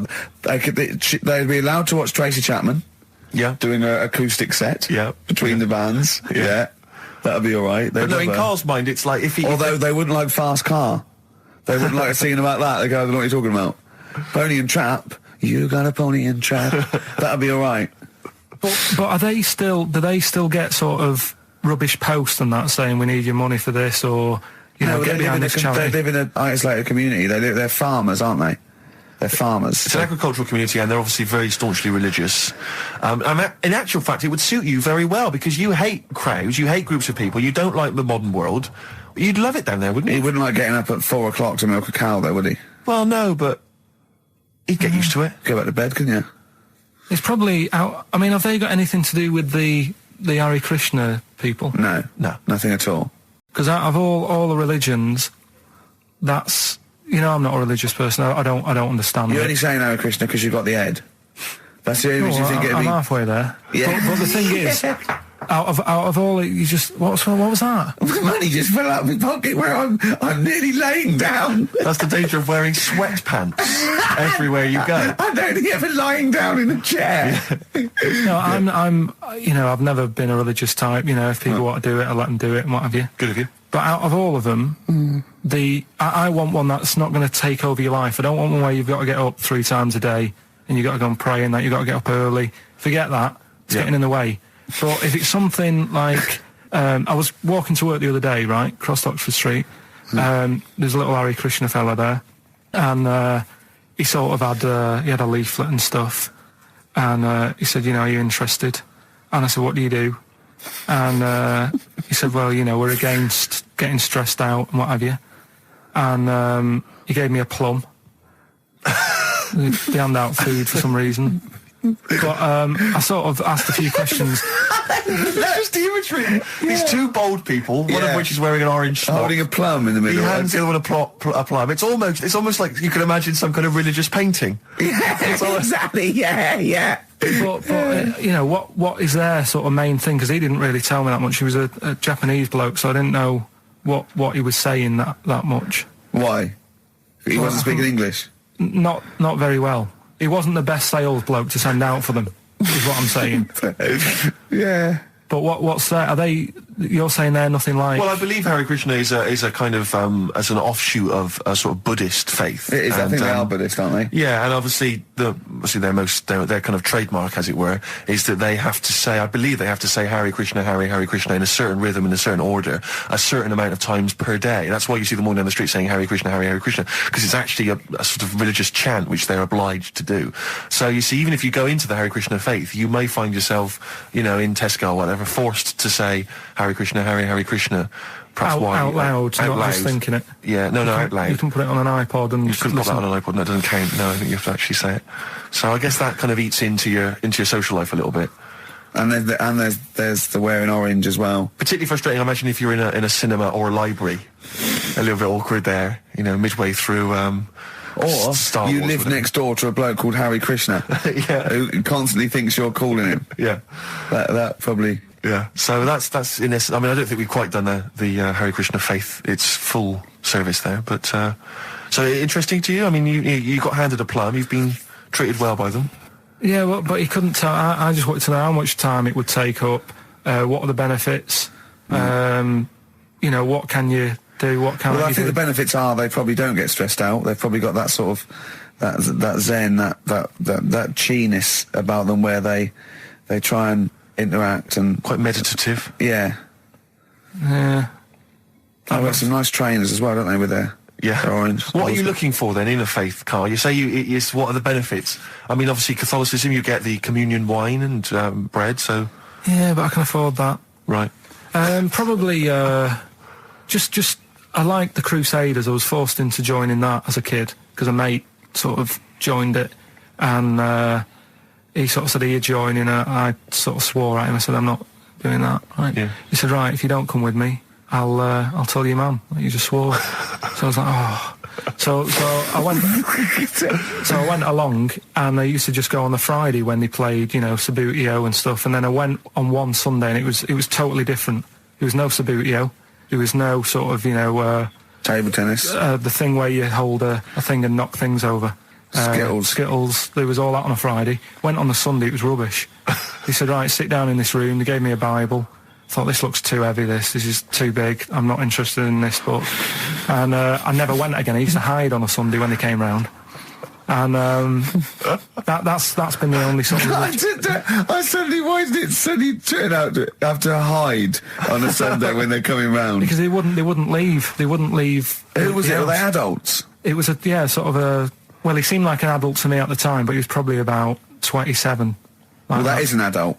Yeah, but do you know what I mean? He seemed a lot older when I was a kid. Yeah. And he came knocking and that, and he used to say to me, "Mum, I'll just tell him I'm ill or something." And he used to hang around to see if I'd eventually come out to play and that. And if I did, I think they would have grabbed me and took me there. I love the idea that for you, religion has to bring with it some kind of gift. It's like, you know, join our faith and you get an alarm clock radio. It's like something like I think religion does bring a gift. Usually, it's the gift of the Lord. Well, the gift of everlasting life, isn't it? And that's the problem with it, you know. A lot of people believe in it because they think... But for Karl, right. his feeling is like, that should be a given. That's safe. I'm definitely going home with eternal life. But what else can I have? Is there an iPod? You have to have a religion? Because obviously I don't have a religion. I don't miss it, and I wouldn't want one. I'm an atheist, and that's out of belief. That's out of logic. And we don't get into the politics or the morality of it. Why do you feel you need a religion? Why don't you just get a hobby? Well, I didn't want one. I don't want one. I just was saying that, you know, if I was to get one, which one would I go for? Is what I'm saying. I'd like to see you perhaps as a Jew. I think Judaism would suit you well, I think. What are the hours like for that? Tough. Can be tricky. That's what I mean. I don't want anything that's, you know... And they have a day where they don't eat and stuff. I couldn't be doing that. So then they have days when they eat too much? Yeah, but what happens if I'm not that hungry that day? Like I say, I don't like change. You know what I mean? I like my Cheerios in the morning.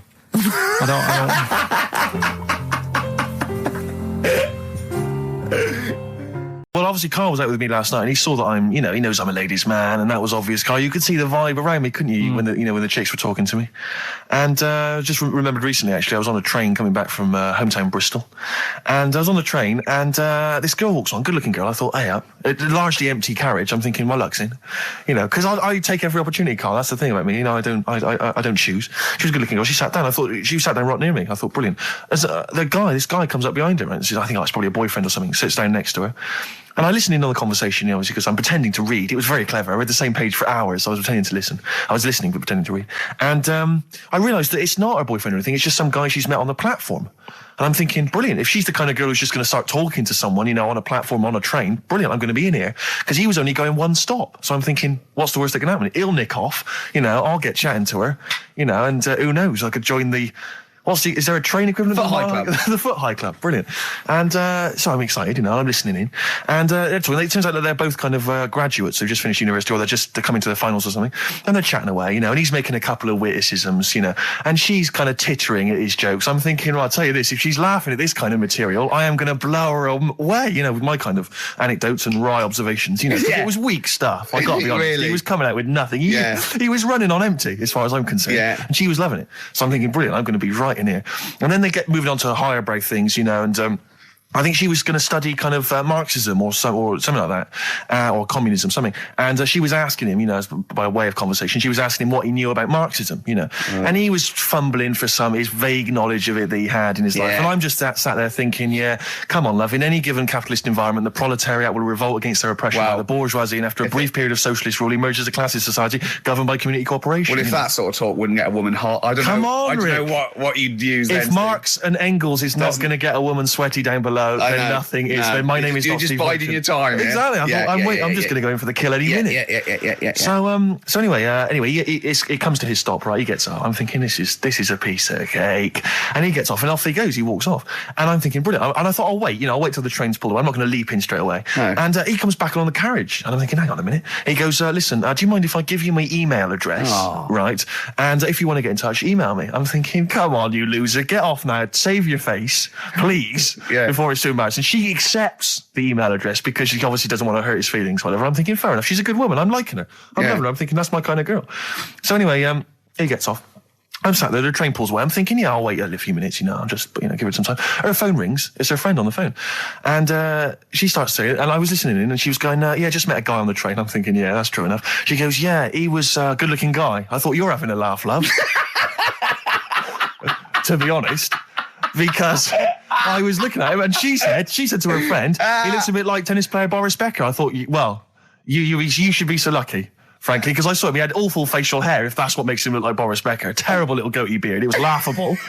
I thought, I don't know. And then she goes the thing, and she's like, I met him, we got chatting and stuff, and she was going, it's not often that you meet someone, generally in life, who's, kind of thoughtful and intelligent and funny. I thought to myself, I'm not even going to waste my time with you, love.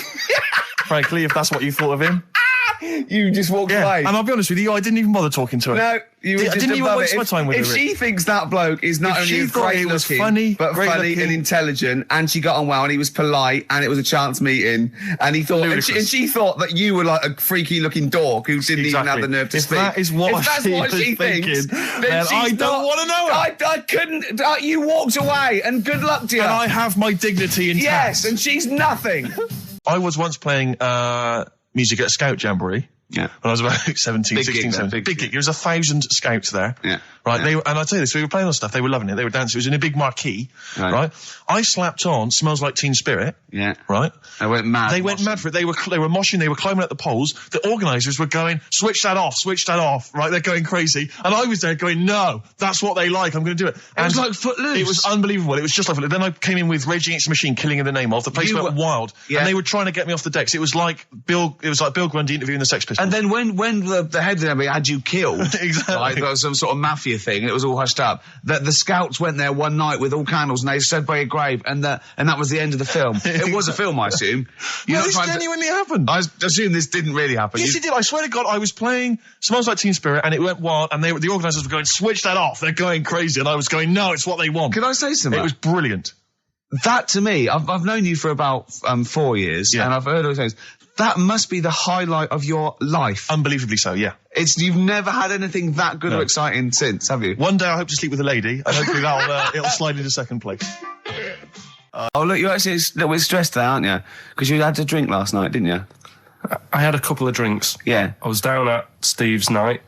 He was doing a bit of DJ. Yeah. Went down the store. And that's why you're all grumpy. What? Do you hear what he just said? What? I was DJing last night. Obviously that XFM evening. Yeah. Hour and a half. My friend and I split the time on the decks. Yeah. What was the word you just used? He went down a storm. We went down a storm. Right, 3 girls. I was walking to the toilets during my set. 3 girls went, you are a genius. Right? What's his name? Dane Bowers? Why? Zane Lowe? Because you played records in a certain order. Yes. No, sorry, Rick, if you can't deal with that. Sorry if you're a little bit jealous, because this time you can't share the award. All right? Dear. But it was my credit this time. You can tell he hasn't been a DJ, because it's not just about... It's not just about that. The songs you play, it's the way you play them. The way you play them, whether it's 33 or 45, very important. Yeah, leave your hand on them as they're trying to go round. But so 3 girls there, charmed by me, they loved it. Yeah. Zane Lowe, XFM DJ and MTV presenter, probably one of the coolest blokes alive. He came up, gave us massive respect. He said, I'm loving your set.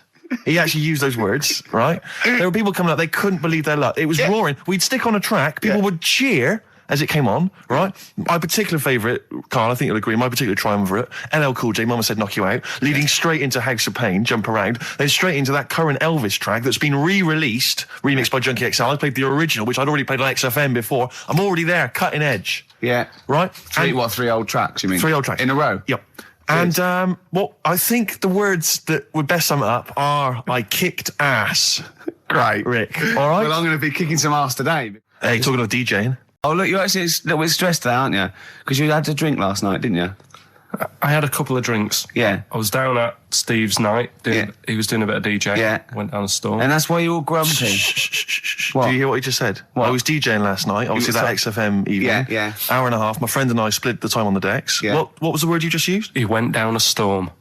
We went down a storm. Right, 3 girls. I was walking to the toilets during my set. 3 girls went, you are a genius. Right? What's his name? Dane Bowers? Why? Zane Lowe? Because you played records in a certain order. Yes. Sorry, Rick, if you can't deal with that. Sorry if you're a little bit jealous, because this time you can't share the award. All right? Dear. But it was my credit this time. You can tell he hasn't been a DJ. Because it's not just about... It's not just about that. The songs you play, it's the way you play them. Oh, the way you play them, whether it's 33 or 45, very important. Yeah, leave your hand on them as they're trying to go round. But so 3 girls there, charmed by me, they loved it. Yeah. Zane Lowe, XFM DJ and MTV presenter, probably one of the coolest blokes alive. He came up, gave us massive respect. He said, I'm loving your set. He actually used those words, right? There were people coming up, they couldn't believe their luck. It was roaring. We'd stick on a track, people would cheer as it came on, right? My particular favourite, Karl, I think you'll agree, my particular triumvirate, LL Cool J, Mama Said Knock You Out, leading straight into House of Pain, Jump Around, then straight into that current Elvis track that's been re-released, remixed by Junkie XL. I played the original, which I'd already played on XFM before. I'm already there, cutting edge. Yeah. Right? 3 old tracks, you mean? 3 old tracks. In a row? Yep. And I think the words that would best sum it up are, I kicked ass. Great. Rick. All right? Well, I'm going to be kicking some ass today. Hey, talking about DJing. Go on. You know, I did that storming set the other night for XFM. Yeah, sure, yeah. Go on. This was down at a little club, in case you aren't aware of it. Yeah. Anyway, I went to the Sony's the other night. Yeah. Karl Pilkington sidles up to me, slips me an envelope. Go on. 200 big ones in there. Did you get paid cash for that? Yeah. £200. Taxman won't know about that. Cash in hand. No, the taxman won't know, because, I mean, obviously no one who ever works in tax is listening to local radio. Oh. Yeah. Well, so... No, the taxman will know about it. Yeah. Because I'll declare it. I would. Put it, it's going straight down. I'll do it when I get home. Do it when I get in later on. And don't write off rubbish that you buy anyway, like, you know. No, I won't. No. I'll do it all above board officially. Fill it all in correctly. And so I'll send it now, I'll send it tomorrow so that you get it early. So it's not too busy for you, sir. Oh, never mind. But Rick, I just need to mention something quickly to you. When did I last see you? I saw you yesterday, didn't I? Yeah. Because we went up to Edinburgh yesterday. We were very nicely invited to go and talk at the Edinburgh International Television Festival. It was quite a big deal. We went up there and we were interviewed.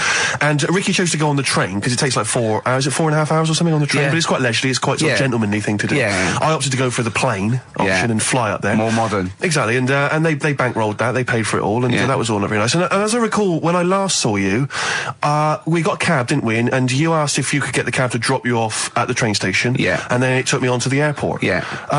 Did I... Now, that was before... the last time I saw you was before I got to the airport and missed my flight, wasn't it? Because I had to drop you off in the centre of town. Yeah, no, that was just before I had to pay £165 to upgrade to another ticket. How did you not tell me that in the last hour? £165, Ricky. I had to pay because we dropped you off at the train station. So, I mean, do you want to go halves on that, or how do you want to deal with that? How do you want to sort that whole mess out? Why were you late? Why was I late? Because we dropped you off in the centre of Edinburgh, and do you know how hard it is to get out of Edinburgh in rush hour traffic? But it was only 3 minutes away, so you'd have missed it anyway. No, because if we'd gone the other direction, it would have been 20 minutes. It took me like an hour to get to the airport. And I got there, and the plane had already left, and the cabbie was just laughing. He was saying, we're never going to make it. He goes, you were a religious man, you better start praying. I thought he was being facetious. He was absolutely right. £165. But hold on, why didn't he tell you that when he picked up at 4:15? It makes you wonder. So obviously I'm a little bit annoyed. Because I'm not a man who likes to sort of spend unnecessarily. But wait, this is not my fault, because you were there when we made that decision. I didn't impose this on you. We both decided that might be... It's both our fault. I mean, it's no one's fault. It's both our fault. That's fair. That's all I wanted to hear. It's both our fault. Therefore, it's both our financial obligation. No. £165, just split that in half. Write a cheque, Rick. Write a cheque. It's fine. I trust you. Phone in. I think everyone. This is. You're clearly obvious. Irresponsible. No, of course I'm not. If you share a cab and then one person's lucky enough to not be late and one person is unlucky enough, and that's what it is, bad luck. I don't think you share the obligation. It's a moral dilemma, this, isn't it? But it's more than that, though, isn't it? Because let's be honest. Even if you had known that I was going to get there late, you'd have wanted me to hang around just so you weren't left around waiting for a train on your own. No, because you get bored sitting there. So you'd have wanted me to at least got in that cab. I got there way too early. I actually got there I was there about 30 minutes early. You made it fine then. That was exactly. So I mean, I sacrificed me hanging around for half an hour so you could get it at 4:15. And the other thing is this: you were going to get it at 4:15 anyway. Yeah, but I would, if I'd gone the other direction and not dropped you off in the centre, I would have been there in time. Would we? Well, is that true? Wow. Only God knows. Well, and the cabbie. What I mentioned it to. So, I'll tell you what to cheer you up. I'll tell you what's better than 80 quid. I'll tell you what's better than, shall I? Go on. Music. What, are you paying the whole 165? Because I was in the Pirates of Penzance once in an amateur production. You used to like Whose Line Is It Anyway? I did, that was although I did watch it when it first came on Channel 4 about 15, 20 years ago. But we did the Pirates of Penzance when I was in an amateur dramatic society in Bristol, the Bristol Operatic Society, Light Operatic Society. I don't know why I was involved, because I can't sing. My audition, I thought, this is how desperate they were for blokes. I swear to God, right, I can't sing, you know. Well, you? Yeah, all right, calm down. And I went in and they said, "What are you going to sing?" I went, "Well, I want to surprise you." They said, "Do you want a piano accompaniment?" I said, "No, I don't think so." I went to the back. I swear to God, I went to the back of the room and I just sang. Thumbelina, Thumbelina, tiny little thing. Thumbelina dance, Thumbelina sing. Thumbelina, what's the difference if you're very small? 'Cause when your heart is full of love, you're 6 feet tall. I just did that. And they just looked at me like I was the weirdest freak they'd ever had. Immediately put me in the chorus, because that was how desperate they were for blokes. We staged it, we rehearsed it. I couldn't remember the lyrics. Thank God you were doing Thumbelina. Yeah. Oh, dear. I couldn't remember the lyrics. What was it for? Was it Gilbert and Sullivan? It was the Pirates of Penzance. Oh. There weren't enough blokes, right? So we had to double up. So some of the pirates had to double up as the policemen who were chasing the pirates. A little bit problematic in the scene when the policemen and the pirates have a fight. That was a little bit tricky. And the worst things, there's this sequence where, like, the daughters of the Major General all kind of like, oh, beautiful, something like, oh, beautiful little girls are we, la la la la la la la. And the women they must have all been over 40. I mean, real kind of toothless crones creeping around in their 90s. Is it the sort of women that buy one of those sort of porcelain dolls from the TV and go, look, I've had a baby. It's not a real baby. It is a real baby. I'm going to stab you. Yeah. One of those. Exactly. It's the sort of women that you'd see maybe on TV's Bargain Hunt. The kind of contestants you get on there. Those are women who sort of, they're in Amdram and they think they've clung on to their looks, but they have never made it in the guy who was playing there's a guy who's supposed to be an 18-year-old prince, an 18-year-old pirate, the Pirate King. He must have been 40 if he was a day. He also directed the show, though, so he got to prance around in these thigh-high boots. Ludicrous. It was so embarrassing. It was shameful, really. I'd love to go to Amdram. Amdram is a whole other world. It's such an incredible place, because there's so much backbiting and envy and... Really? Oh, it's incredible. It's worse than the real world of theatre and TV. It's unbelievable. Because the same old people get to do it every year because they can hold a note. Can we go along? You would absolutely adore it, Gervais. It is film it, a secret camera. I didn't know that much about it. Autism. Okay. Oh, good. With some more entertaining stuff on XFM 104.9. Just to cheer up people. Go on, then. What? Go on. No, right. Have you heard about it, Steve? What autism. It scares me to death when he comes up, when he touches on a serious subject. We've been talking about wheeling a dead pope round, the Chinese don't age well, and ginger people are hated. And now we're going to touch on a really, No, I said... my heart's in my throat. Go on, Carl, then. Tell me your insights to autism. Right, well, there was this, again, Channel 4 coming up with some good stuff at the moment, right? It might have been Channel 5. But what's the name? It's the attention span I like. These people who they've got like this autism thing going on. Yeah. And they sort of take in a lot of information. They get sort of they get so into it that they know everything about that subject and what have you, right? And there was this lad who, he knew everything, right, about EastEnders. Right. He sort of, the cameraman was saying to him, so, you know, why EastEnders and that? And he said, I don't know, I just like it. And he said, I remember when I first watched it, it was a Thursday, it was 5 to 8, Pauline Fowler walked in, she had a pink jumper on, she said, all right, love. And he remembers everything from that moment on. Yeah. Right, and everything, which is great, but then the way the programme was making out, it was almost like they were saying it's a disability. Right. When in a way, it's more like a superpower. Sure. Like Rainman. But if you can take Rainman. No, he has special autistic powers. Oh God! We must send for Rainman. I don't know what to do. So he would be a great contestant on Mastermind. Sort of autistic mastermind. He'd be what I'm dynamite. saying is, don't be watching EastEnders though. Sort of, why didn't they give him an encyclopedia and say, get into that? Sure. That'll be useful. Yeah. Keep him away from EastEnders. Wasting his time there. But I don't think it is a disability. No. Yeah, there are other things, and they're not. It's also autism is a matter of degrees. From what I know, and I'm sorry to have to do this, but I feel that I have to at least be the voice of reason, as ill-educated as I am on the subject. But I think there's degrees of autism. I think some are higher performance than others. There's other issues with it. It's not they're just got good memories. They don't go around doing tricks for people because they can remember stuff. There are other issues with it. Do you know what I mean? Well, I mean, they seemed a bit... But you watched the programme. What did you learn? That he knows when Pauline Fowler came in. Yeah, I mean, there was other bits where they couldn't control their emotions and stuff.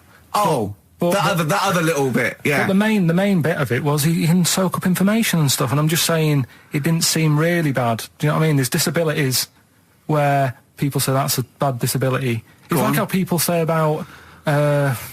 This is brilliant. This is just like this is amazing to be in a room with this man. It's incredible. You just wind him up and listen to what comes out. And I'm going to sit back now. I'm not going to defend you or explain anything. Just go on and tell me about the other disabilities that are worse. No, what I mean is how people can sometimes easily get mixed up. How people are scared of like a cyclop. When at the end of the day, he's got a disability. A bloke Who's scared of a cyclop? No, it's apart just from Jason and his Argonauts. Where's this cyclop that you're scared of? No, I'm just saying in history and in books and that. No, not in history. History happened. Yeah. What are you thinking of? You're mixing history with Greek mythology and Roman mythology and every other type of mythology. What do you mean there wasn't really a giant cyclop that went round picking up ships and throwing them around? That's not history, Carl. Do you think Batman's history? No, but it was ages ago, wasn't it, when we were sort of forming. No, I'm not saying it didn't happen ages ago. I'm saying it didn't happen. Well, it might have done. What's so ridiculous about a fellow with one eye? In the middle of his head, and he's big and scary and lives in a cave. Why is he scary? Because if he had 8 eyes, I'd be scared of him. At the end of the day, he's got a disability. We'll talk about it in a bit. I had some exciting news this week, Carl. You'll be pleased to find out. I'm worried that you might get a little bit jealous because it's obviously going to impact on your world quite strongly. Because I know you think you'd like things to be quite samey. You like the status quo to be maintained. You like the fact that in the past, we've had some crosswords. Because I remember. What did you think of me when I first walked in? When I first came in on the first day of XFM? I don't know why you're making a big deal. Do you want to bring it? I'm just being honest, though. I'm just being honest about a lot of people who see you for the first time sort of go, well, he's a bit weird. I know that, Steve, that you brought it up, and then you're again. But I'm sure that wasn't what he said before. No, did he say before? Well, he's a bit weird. Yeah, well, he looked at you, and I knew. I could see by the look on his face. You know when you know your kid, and your kid's sort of scared of something, and they go, "Why's your kid?" He goes, "Oh, he doesn't like pigeons or spiders." Right. It was like that when I saw Carl, and I brought you in, and I went, "What do you think of that, Carl?" I could see the look on his face that he was disturbed. Sure. And then, as he said, you get used to it, don't you? Yeah, you get used to it. And you have changed a little bit. Your hair's a bit smarter now, and you got some nicer glasses and that, I think. Or I might have just got used to it. Whoa, don't bring it up, Steve. Don't look at me like that. So you say that you think some other people in the office thought the same? Do you know that for sure? Carl. Did you discuss it? Carl. Yeah, I think they do, yeah. Okay, leave it there then. But not just in the office, as you walk through the building. Oh, It's worse than you ever thought. Well, no, it's not worse than I ever thought, because as you well know, Ricky Gervais, what did I do on Thursday morning? Oh, is this the thing... For those that perhaps are not of the female persuasion listening, there's a magazine. Apparently, it sells quite well. It's one of the sort of female, kind of issues magazines. I think it's called Company Magazine. It's like your sort of, I guess it's a bit like your Moore or your Vanity Fair or whatever. Anyway, they run every year the 50 most eligible bachelors in Great Britain section. Ding dong, hello. Who's in there this year? In the 50, in the top 50 of the entire country. And then they vote, and they put them in order and see who's the most eligible bachelor. But that's 50 people, right? It always annoys me slightly because bachelor, it kind of seems like a more sophisticated word for loser. Yeah, doesn't it? Which always sort of unnerves me slightly. And also they try and do a different 50 every year, so they're getting pretty desperate to get different ones. Because also a lot of people who are sort of like successful, are married, so there's very little to... No. There's a huge... I don't know if this is international. It could even be international. I'm not sure, actually. So I could be up there with the likes of Justin Timberlake, etc. So Fred Durst... Yeah, that sort of person, So anyway, this is what's exciting, right? Although I'm slightly frustrated because they were telling me that last year... All right, because what happens is the readers of the magazine, they vote for who they think is number one most eligible bachelor, right? Last year, the prize was a 2-week trip in the Bahamas. Okay, this year I'm rather annoyed because all I'm going to win is a moped. That's the prize this year. That's the prize this year. A moped. Whoa! Backtrack. What? Sorry. Last year was a 2-week trip to Bahamas, and this year just a moped. All I'm going to get is a moped. All you're going to win is a moped. Yeah, you've got no chance.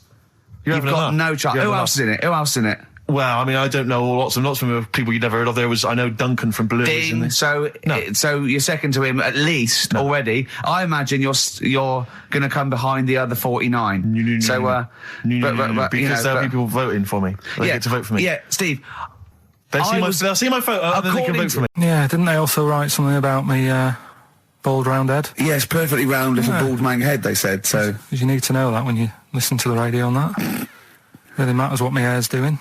Your hair, have you given it a little polish? Because you look like a cue ball at the moment, and you've had a shave in it. I've never seen such a round head. It actually looks like a plate with ears. Yeah, well, for those that have never seen Karl, I actually, if you remember, I think he looks a little bit like Mr. Spoon from Button Moon. He does! If you've never seen that show, and also he looks like, when they say they find with a little 4-foot human and it's actually 500,000 years old and they give it a name and it's the first, Australopithecus into... he looks like one of them as well. Perfectly round little... He is the missing link. He looks half human, half monkey. Because he's got a slight slouch as well. So it's those pictures where you see it going from an ape to a man. He's one of those in the middle. Yeah, and of course his monkey hands, his hairy little wrist to those skinny little things that he can get oranges out of holes with.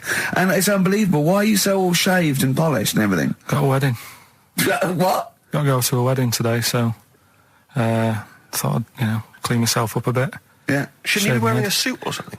No, I'll go home and put something on. Oh, okay. But, Suzanne said, make an effort. I sort of had a shave and that, and then I came out of the bathroom, she said, oh, your head looks a bit sort of eggish. She's right. She always worries about when I have a shave, because I just, That's your girlfriend, Karl.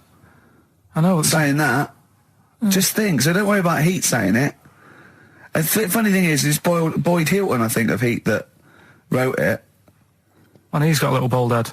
Yeah, no, don't slag him off. Yeah, but on the end of his review, does it say, written by Baldy Boyd? No, because it doesn't matter, it's a magazine. Don't worry about it. Looking forward to the wedding? A bit boring, isn't it? But you got to do it. They're probably listening. Should we do a shot? No, it'll be a great day for them, but I know what will happen. Suzanne will see, all the fuss and that, and then she'll get ideas, and I'll have to let her down and all that. Why is it you don't want to get married again? I always forget. It's just... Who's it for at the end of the day? I've been with Suzanne for 11 years, right? Sure. We're happy. Well, I am. That's what counts. You're never happy. I am. I'm all right. Yeah, no, I know you're happy with Suzanne and everything, but apart from that, you're never happy. You are the most grumpy, moany thing in the world. I mean, I get annoyed but I'm always happy. I was annoyed here. I was happy coming here, but there was a bloke behind me walking and scuffing his feet. He had a pair of those stupid skulls on, and he was clicking and scuffing. Wear some shoes. You don't have to click. Pick your feet up. Flip-flops annoy me. You know, but I'm happy. I'm just annoyed. You are just like, oh, the world's on me. It's rubbish, this. I know the world's great. It's just sometimes people annoy me by being there, you know. But Steve said I should be locked in one of those towers. Me and Karl went out for a beer, and it was great, wasn't it? Yeah, we started off, good. And you met my mate Robin, didn't you? Yeah. And some of the stories. Do you want to tell Steve some things about Robin that you learned? Do you know him well? Yes. Well, do you know about his worm problem as a kid? Go on. Right. What I can remember is he had worms as a kid. Not sure how you get him. He never answered me. He was getting a bit touchy about it. Right. This is like the second time I met him. I think he was a bit annoyed that Ricky told me about his problem. What yes. Now, straight away, you not being there, instinctively, what do you think went on with this story about worms? My suspicion is rather like when you told a group of people that Robin had once suckled milk from a cow's udder. Yeah. Did he mention that as well? Yeah. Yeah. My suspicion is that, like the cow story, the worm story is not true. But why would he get so sort of uppity about it? Well, imagine if that wasn't the first time he'd done it. Imagine if he did that every single time he was with somebody for the first time and Robin was just met them. He will tell that story to anyone. But they do say there's no smoke without fire. Robin. I also told him that the way Robin cured these worms was because the doctor told his mother, right, to hold a piece of ham or cheese near Robin's anus so the worms would come out for the food, and he believed it. I'll tell you why, though. I said to Robin used to sit on spam to try and get the worms out, and he believed it. But Steve, right, do you remember that story about 3 or 4 years ago where there was some bloke in the army? He went away to somewhere, Vietnam or whatever. He was messing about in the woods. Messing about in the woods? Shouldn't he have been fighting? Whatever. Yeah. Right, and he walked through some lake, and I think he'd cut his toe or something on something, and some worm of some sort crawled in the gash. Yeah. And it was in his body, and the doctor said, we've got to get this out of your body. So what they did was, they said, right, the thinnest part or something of your body that things can crawl through is on the top of your head. So they wrapped where the skull is. So they wrapped some bacon. No, they didn't. They did. That's right. Thing. So he's gone in by the toe. So what we do is, I'll tell you what, that worm's probably heading straight for the head. We'll put a bit of bacon on it. The thinnest part of the body is the skull. Of course, it's not the thinnest part of the body. It's where your brain case is, isn't it? It's the skull. There was a reason for it. And it was like they stuck some bacon on his head. And as ever, the vital piece of information, i.e. the reason, Karl seems to have forgotten. Because the worm was in his body, and they said everyone likes the smell of bacon. Including worms. Even a Vietnamese lake worm. They love bacon. Remember last week when I said about the little fella with the bone with no brain, and you were proved wrong? No. We were saying it wasn't a little fella. We were saying it was a stillborn child. It wasn't a little fella. You're changing it now. You weren't having any of it last week. Right, hang on a minute. I'm getting confused. There was a Vietnamese snake that went inside of a soldier. A little, like, maggot or some sort that you have to get out of your body because it causes problems. Yes, and so in order to get it out of the body, they strapped bacon to his head. Yeah.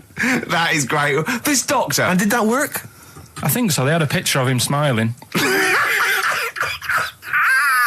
Oh, God, what, the worm or the bloke? The bloke. Oh, dear. Honestly, I hope someone knows the story. Right. It was about 3 years ago, I reckon. Okay. And, it did work. GI bacon. So this is why the worm burrowed out of his head to get the bacon? Get to the bacon. Right. That's great. So this is why when Robin was telling his story, I was a little bit disappointed if it wasn't true. Right. Because in a way, Robin's never been to Vietnam. No, but what do you really think that Robin? Well, as Robin said at the time, Karl, why would I sit on ham then tell Ricky Gervais?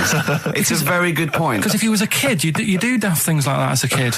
Right. It's the telling Ricky Gervais though. Yeah. And then, Bless him. Okay. And then anyway, Robin left, and I tried to chase him, but he got away. He knows that we, and then we had a few pints, and then Karl embarked on some of the greatest stories ever told. Can you tell the story about your dad? Let me run it by. I haven't spoke to him all week, so let me run it by him. Okay, play record. Because what we got? We've got one of Steve's. Yeah, well, bizarrely enough, this comes from the Teachers 2 soundtrack, the soundtrack to the current TV series. There's a slight whiff of nepotism in the air. Yeah. Rick, would you like to explain why? Well, that's why you're doing it. No, my girlfriend worked on it. But you were going to play this anyway, weren't you? Well, I was, actually. Bizarrely enough, I was going to play some I Am Clute, and this is from, as I say, the Teachers soundtrack. And this is called To You. It's a good track. That's I Am Clute, a track called To You from the Teachers soundtrack. That's also got, I noticed the Electric Soft Parade, The Hives, Star Sailor, Feeder, Turin Breaks, Mercury Rev on there. It's a good little collection. Lovely. Karl has just had confirmation. He's looking smug because someone phoned up and went, it is true, it's a Laogai chi worm and you wrap bacon around your head. That's all the bloke knew as well. Yeah. And his name was Gary. Yeah. So I'm not having it. No. And he said, see, that's why the Robin thing isn't so weird. He said, but when you said he tried it with cheese, he said I was having none of it. He's got standards. Strokes, hard to explain. Like Karl, really? Yes, yes. So, Karl, concentrate. Yeah, go on. So, we'll leave the worm with the bacon wrapped around the head, shall we? Well, if you're ever caught in the jungle... Yeah, always carry some... bit of Danish. 5 burgers here, yep. And so I don't know, how should we begin, Karl? Do you want to just look at the size of these burgers? Look, they can see it on webcam, can't they? They can see us stuffing these burgers into your mouth. And I'm filming this, Steve. Look, brilliant. Look, I've got a camcorder. Yeah. We'll put this on unseen footage on a DVD or something. Or maybe on the website. On the Oh, Karl, what if you break the record? Okay, Karl, I'm coming round now to just monitor this and adjudicate. What's the web? If we want to see this on the webcam, what is it? XFM.co.uk. Right, okay. Hold on. Can I, Steve, I'm not being that? funny. I'm not being funny, right? But I think I have got like a bit of a wheat thing. You've got a bit of a what? A wheat allergy thing. Don't give me that. No, seriously, my head's... I've been eating a lot of shredded wheat recently. And my head's got a bit bigger. Karl, I don't think you can let us down now, mate. So you just got to put that first. No, I can't put that like that in my mouth on its with. I've got to break it up. I've got to break it up. You can't break it up. It doesn't say you can on the rule thing. It does. It doesn't. I can't look. I physically can't. Try it. I can't look. I'd have to be Jay Goody to get it. Seriously, look. Try it. Yeah, I know, but you're not approaching it right. That's it. Come on, go on. That's all. Oh, God, he's not going to do one. Keep going. That's good work. Keep going. How does I get brilliant? Keep pushing. Keep pushing. Get one in at least. Ease it. Get one in at least. Get one in. Ease it. Get one in. Push it. That's one. Let's go for another one. I reckon you've got to rip it up a bit. Okay, do that then. See how many you can get in. You've got to get in 2. No, just one. No. Well, it's three. Pack it in. What do you do? Pack your cheeks first. Honestly, Steve, my head is swelling a bit because I have got a wheat thing, a wheat allergy.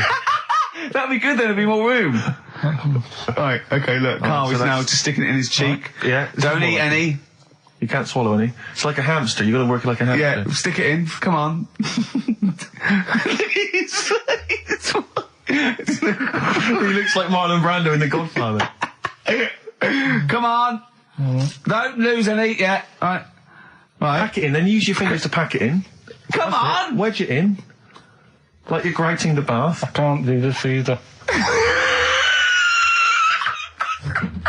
Keep going, don't give up so early. This is part of the problem. You just give up, Karl, too quickly. You failed again. It's like your history O level. Come on, Karl. Come on. Do something well. Succeed at something. Push it in. You've got nearly a half a burger there. Oh, I'll come round there. You're chewing. Don't chew. I've got a bit of food. I don't know what he said, but... Is that a whole one? No, it's not. I can see bits left. Come on, Karl. Come on, keep working at it. Keep working at it. But there's so much space in your mouth, I can see it. He's going red. Okay, we'll do another one. We'll do another one. That one then. We're doing a... Oh, are you alright? Are you going to be sick? Are you alright? Alright? Oh God, should we play a record? He's making my eyes water now. Okay, I'll find a different one for you. Find a different one for What about most grapes eaten in 3 minutes? I'll go. Do you want to do that? Grapes are easy, aren't they? That's easy. Great. Come on, grapes are easy. Come on, don't make him laugh, Rick. He's choking. He's choking. Oh, Carl. Quick! Keep going, Carl. Come on! Come on! What happened? Did he just throw up? No! Don't make him laugh! Oh, come on! We can make wine. Come on, Carl. You're doing so well, Carl. mate. I want to go. Come on. Only. Why are you making him laugh? That was a world record attempt. Come on. He's over. Keep going. Come on. You got 25 seconds. Come on. Oh, I think that was a shame actually because you were doing well, but something went wrong. I know, and I think those are bigger grapes than the ones I've seen before. They're quite big grapes. Look at his face. He looks so despondent. Come on, Carl. 8 seconds. Just a few more. 5. Come on. What's the matter? 2, 1. It's all over, Carl. It's all over. We better count how many you did. You can get good at this. We can get good at this over the weeks. I think that was a fairly pitiful attempt, actually. I really thought you had a... It's interesting, actually. These are harder records than you might think. Yeah, I know. 6, 8, 10. How do you feel after that record-breaking attempt? Not happy with that. What are you not happy about? The fella who did it, was he in hospital and just had loads of grapes? I was bored. I'm sure he wasn't producing a radio programme, that's for sure. Well, to be fair, neither are you. What was tricky about it? What did you find hard? I think having Ricky standing over me, sort of shouting, "Go on!" isn't normal. No. But that wasn't... He hasn't eaten any! Hold on, that's 50 left. That's quite a poor attempt then, by the seam of it. Would you think about trying to maybe do that again in a couple of weeks? Would you do some practice and try that again? No, leave it for the experts. And I noticed a tricky point. Maybe sort of when you had about 50 seconds to go, you seemed to be spewing things into the bin. What was that? Again, mainly Ricky standing over me. So 88. He's got 88 left. Okay, so what's the mental arithmetic there? Because we put how many in? It was 150 in the thing, wasn't it? What did I say? What did I say I had left? Well, I'm not doing it again. 88. So you had 88 left. So 62. God, you're only at 62. What's the matter with you, Carl? There's people starting you at 62. That is rubbish. That's disappointment. Let's leave that. So you failed on 2 world record attempts there. 62, and the record's that is rubbish. What were you doing? Oh yeah, but like I said, I've got a small throat. I can't drink a drink quick. Ever since the Mr. Freeze Pops when I was 6, that I nearly choked on, I nearly died on. I can't go back. It'd be like asking, I don't know, someone who got run over to play Frogger or something. I tell you something I do know. Go on. Right. But I can't really get a question out of it. Go on, just tell us. There's a shadow somewhere. It's already good, isn't it? I'm loving it already. No, right. There's a shadow. I think it was in America. Yeah. And it's on a quiet road. I'm guessing somewhere like Boston. That's what I imagine. Okay. Right? No. Somewhere like Boston. And people at night used to see this shadow moving about, and they'd go, "What's that?" Right? And it got known. The town, the little local town, got known for this shadow, but it didn't cause any problems. What are you talking about? Well, it was Just you lost me. What are you talking about? Do you know, like, some places get famous, like Scotland's got the Loch Ness Monster and that, but it doesn't cause any. Yeah. But it doesn't cause any problems. It doesn't exist. Go on. Right? So there's this shadow walking about on the road. What do you mean? No, what's he again? Rubbish. Right. So he's walking Nonsense. about. Where did you read this? Where did you see this? He's walking about. This was on the internet, and I'm sure. Sorry, sorry. Right. I thought it was shite. I didn't know it was on the internet. Right. So this shadow is moving about and independently of an object. Yeah, and the local mayor and that is like, yeah, it's a bit weird, but it's not harming anyone. The mayor involved. Was he elected to that post? Hey, Mayor, we got a problem down here. Seems like a shadow. Well, it's not causing any. No, it's just causing any problems. Yeah, but that's the thing. It was left for years, and then it did start causing problems. I see. That's it. If you leave these shadows to go unchecked, Rick, they go crazy. Yeah. You let them run amok in the city. Yeah. You've got to stand What around did it do? on What did it Roman do? shadows. What did the shadow do? It was pushing people off the bikes. It was what? It was pushing people off the bikes. Policeman caught photographing. I don't know why it makes me laugh. It's just the phrasing, I suppose. It's the headline. Policeman caught photographing up woman's skirt. No, he wasn't up there taking a picture of Big Ben. He wasn't going, can I just sit up here? I'm just going to take a picture of that seagull over there. No. He was facing the camera up a woman's skirt. He was indeed. Right. A policeman in Japan is facing disciplinary measures after he was caught photographing up a woman's skirt with a hidden camera while on duty. The 42-year-old sergeant, who's not been named, used a digital camera to secretly snap the shots when the woman was reporting a stolen bicycle. So he was actually doing his proper job. He'd obviously thought to himself, I'll bring him a digital camera today. On the off chance a beautiful woman comes in to report a crime or robbery, I'll have it ready, I'll have it positioned, in such a way. But this is interesting. This is how he got caught. Okay? The woman became suspicious after she saw a flash go off. brilliant. I mean, this not a secret at all. Sorry, did I just see your shoe? Your shoe just seemed to just spring into life there. It was light. There was light. Yeah, I think I've had someone set fire to some magnesium that was on the end of it. It won't happen again. Well, it's only you and I in here, and your shoe was just suddenly lit. Why are you standing like that? Why is your shoe just sort of like between my feet? There's no reason. This is how I always stand. What did the bike look like? Flash? So, are you taking pictures of my family? No. And no, I'm not. And you should be wearing knickers anyway. Well, how do you know that? What? How did you know I'm not? How did I know what? I'm not wearing any... I didn't know you. I don't know what you've got up there. Well, I don't know what it looks like, and there's no way I could. Of course, it would be roughly that conversation in Japanese. I know, yeah. You know, you just mentioned there about sort of no knickers and that. Is this going to be your Auntie Nora? No. Right. It's just, the last flat that I lived in, I always had a good view across the road, and I could see...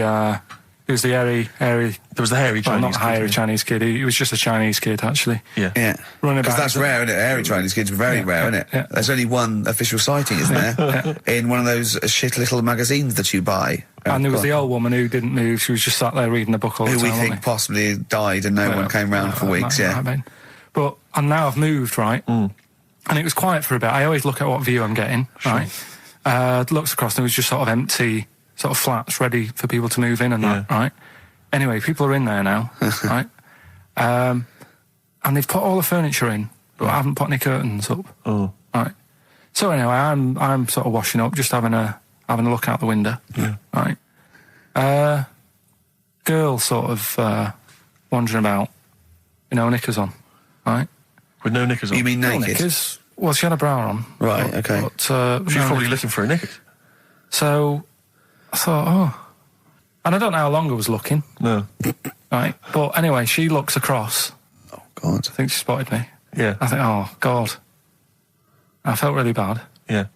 I said to Suzanne... Sorry, is this some sort of Peeping Tom confession? No idea. Well, he's not... That's the thing, though. Peepington. If I was peeping, she was peeping as well, because she was looking over. Works both ways, doesn't it? Yeah, but yeah, all she could see of you was your bald head. Yeah. No. And your hands moving as you were washing up. And some white-looking substance frothing up. Particularly stubborn stain on this glass. Yeah. Oh, God. Imagine that. Imagine if she looked across. I'm assuming your sink is lower than the window. But didn't she just cover up or something? Or she looked back and go, oh, you're looking at my fanny? Well, the thing I did... What? I thought, just sort of drop me boxer shorts. Because I thought... Well, Suzanne said, what are you doing? What are you talking about? What are you talking about? No, just so they can see me cheeks of me. What are you talking about? No, because I thought if she thinks I'm walking about in the nude as well, then we've both got something out of it. Carl, this sounds like a bad excuse in court. I know. So sorry, you were looking at a woman dancing around naked, right? So the only thing you could do was immediately drop your boxer shorts. So she looked across, saw you fully clothed, saw you took your boxer shorts. No, she wouldn't have done, because it's sort of just the top half and the sink's at a side angle, so I was sort of looking out. So this is genius. So she wouldn't have seen your trousers then anyway? No, she did. I moved in front of the window more. So you then made you actually climbed in front of the window. Oh, this is amazing! So you climbed in front of the window to show off it wasn't your obvious. naked lower half. Suzanne said, what are you doing? I bet she did. What are you looking at? I sent you in here to clean up. What are you doing? I'm just taking my trousers down, standing by the window. Why? Because there's a naked woman across the road. What do you think I'm doing, Suzanne? I'm exposing myself while looking at some free funny. Leave it. What's up with you, Suzanne? Anyway. Oh. Wait a minute, can I just check? A final question. What did the woman across the way... What happened? What was her reaction? I didn't look again. I just thought, you've seen a bit of action as well. We're both happy. Let's leave it. So were you waddling around like a penguin with your trousers around your ankles? I just was walking about and Suzanne said, what are you doing? I said, I'll explain to you in a bit, but don't look out the window because then it's Excellent. obvious. Then he sees, she calls her husband to look at Karl walking around naked. He goes, oh, she's got a... Quick, Suzanne, get him out. There's only one with him to get some more friends. They've gone one more. That blew me away, right? That the fact that he got the name, he got the number. Spooky bit, right? I'm walking home. I called you up a couple of times and I left a message on your phone because it was just amazing. Not only was he good at magic, but his maths was brilliant. No, well, that thing adding up to 42 was like, how did he do that? I mean, we didn't even make a big deal out of that. He said that to me. He said, all Carol Vorderman's got is the maths. Do you know what I mean? Imagine him on Countdown. Yeah. He'd even know what they were going to write down. Do you know what I mean? So a bit of a wasted talent. I should see him again about that. I think he's... So I get into my flat, right? And what they do in my flat where I live, they put the post in like these little pigeonholes. Right, and I don't normally check them out. I leave it for Suzanne to do, right? Sure. But this time, for some weird reason, I thought, right, I'll check it, see if we've got any posts. Open it up. There's only this. A letter for Miss Harris. Yep, there it is. Bona fide in front of us. A letter addressed to a Miss Harris. Well, does she live there? No, it's my address. She doesn't live there. Did she ever? Don't know. It doesn't matter. It's weird, isn't it? But we've never had. Normally, I think there was a guy who lived there called Yaki Shoki. Mr. 42.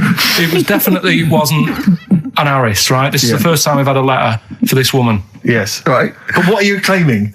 Because Darren Brown himself admits that it is not paranormal, it is not supernatural, it is a trick. It's a trick. Is it? But he would say that, wouldn't he? Hitler said that. Play a record. Well, can we open this? No! It's illegal! No, but I'm thinking if it's a birthday card for someone's like 42nd birthday. Right. You can't open that letter. Go and put it back or you cannot open that letter. Why not? You can't open someone else's mail because you think Darren Brown's supernatural. What if we steamed it open and then resealed it? No one would know. It's only a letter. You can't, you can, but I don't want any part of it. Carl, I think you should open it. No, you open it. I'm not opening it. It's against the law. You should open it then. We won't open it then. They won't send you to prison. Forget it. You'll get off. Cure? Yeah. Cure. There's no cure, no.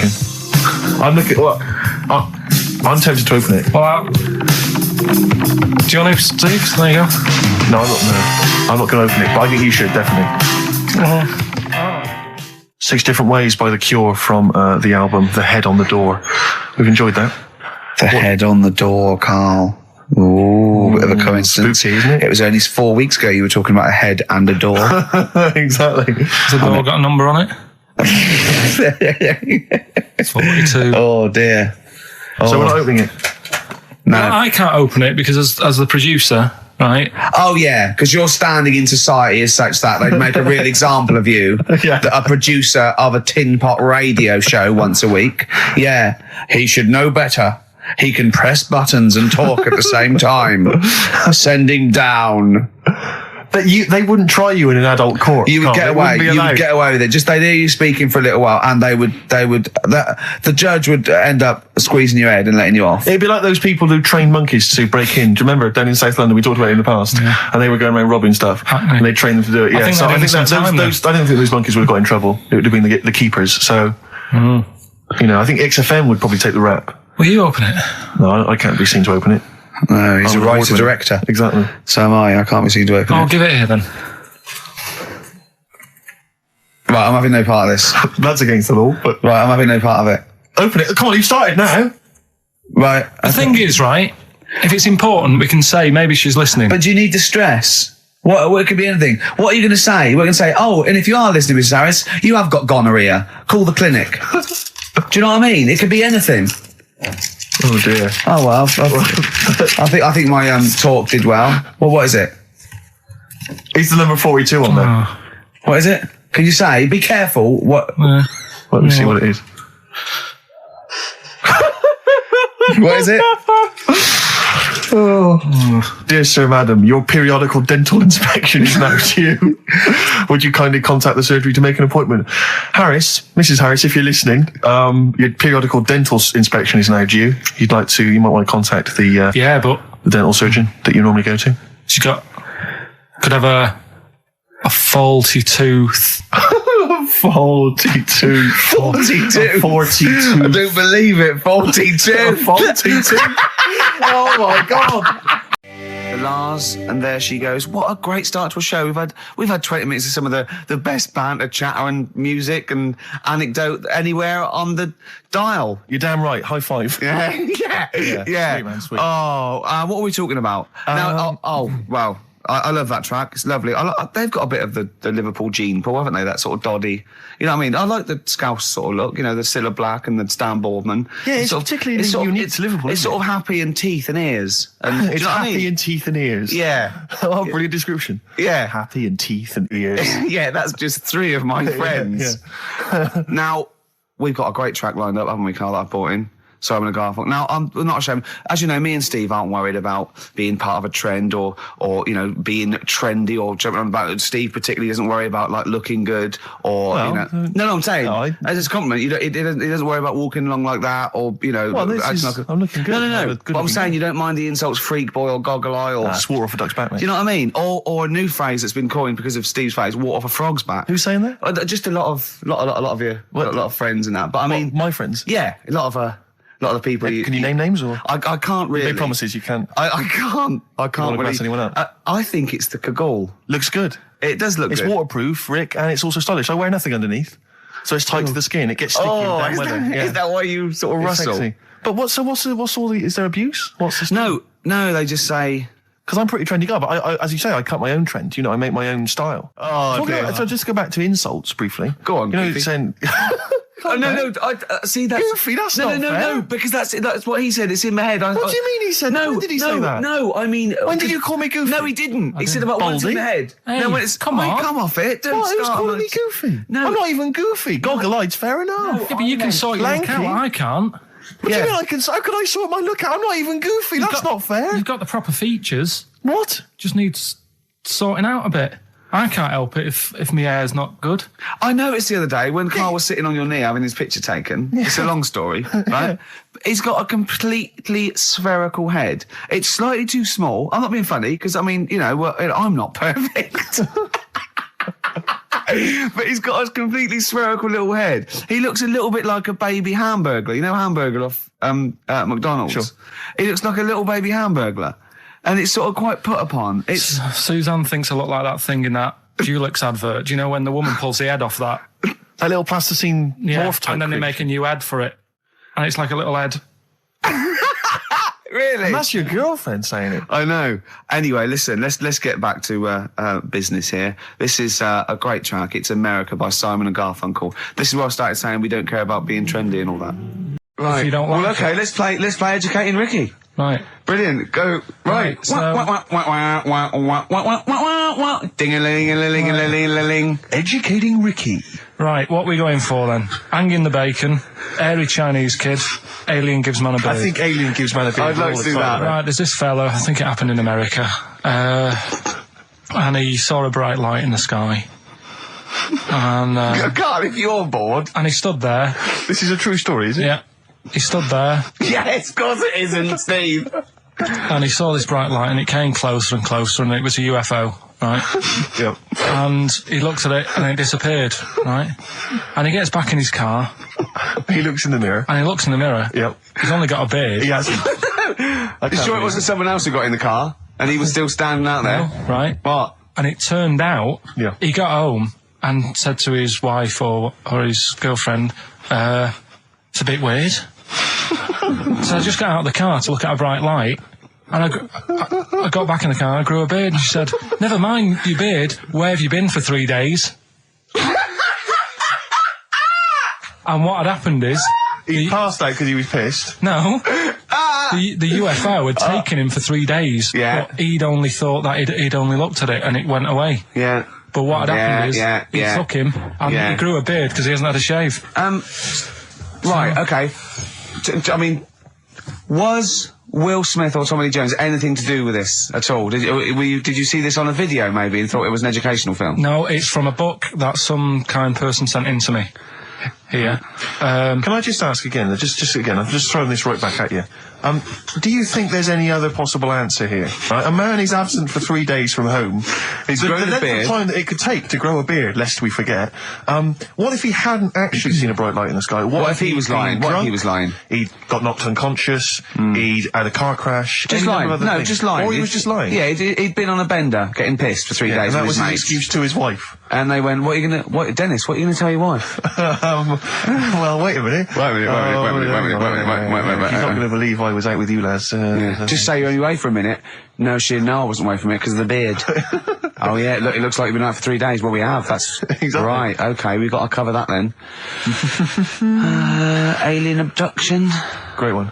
Okay, let's try that. Do you see? That's a little scenario there that could have been played out. So, when you say educating Ricky, what have I learnt from this? Never listen to you again. That's all I've learnt so far. Never listen to you. Right, yeah. This is the... I didn't want to do this. What do you mean you want to do it? Well, I wanted to give you 3, and I gave you one. It was like the alien man gets a beard or whatever. Yeah, which was total rubbish, so this one should be better, maybe. Hey, Chinese kid. Right, well, we've talked about airy people in the past. True enough. Haven't we? Yeah. You know, the little kids who grew up in woods and hung around with wolves and that. Yeah, again, you're confusing it. Yeah, they're not... There were some people that were born... very hirsute. They were not the people who were brought up with wolves. Yeah. You just put that together in your Homer Simpson type mind. Right, well, this is like a sort of close to that sort of story. Yeah.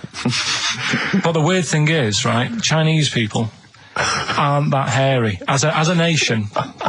No, seriously, that's a well-known fact. They don't have that much body hair and stuff. Okay. So this little kid who was born over there, he was like covered in stuff. Was he? And it was only his nose that wasn't hairy. The rest of his body was caked in hair, right? And his hair sort of What grew. sort of hair was it? Was thick hair. No, what I mean is, was it sort of like a pony's mane, so he just looked like an Ewok? You know what I mean? Just like hanging down sort of straight, dark hair. In the picture, it looked like it grows from his eyebrow. It grows from his eyebrows quite thick. And then it just goes all the way over his head. You don't think it was just really long eyebrows that he'd done a comb over? No, it was all over his body. It had a picture of, like, his back and that. Yeah. And, Had he styled it? Had he styled it at all? Did he have it in a quiff, or...? No, it was just hanging everywhere. all over him. Yeah. And they were like, you know, this is a bit weird. Happening in China, where we're not normally that airy. That was the scientist speaking there. And the local press and that were getting him down, calling him monkey boy and all this. Oh. And thinking Chinese press. But the doctor, yeah. Oh, they're cruel, aren't they? It's like those game shows. That's Japanese, isn't it? Yeah. That's what. Yeah. And the doctor said, I was talking through all that time while we were just like talking to each other then. Because I turned round and I still saw he was talking. Go on. So anyway, the local press came in to see the hairy boy, the monkey boy. And they were like being tight, taking the mickey out of him, and the doctor said, showing him nuts. Said he's only airy. Said he's a healthy young kid.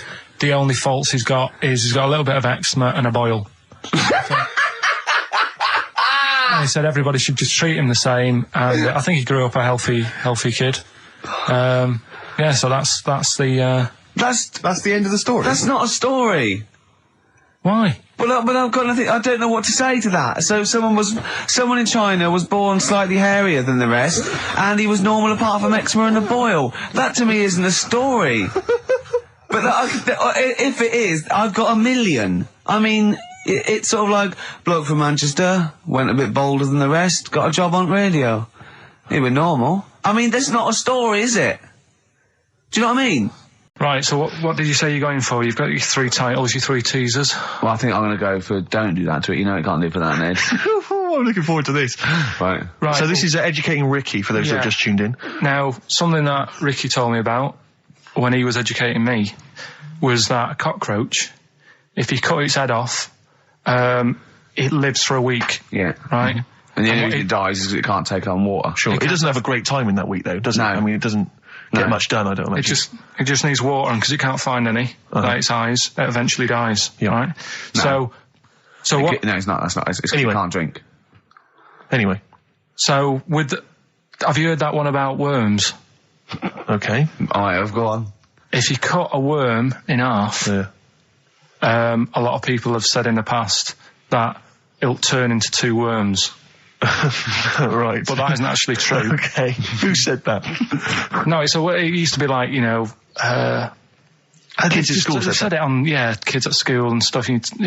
So that, a lot of people think that. Don't pick him up on stuff, Steve. It's bad enough. Sure. So, but what they can do, if you get a worm, right, and you find out which end its head's at. Right. If you you've got its head there at the left-hand side, right, and if you sort of cut it in half. Right. But not in half. So there's more of its neck than the tail, if you know what I mean. Yeah. The bit that you've cut off will sort of die, and the rest of the worm will get better. So in a way, you can cut it in half, and it'll survive, but only one half will survive. Okay. Yeah? What have you learned there? I wish you hadn't chosen that one. I know, because it's nothing, is it? Yeah. You know that joke, how would you tell a worm's head from its eye? You put it in a bowl of flour and wait till it farts. Yes. Right? I told my mate that, right? And he went, what if it coughs? Yeah? Yeah. So, there is a bit of truth in that myth of cutting one in half. Where did you get this information? I don't understand where you get this information That was from the Fortean Times. It was like the myth about worms. Yeah. That was the big article that week. Did it take you as long to read that article as it took you to tell us just then? I like the fact that it starts off debunking a myth that we hadn't heard of anyway. Exactly. You know the big thing about cutting a worm in half and making two worms? No. Yeah. What's the other one? It's not the thing to do either, by the way. Don't go doing it. No. It's not very nice. It's cruel. But it can get by. And it's pointless. Yeah. There's no scientific worth. Yeah. In that. Well, there you go. Okay then. So the others now, you see what I do. No, I'll tell you the other titles. You're not having them yet. That's the whole idea of this. People will be driving or about to go out doing the shopping. They'll think about that now. What was the other two? Well, the other two. They won't think about that. They've forgotten that. No, they will. No, they've forgotten that already. If only it was raining and what's tomato with you? Right, I'm looking forward to that one. No, you've got to tell them tomato with you. Look what's happening. You see, you already want more education. And this is what listeners will be doing. I tell you, I wish you were a teacher. I so wish you were a teacher. Do you know what I mean? Kids would be saying, I know it's 3:30, but I don't want to go home. I want more. Yeah. And that's what I'm doing with you. I'm teaching you. Why are you teaching me things about not to cut worms in half and what's tomato with you? Please tell me what's tomato with you, Carl. In a bit. Okay. Educating Ricky, we got two left, don't we? I'm looking forward to these. We've still got two more. We've still got, if only it was raining. And, what's tomato with you? Coldplay, The Scientist on XFM 104.9. It's the re-education of Carl. He's like Liza Doolittle. And now he's coming to, or Lawnmower Man, if you've seen that film. More like Lawnmower Man, if you've seen the film, you know what I mean. And his homework was to just study quotes, really, on happiness and stuff and general well-being. He's not a big happiness quote fan, are you, Carl? Not really. So what have you done? You've come up with something, haven't you? Right, yeah, I told you, right? Because a lot of these are just things you say every day. They're nothing special. So what I'm doing... Well, you say them every day. Well, the sort of things you come out with and you don't even think about it, do you know what I mean? Yeah. They're on the TV all the time. People on the radio are saying these sort of little quotes. Sure. And what I've done is, remember that programme on Channel 4, Faking It? Yeah. Where they got some, like, posh kid to be on a door and all that. What I've done, I've... Imagine if that was the pitch for the show. Dear Channel 4, you're just going to get a posh kid on a door or something? Yeah, Yours sincerely, Carl. Come in. Yeah. TV producer. Yeah, go on. So, what I've done, this little book of quotes, happiness quotes, I've picked two that are real. Okay. And I've made one up. Right? And we've got to guess. And you've got to guess. Okay, then, go on. Well, I'll tell you what, Rick, why don't we, when we've heard them, We won't confer. No. You'll write down yours, Yeah. A, B or C, and I'll write down mine and we'll see how it Okay, works. Carl, off you go. Right, and just because I'm looking at this book, it doesn't mean I'm actually reading. No, I know. Don't worry, we're clever. No, we know. We can't see. Yeah, Call my bluff. Yeah, go on then. Nothing is worth more than this day. Okay. Yeah. Yeah. All right. Yeah. The way I see it.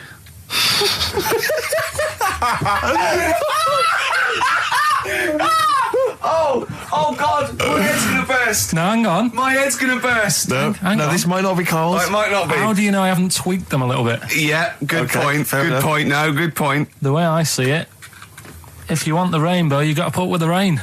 Yeah. Okay. All right. All right, yeah. Okay. Hang on. Yeah. Come on. Cat food. Cat food, come on. It stinks a bit, but if you don't put up with the smell, the little kitten will die. Steve, I don't know what to say. I don't know what to say. Imagine this in faking it. Imagine their faces when he says that, and they're going, "Oh my God." Carl, play a song, mate. We'll have to confer on this one. Right, Blair. Well, that's just amazing, Carl. Just read them again. Two were real, one was fake. Go on then. Right. First one. Nothing is worth more than this day. Excellent. Next one. What does that mean?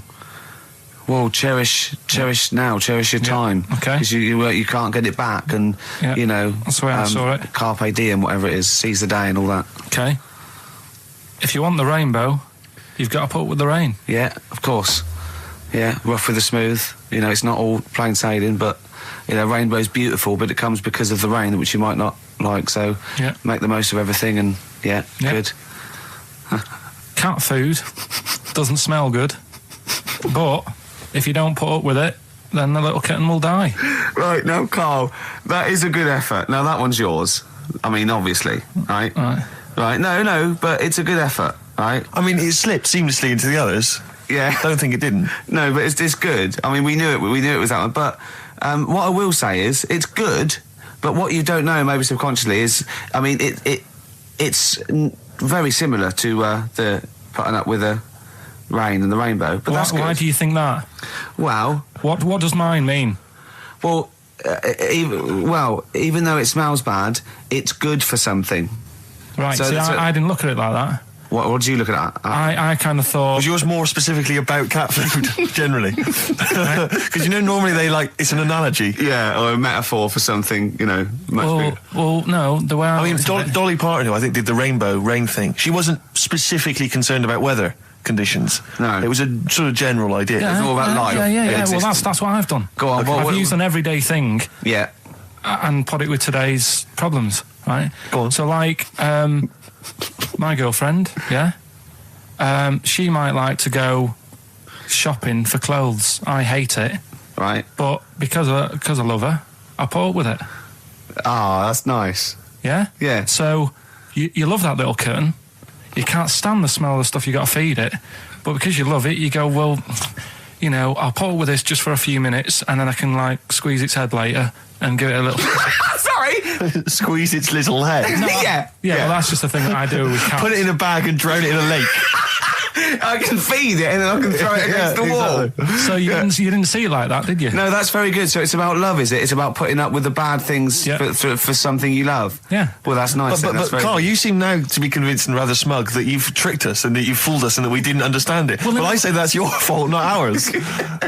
In fact, if people are out there, we're too lazy, could you write down everything Carl's ever said? Because I think we could publish that. Yeah. He said one today. He saw my salamander. It's not a euphemism. He saw my salamander and it's just sitting there in the tank. Your exotic pet. Yeah, and he's worried about there not being a lid on.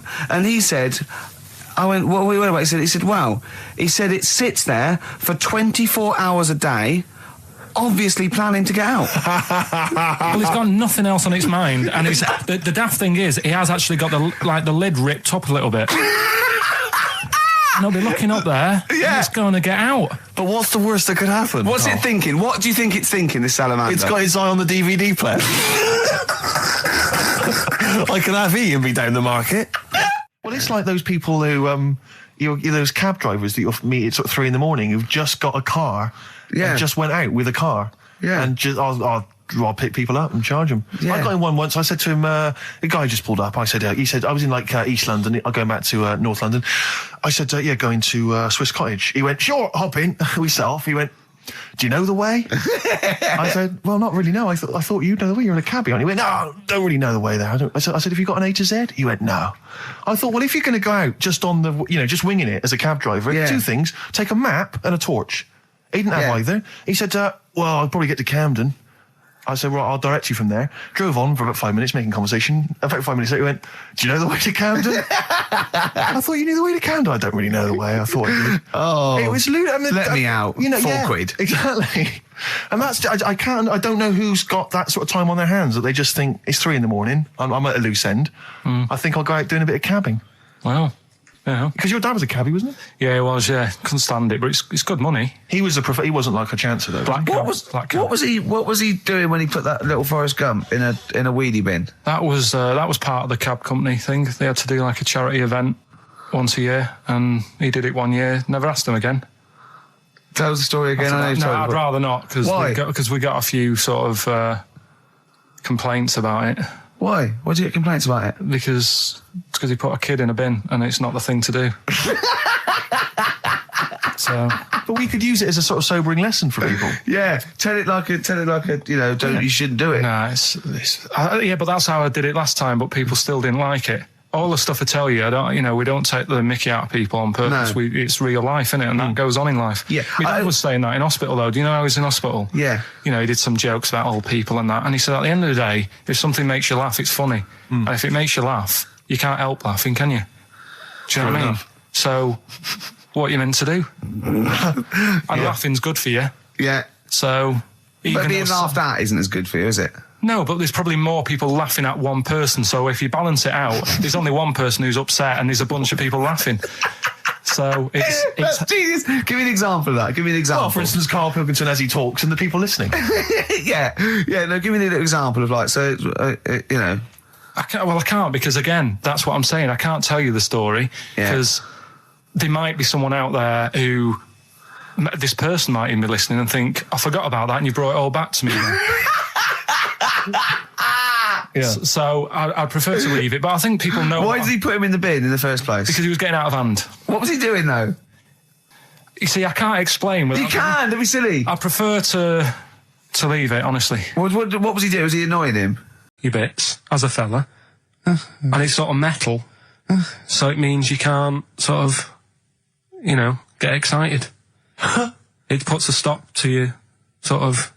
That wasn't a torture device. I think it was a Victorian thing to stop adolescent boys wanking. They used to have things like wrist things as well with, like, spikes on them. It's not a torture device.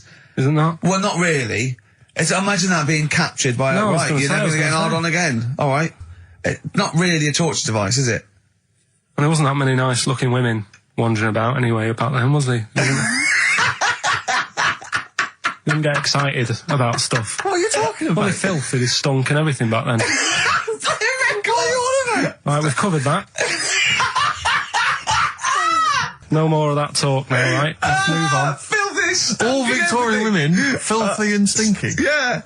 Oh, dear. Better Rolling Stones than set up the old songs of phrase. Yeah. Stones, Beast of Burden. We've not played it before. It's an absolute gem. I mean, I was watching...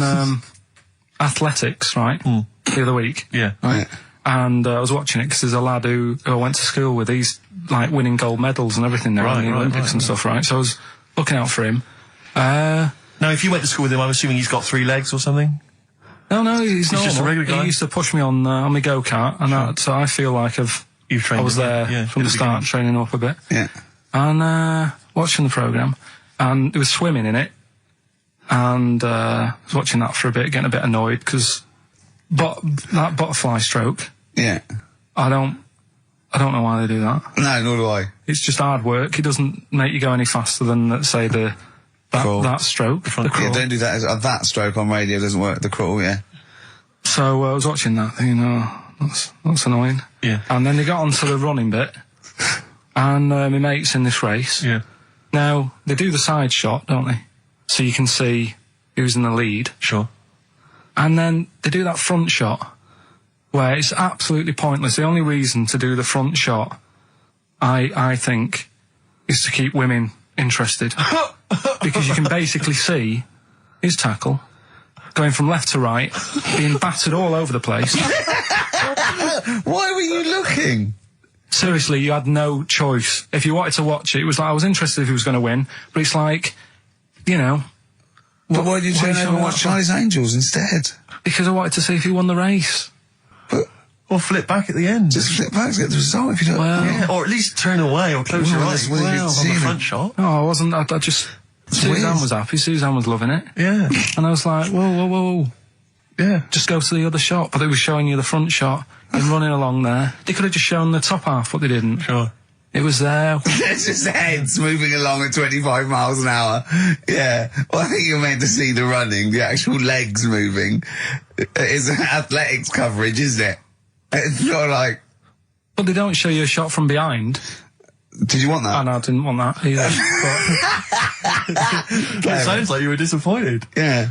Play a record. What are we having? Better Radiohead? Yeah, it'd be brilliant, wouldn't it? Yeah. Incidentally, last week, you remember, we began the show by talking about knobs. Yeah. I think we've got a bit more knob news this week. There's knob news coming up, is it? Knob news is on the way. After Radiohead. More cock. Radiohead and go to sleep. That's not to you. Please don't go to sleep. We've got another hour and 35 minutes of fun chat and great music on XFM 104.9. I'm Ricky Gervais, with me Steve Merchant and Karl Pilkington. Pilky, K-Man Pilkers, little baldy twat mank whinging, a little bit bent Pilkers. There he is. There he is there. Now, Rick, you may remember that last week we opened with some quality knob news. Knob news, yeah. It was Hitler's knob. Hitler's knob was one of them. That just sparked off into a whole bunch of other kind of knob-related discussions. Yeah. And I'm pleased so far to see that we're almost at the halfway mark for this first hour. And so far we've only talked about nudity and/or todgers. Yeah. So excellent work from us. Well done, lads. Yeah. I'm looking forward to Dr. Fox and the rest of the Sony award committee listening to this one. Yeah. But more knob news. I don't know if there's a jingle for that, maybe. You nearly had the eye out. Knob news. Knob news, excellent. This is an extraordinary story. A woman tried to sue her bosses for £210,000 after finding a cooked penis in a canteen stew. Hospital cleaner Sophie, something, I can't quite pronounce that name, was eating goulash for lunch and could not cut one of the lumps of meat. Oh, you can see where it's going. I've got so many questions already. I know. She picked it up and tried to chew it, but it was too tough. Then she inspected it with workmates, who all agreed it was a penis. Imagine that discussion. Yeah. Miss McClarter said she vomited for the rest of the day, instantly became a vegetarian, and had to have psychiatric help. It's not known whether the organ was from a human. The case continues. Well, it can be found out, so that's one thing. Obviously, the doctors aren't confused. They're not going, I don't know, I've never seen one like it. Yeah. Also, why is she eating goulash? I know. I mean, that's my first question. Why... You got lunch. Oh, what do you want? Oh, no, I fancy some goulash. Yeah. Oh, some gooly lash. Gooly lash, like like it. it. Indeed. Lancashire cockpot. Oh, is on the menu. Brilliant. Only £5.50. Wangers and mash. I'd love some wangers and mash, please. If you've got any knob-related puns, knob-food-related puns, then call XFM on 3426 14094. Ricky.Gervais at xfm.co.uk. Call Chris Miles at radio1.xfm.whingingmank. Yeah. Cock-co-gay. Cock a van. Cock-o-van. It's already done for you. There's wangers and mash, cock-o-van, Lancashire cockpot. That's just off the top of our brains. Yeah. So if you've got any of your own, keep them to yourself. We're not interested. What do you make of that knob news? And he's in a hospital. I don't think so. Oh, yes, it was a hospital cleaner. You're right. Oh, cleaner. God. I know how your mind's thinking already. There's been a mix-up. That's been a mix. Basically, it's about this monkey. Oh, yeah. In the jungle. It's got a gig at an hairdresser's. What are you talking about? It's got itself a nice little job going in an hairdresser's. As what?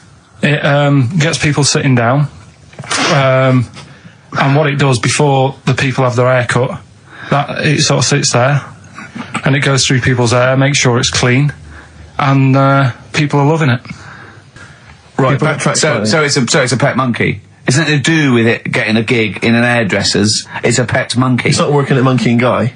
Yeah. No, seriously, it's in there. I think it might have started off as a job and then... So what does it say? It says junior £15, stylist £35, monkey £63. So I didn't quite follow. Yeah, but before that, I've never had that much luck with hairdressers. Before that was another place, and it was run by sort of, these sort of wannabe gangster type people. Oh yeah.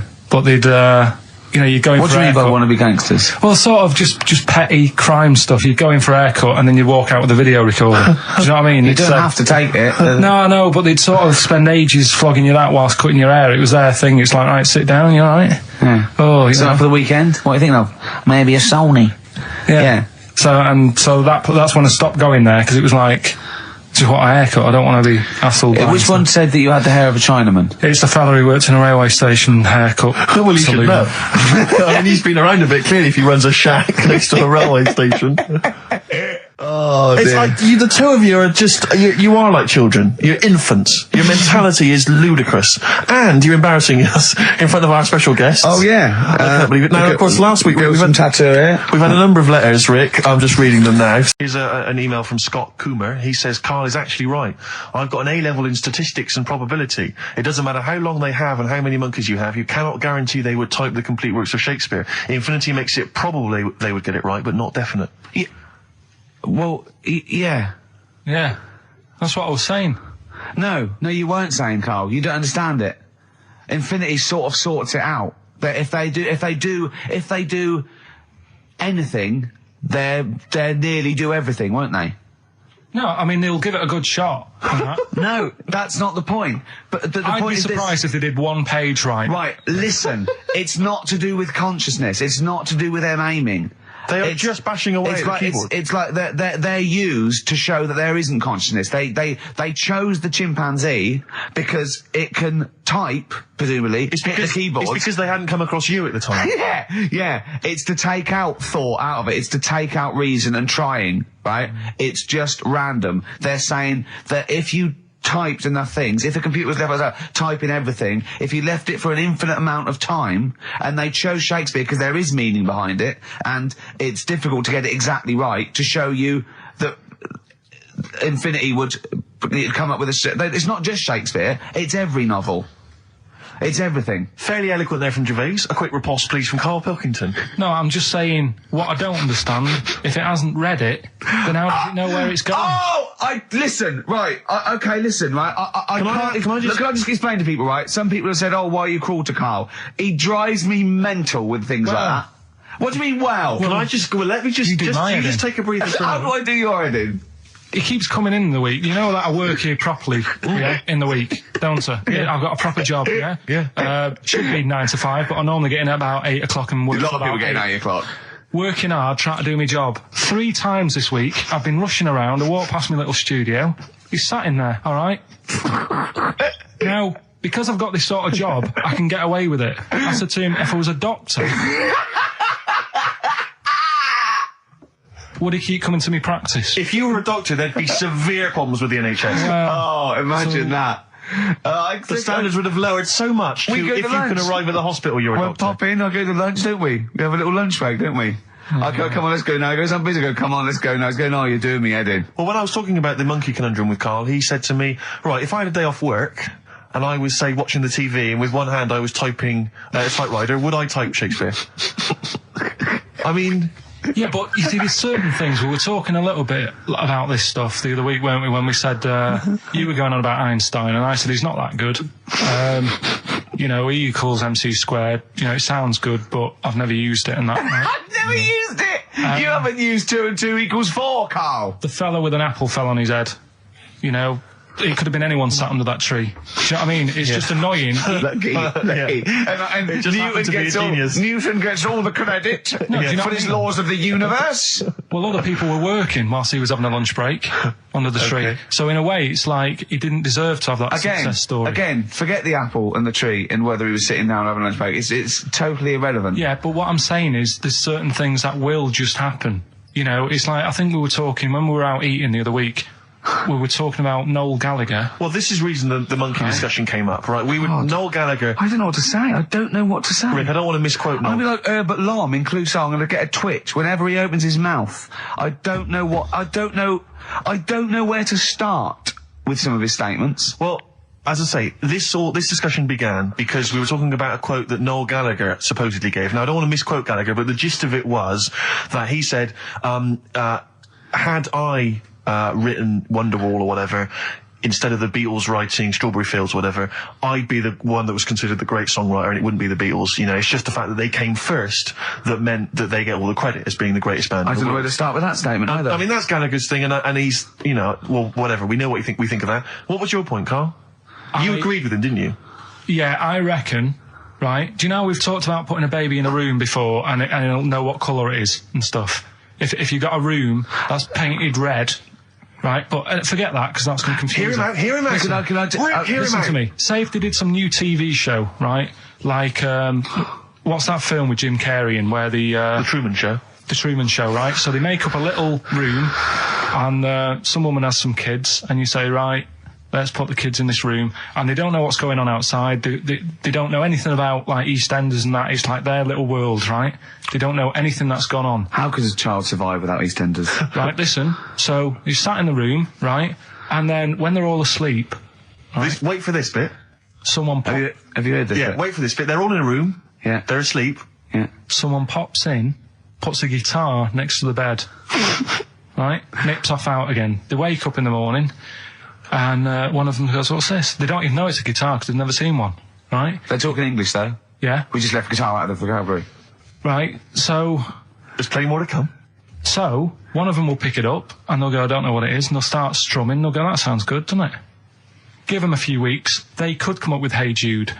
Whereas, type in Shakespeare, a monkey that can't even spell... I see that. My friends lived in Texas for a while, and they once were in a kind of diner, and there was, you know those kind of benches that are attached to the table itself, like a kind of picnic bench? Yeah. And this huge fat guy came in, he came wobbling, he ordered like this kind of everything you can eat meal, and his fat kind of sort of, you know, kind of... His big fatty fat, and it's fatted on the fat table, It wrapped itself around the table and everything. He was chowing down, and when he tried to leave, the table came up with him. Oh no! Imagine that! I mean, they are fat, aren't they? They're big people. They're huge people. But it was that thing we were talking about before, that bloke on Jerry Springer Show who was like 80 stone, right? Now, I felt quite sorry for him. He was really sad and he was crying. It is rad, but my point is this, right? When he got to say 50 stones, didn't he go, that's too much, That's not enough. For a land animal. Exactly. Do you know what I mean? Yeah. That's big, isn't it? I mean, I'm getting worried. I'm 13 stone, and I'm genuinely getting worried. I'm thinking, oh, yeah, God. when you've got that big, when you've actually got your own mare. yeah. When you have to get in helpers to look what the scale says. Yeah. Like 4 or 5 people lift up your belly and go, it's 52 stone. You go, that's too much. Exactly. I'm going to only have 9 breakfasts When you begin to appear on the Ordnance Survey map. yeah, exactly, yeah. When You've got your own symbol. It's like, we can see 2 things from space now, Fatty and Steve Merchant. We'll be landing at about... Well, no, I'm just saying at all, you're not fat, are you? You're freakish and big. Just another quick thought. Have you got the film thing you're in? Right, yeah, I'm in a film. It's Pulp Fiction this week. Right. Changed it a little bit, tweaked the storyline a little bit. Okay. It's just... To make it better, yeah. It's just do you know, I've talked about Suzanne's hair and that? Yeah. About when she got it cut, didn't like it and that. Yeah. So it's sort of about that. Listen to it, there'll be a question at the end. You can win some good stuff. Yeah, well... Right? So, and this is the scene where they're in the restaurant, do you know, when they're about to do the robbery? Yeah, right. So it's not a restaurant, I've changed that, it's a barber's. Right. Alright? Okay. Alright. There you go then. Is there going to be a question after this? Yeah. Okay. Right. Girlfriend came in here earlier. Had a haircut. I'm not happy with it. Look at the state of that. Well, don't laugh. Yeah. I mean, I don't want to cause any fuss, but just want you to sort it out. Afraid I can't do that. Well, you can do that because it looks a mess. Look, my friend, this is just where you and I differ. Well, you've got to do something because look at it. When she came through the front door at home, I thought Dave Hill out of Slade had walked in. Funny, I was thinking the same thing. Look, I don't want to cause any problems or anything. She hasn't even seen it properly yet. She sort of had it cut and came straight home and didn't look at it. Suzanne, just look in that mirror. Look what they've done to your head. Like, damn it, what is it? Suzanne! No! We're not gonna do anything stupid, are we? I'm the manager here. There's no problem. What do you mean it's not a problem? Look at the state of her hair. Be calm, cooperate, and this will all be over in a minute. I'm gonna go home. No, we're not going anywhere until they've sorted your hair out. I'm not walking home with your hair like that. It's embarrassing. So let's just get it... You die. No, forget having it dye. Just get it cut. Colour's not a problem. Just sort it out. Just get rid of... Let's see what we can do. Right, good. Look at it. Look at the state of it. I'm trying real hard. Suzanne, just keep your head still there so we can... Just hang in there, baby. You're doing great. I'm proud of you. Just sort that bit out there. Just cut that.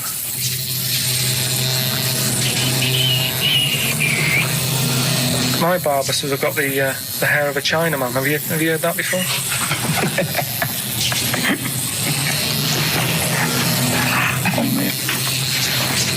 What? What's so funny about that? Is it serious or what? Freaking me out. If my answers frighten you, you should cease asking scary questions. It's almost over. There you go. No, it's not brilliant, but that'll have to do, won't it? I reckon we'll have to buy her a hat on the way home. Yeah, that's probably a good idea. Do you think Suzanne's listening? It's all right, isn't it? I like the fact that in that she's represented with a sort of dimwit southern accent. Yeah. Your girlfriend. So I'm sure she'll have appreciated that. All right, It was nice, yeah. It was a nice... I don't know what kind of copyright infringements. Did you witness a murder while you were doing this? Yeah. It was like that sort of Sliver film where that bloke had loads of tellies watching people's lives. So that was going on in my mind. And then I was washing up and I picked up the plate and I thought, oh, it's amazing, isn't it? The human body. The way you can just sort of, I want to pick that up, and you do. Yes. And the way your hands work, right? Yeah. You've got 5 little digits, but it's just the right amount to do what you've got to do, right? So I'm washing, I'm cleaning the plate. Sorry, Carl. Stop. It's just the right amount. Might be one of the most genius things I've ever heard said. I would love David Attenborough to phone you up and say, Carl, how do I word this about the evolution of the mammalian front limb? Just go, we'll just say it's the right amount. But it is.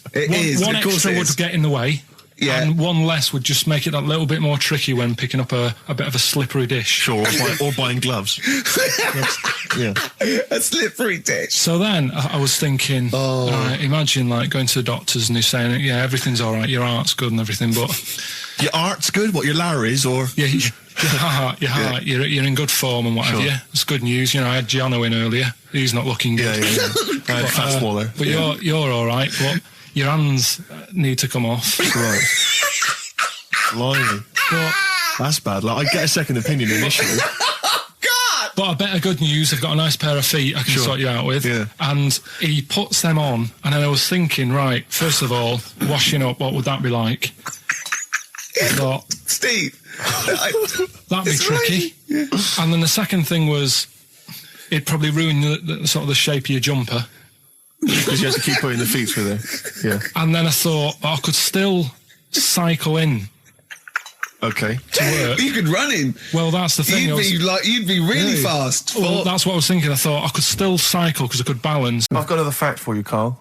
It might be of interest to you. Just the final one. The ancient Babylonians had few... What? And just stop you there. What's a Babylonian? It's gonna burst. What do you mean, what's a Babylonian? I've never heard of one. No, but we'll work out, what's an Evertonian? Someone who supports Everton. Well, or from? From Liverpool. Yeah, so what's a Babylonian? It's from Baba. Yeah, well anyway, some people from Baba, ancient Baba, they didn't have very many doctors in those days, all right? Because they felt that illnesses should be left to the wisdom of the public, right? So if you were sick, okay, you were placed in the city centre, right? And then a passerby... Outside Baba. And a passerby who had suffered from the same ailment or who had seen it treated in the past, they would pass by, they would give them advice on how to be cured. Do you understand? So there'd be no doctors, just people passing by would see, they'd say, what's wrong with you? And they'd say, well, blah, blah, blah, I've had the same thing, here's some advice. And pedestrians were forbidden to pass such an individual without inquiring about the complaint and prescribing for it if they knew how to. So hang on, so there's someone ill. Yeah. It's outside the town hall. Yeah. People walk past, go, what's up with you? They go, oh, my foot hurts. And they go, oh, you've got to do this to get rid of that. Yeah. And were they ever right? Well, what do you mean? Were they ever right? Well, how do we know? What are you telling me? What? What have you just told me? What am I meant to take from that? You just said strangers sort of say, you've got that wrong with you. I think he's sulking. I don't think he's ever going to take anything we tell him again because we don't. No, but I don't like the fact that goes, monkeys can do armed robberies, and we go, no, they can't. I don't understand what the problem is. But how is that different from telling me that a Chinese woman ate dirt? How is that not the same sort of thing? Because that's weird. Someone sat in Trafalgar Square going, I've got a headache and I go take some Nurofen, isn't shocking. I'm not a doctor. I've given him a bit of advice.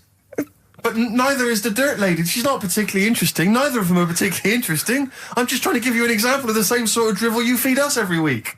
Would you sort of have tea round at her house? It's weird. The Chinese woman. Right, so it's weird. Okay, now we're getting somewhere. It's weirdness that you're interested in.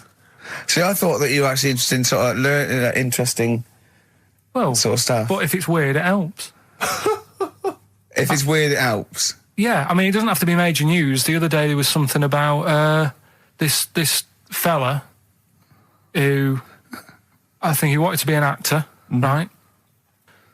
And he was trying all his life to be an actor. Couldn't get a gig anywhere, right? So when he died, he said, right, I'm going to leave all my money to the theatre as long as that theatre uses my skull in that play they do with the head. Hamlet. In Hamlet. So that's that sort of news, and it's weird. Right. What money did he have if he's been struggling actor? he had some money in that. What did he do? I don't know. Oh, that's what I'm interested in, what he did. Yeah, that's what me and Steve. Yeah, that's what me and Steve are interested in, what he did, how he earned his money. So, because you were going to educate us this week with some interesting facts. Oh, yeah, come on then. Is that it, or have you got more? Well, that's weird. But that's not educational. You didn't give me his name, you didn't give me when, you didn't give me what theatre. No, but also to take from it. Do you know what I mean? If people listening and go, well, I'm a bit like that. It's like if you've got to be dead and have your skull on stage, that isn't the job for you. That's what I'm saying. If it takes that much, give it up, do something else. Right? What else have I taught you? I don't know. You haven't taught us, so you've never taught me anything. See, we'll just have to sort of... What, agree to disagree? Right. I don't know what you can sort of learn from this. Go on. 7-Up, the drink. Yeah. Right. We're actually on air now, aren't we? Yeah, this is right, it. Okay. This is it, baby. This is a radio show that we're paid for. That, then. Forget No, come on, 7-Up. It's not really... Not important. It's not interesting. More important. Go on, come on then. Come on. The little red dot, that's above the 7 on the can. You know, it says 7 up and the little red dot. Yeah. That red dot's there because the creator of it was an albino and he had red eyes. And he had that little thing there as his little trademark. Is that true? It's true. That's quite interesting. Right then. So that's what I'm saying. It's not that important, but it's interesting. If it's true, that's interesting. It isn't. It's true and it's interesting. Okay, that's good. You know, Coke used to contain real cocaine. So well, they used to be medicines, didn't they? Tonics, yeah. No, they were medicines. I read that tomato ketchup and Coca-Cola started off as medicines. Probably not a medicine, probably more of a tonic, because it probably a pick-me-up, wasn't it? If I had Coke in it and caffeine and sugar, and same as ketchup, probably lots of vitamin C and lots of sugar, it was probably more of a tonic. It wasn't really a medicine. They didn't say, cancer, have this on your chips. It's some HP. Wasn't a medicine, it was... Well, it was, kind of. All right, okay, let's agree to disagree on that particular one. Okay, all right, yeah. Is that it, Carl? Because you've educated us. You've given us the 7-Up thing, okay. I've told you about the goldfish. Not really, but yeah. You didn't tell us anything about goldfish. This is your fact, right? You know what? Goldfish might have longer memories than some people think. That's not a fact. That under no circumstances would imagine Magnus Magnuson saying, what animals might have longer memories than most people think? This is goldfish, correct? Imagine that as a question. How is that a fact? If you ever have children and you can educate them with this kind of drivel, is this how you're going to raise your kids? So their minds just pumped full of this That'd be my rubbish? job. I'd keep them interested with stuff like that. Right. Yeah. Suzanne does the proper stuff. Yeah. So you agree there is some proper stuff? Yeah, but I wouldn't make him do it. I'd just sort of leave the book there, and then if he read it, I'd go, that's good. That is. What book would you think? What, the 50th freakiest people ever to be born? Give him that to start with. What would you tell me your favourite was? The little fella who's playing the keyboard? That or the three-legged fella. Yeah, okay. So he's learnt that. That's the first day at school. What would you teach him the second day at school? I don't know, because why do owls have to turn 180 degrees to look the other way? Because they've got big eyes. Yeah, and what's that mean? What do you mean? What's it mean? Can I just... I don't think you should have children. Well, Suzanne's always saying, she'd like to hear tiny feet running around the flat. Stuff. Yeah. I just said, let's get a little midget cleaner. Right, haven't got long. You better give the winner. We got monkey news coming up. We haven't really got any monkey news. What do you mean? What do you mean? There's nothing going on, seriously. What do you mean? The last few weeks I've kept telling you. No, right. This really annoys me when you say there's nothing going on, because you call it monkey news, but it's not monkey news. You have stories, dubious stories. But shut up a minute. About it's always chimps, which annoys me. You call it monkey because they're apes, right? And it's often from the 18th century, so it's not news anyway. So don't tell me there's no monkey news what I'm this saying week. Is, if there's monkey news worth doing, I'll know about it. And there isn't anything, so let's leave it. Right, okay, you are going to give me some monkey news, I'm telling you, you are going to give me some monkey news, or we're not leaving. Right, well, my mum sent me some. Right. I got a little letter from her doing the usual sort of stuff, telling me what she's been up to and that. It was a little thing about somewhere in Lincolnshire or something. Right, good. To do a bit of monkey throwing. God, what do you mean? Because some fella got attacked by one once. And sort of to remember him, on this certain day, they go, oh, it was today, wasn't it? And that fella got attacked by a little monkey and that. And something about chucking monkeys about. That's horrible. I don't know if they're real. I think it's just like to remember. All right. But that's the only sort of stuff that's knocking about out there. But it's not, that's not. I've got my mum and dad on it, looking all the time for stuff. There must be more monkey news than that. There isn't nothing. I mean, there's bits and pieces. There was a bit about Donna Air, how when she has a kid, she's going to let a gorilla look after it for a week or something. But apart from that, it's dead out there. Well, I don't know what that means. She's well, that's it. Apparently, well, it's not true. She's not going to let a gorilla look after a child. No, it is. Apparently, a fella works with them or something, and this is rubbish. It's not rubbish. How can she let a gorilla look after a baby for a week? Well, forget it. Sorry, have you ever heard her speak? Can I just give you a little fact here? Someone's emailed in for you, Carl. They've sent an interesting fact for you. I think you're going to be interested in this. Don't read it on the email. Let me read it for you. I think you'll be excited. An interesting fact from Carl. That's from Toby. He says, Attila the Hun punished some fella who annoyed him by cutting off his arms and legs. You'll love this. And stitching his arms back where his legs should be. And vice versa. Look at his face. Look at a little smile that's just cracked on his lips. That is the kind of fact you've been waiting for all day, isn't it? So go on, again, so... Attila the Hun, right? Some guy didn't like. He cut off his arms and his legs, and he stitched his legs on where his arms should be, and his arms where his legs should be. Look at him looking at his body, trying to picture it. Yeah. I'll let it sink in for a little while, then I'll ruin it for him. Carl, what are you thinking? I'm just picturing it. Right, he would have died. It would have been tokenistic. There's no way that person could have lived through it. So it was just for Attila the Hun's fun. He probably put him on a stick outside his gate or something. There's no way in those days that he could have gone through complete limb amputation and... So would he have wore a jumper for pants? Who's the winner of the competition? From Walthamstow, it's Joe Ogden. Well done, Joe. You got the correct answer, which was what? The fellow with two heads at number 50. Number 50. Is that it? Are we off? Yeah, that's it. Yeah. Right. Cheers. More of the same drivel next week. Bye. Bye. There was a woman about 4 houses down, right? Rough. Now, she used to wear leggings. Yeah. Now, they're a bad idea. They are a terrible idea. I agree with you there, Carl. If you're a lady of What the colour? normo persuasion... Were they pink? No, they were sort of black, but with all bits on them. Oh, right. You know what I mean? What, toast and just horse droppings? Yeah, go on, yeah. And she used to... she's quite a big woman. Sure.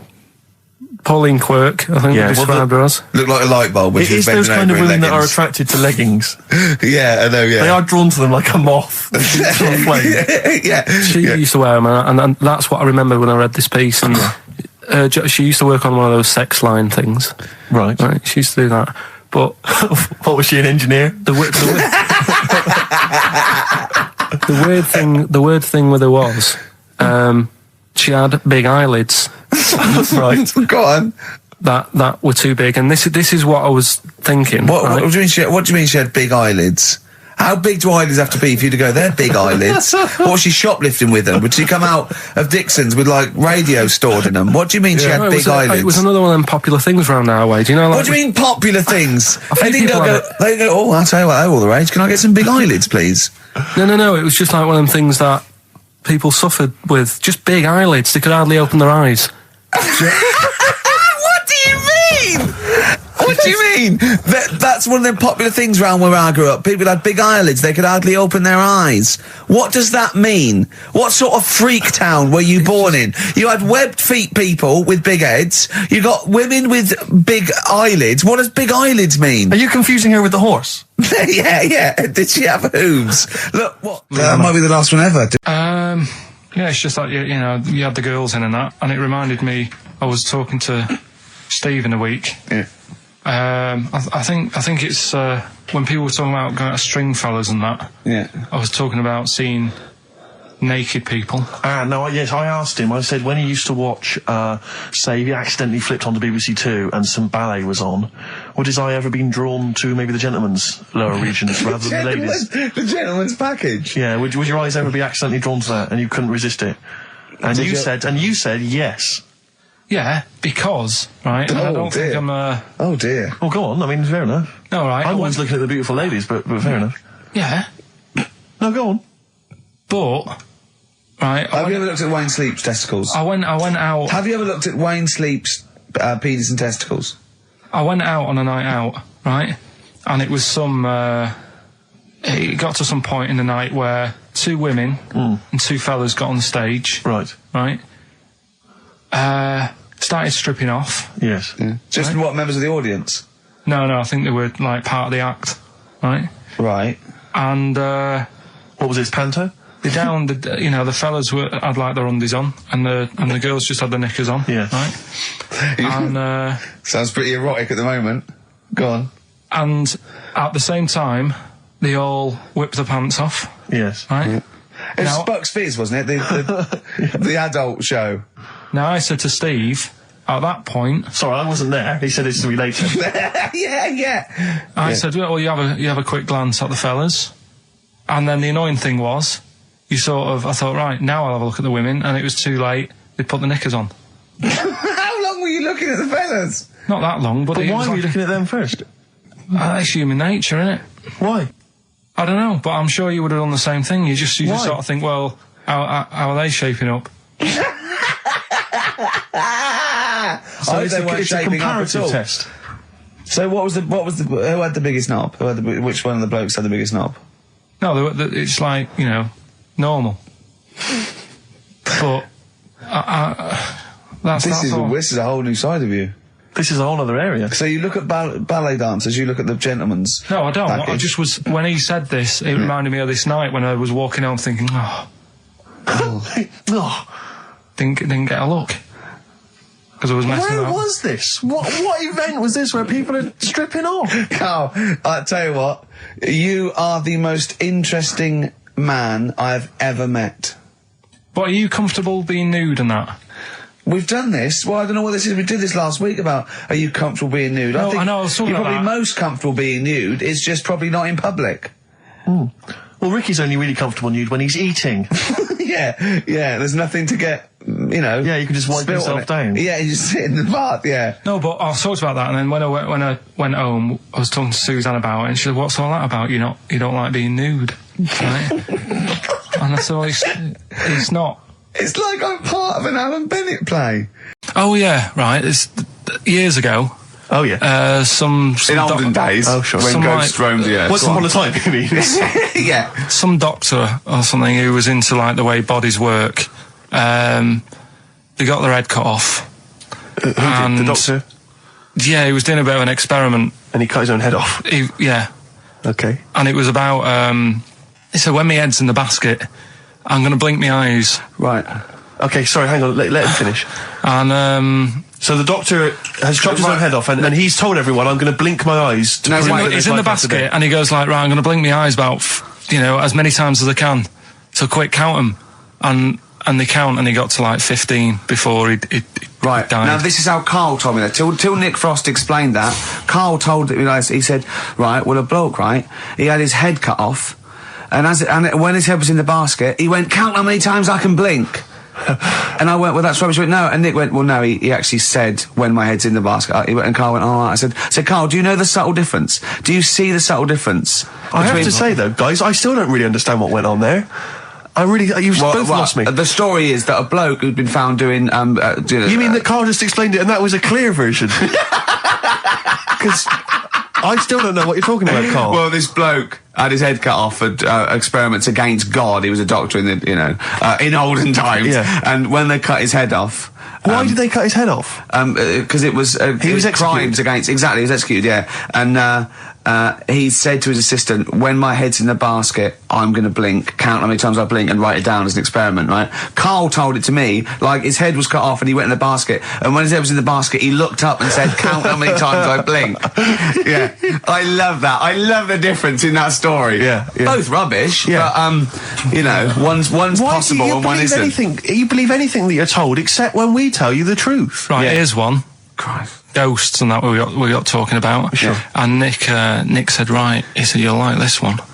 He said, my auntie was having loads of problems. Why are you whispering?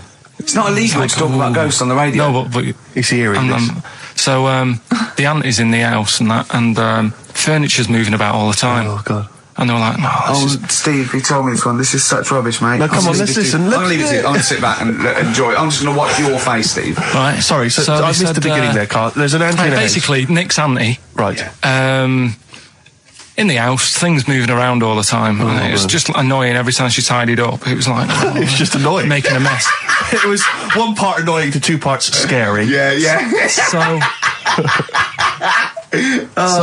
stuff was moving around all the time, and they said, right, we need an housekeeper. Rather than having the house a mess, until we sort this out. Stop it! I've got the vicar coming round. Stop moving stuff around. Oh, yeah, go on. They said that shouldn't be in the pants drawer. Let's put all the furniture in one room, right? So just have one room that's a mess, and have all the others empty. Because I love the poltergeist can't really... It can move wardrobes around, but it can't open the door to put it in another room. Yeah. Poltergeist going, I'm just making this room messy. I wish someone would open the door so I could... Go on. Yeah, but... So all this stuff's in this room. So they moved all their furniture into one room? They put, like, the drawers in there and everything. And it was really uncomfortable, because they were all, like, on top of each other. They sat in the room with all the stuff? Yeah, they had to, because that's where the three-piece suite was. Okay. Oh, God. Right? All right. Oh, God. So they sat there, right, all crumpled up and that, but nothing can move because it's so tight. I think things were trying to move, but everything was so tight. It's they foxed that poltergeist. So anyway, one night they sat there, like, sort of a bit awkward watching the telly and that, and they hear some banging in the next room. So she goes, oh God, what's that? Oh, he hadn't moved in, had he, the ghost? So to some of the empty rooms. So there's this He's moved some friends and family in. There's this banging about going on. She gets up, right? Yeah. And what it is, they had the baby in the next room because there wasn't much room for the cot. Right, so they left the baby with the ghost. So they go into the room where the baby is, and the banging. Yeah. Is like, do you know those plastic balls you get that you can chuck around the room and, like, they go mental? Right. The ones that you chuck once and you keep bouncing for ages. Yeah. that was bouncing around the room. Wow, what, the baby had thrown it? Hitting all the walls, and the baby was there, stood in the cot, sort of laughing. Right. And looking at the ball, and wherever it looked, the ball went. Yeah. And then she said, stop doing that. Yeah. And the ball just stopped. Did it? And it rolled a bit and stopped. Right. So the baby had thrown the ball and it was watching it as it bounced around the room? It wasn't throwing it was in control of it. No, the point is, Steve, the baby had been doing it. It would have been the baby all along. The baby had been messing with the furniture. It was so the baby it's a that had the super power. baby. Yeah, it's the baby that had the power. Special baby. It's a baby that had the power. It's a baby that had the power. The power of telekinesis. Right. They were then trying to convince me that telekinesis was not like all the other stuff that I didn't believe in, but that was a science. Right. Telekinesis was possible. Yes. Yeah. It's not like ghosts and demons and all that stuff. Telekinesis is different. Yeah. That's a science. But Nick's auntie saw it, and I love the fact that you're telling me that someone else's auntie saw it. So I should be satisfied with that. Yeah. I should be satisfied with that. I mean, no. So does she still live in one room with all her possessions? No, I think the baby grew out of it. Apparently, it grew. The baby grew out of it. So it doesn't use its telekinesis powers anymore. Well, no, it's like in Carrie, innit? She was upset for a bit, and then she got over it. Okay, I'm just gonna say one thing, Carl. That was a film. Do you want to play a record or get free? All right, on XFM 104.9. Can I just tell you a story that Carl told me a couple of weeks ago? Is this another ghost story? Another spooky story? Yeah. I called him out. I was, what are you doing? He said, I've just been reading ghost stories again. He said, you don't believe in them, but how do you explain this? So I went, go on. He said, I'll tell you as he told me it. He went, bloke, right, just sitting at home, doing, watching telly with his cat. And, the phone rings and it's a bloke going, is that fire, in your oven okay now? 'Cause your wife called. And Carl went, well, 1, there was no fire in the oven. 2, he wasn't married. I went, right. Go on. He went, well, then right, there was a knock at the door and there was 2 sort of people in sort of white coats and they came and said, we've come about that fire. Your wife called us. He went, 1, there isn't a fire in my oven, and 2, I'm not even married. Right? And he said, they saw the cat and they looked at the cat. It looks a bit weird at the cat came out, nothing. And he said, and then he went back, sat down, phone rings, and they said, did they sort out the fire in the oven that your wife told us about? Oh. He went, 1, there is no fire in my oven. 2, I haven't got a wife. And Carl went, what do you think of that? I went, that's not it. He went, yeah. I went, that's the end of the story. What? He went, well, how'd you explain that? I went, explain what? I thought he was going to say, a year later we got married, but she died in an oven fire. Right? I thought it was going to be that. And I went, that's what? People winding him up. Yeah, or someone did report a fire oven, and their name was Johnson, and they looked up Johnson, they got the wrong thing, it was the gas board, and they sent around to the wrong person, right? You know, he went, yeah. I said, I explained it to him, he went, yeah. Why did they look at the cat funny? Oh, man alive, Carl. This is really weird, right? I was in my house once, right, and the doorbell rang. Yeah. Right, I opened the door, and there was no one there. Yeah. Right? And then I looked across the street, There's right, and there were some kids running away. Yeah. Now, how do you explain that? Yeah. There was another time, right, where, like, I opened the door, and there was a bloke goes, you've ordered pizza. I went, I haven't ordered pizza. And I heard my mate upstairs giggling and putting the phone down. Yeah. How do you explain that? Carl, seriously, why did you tell me that story? What did you think that was weird about that? The fact that it was 3 different people. Is this all the information? Is that the entire story? It was 3 different people. Did you fall asleep and not read the end? A fire that didn't happen, about a wife that didn't exist, and a cat that didn't look happy. Yeah. Someone here who I work with, right? I'm not going to say the house, it doesn't matter. But they were eating space cake, right? What do you mean by that, Carl? Explain. What's a space cake? For people who... It's some sort of druggy cake, isn't it? Yeah. Right? A dope brownie or whatever, yeah. Right. So with cannabis in it, is that what you're saying? I think it's something stronger than that, isn't it? I don't know. But anyway, he was having this space cake, and... You better give me the name now, Carl, because I've got to report him. No, listen. No. It really doesn't matter. No. Is he Sturgis? Was it Claire Sturgis? Yeah, she wouldn't bother. She's gone on the hardest. She doesn't bother with those. It doesn't do anything to her now. Straight to the vein, yeah. So listen, right? So he's at a party, right, with his mates, and they're listening to the Star Sailor album, right? Right. And he's sat there, and he's had some of this cake. Right. And he's listening to the album, and his mate sat across the way talking to someone else. Right? That's weird. The album's on, and he thinks to himself, this track's going on a bit. Yeah. And his mate across the way, who's talking to someone else, heard him say it, and he goes, yeah, it is, isn't it? Yeah. So he goes, oh. Right. And he goes... See, usually at this point, I say, had this bloke taken drugs, but you started the story with this bloke no. had done some drugs. Right, Rick? No, if he was here now, right, he would say, yeah, I know it sounds mental, but it happened. And it wasn't just a one question. It wasn't just like, oh, this track's a bit long, innit? Yeah, it is. He had a whole conversation. With the guy. And sorry, I just want to clarify. You mean he had the whole conversation telepathically? Yeah. Right. He didn't just shout across the room. And they've recently met up and, like, they've sat there and tried to, like, work out what happened. And it's never happened. Presumably they don't have to talk at all anymore. Yeah. Why did they meet up? Couldn't they just like in their own homes? Just stay at home. Do they have to have that cake before they start having a conversation? Hold on, wait a minute, lads. Why are we using our lips? Yeah. This is using way too many. Take them. There you go. My only question with that is, being skeptics like Ricky and I, whenever we hear a story like that about the paranormal, the first thing we always look for is maybe some other explanation. Yeah. Maybe one vague idea. Lying. Could be lying. Chinese whisper. As I think you pointed out, there are drugs. It's often an issue as well. Madness. Fear. Delusion. Sleep.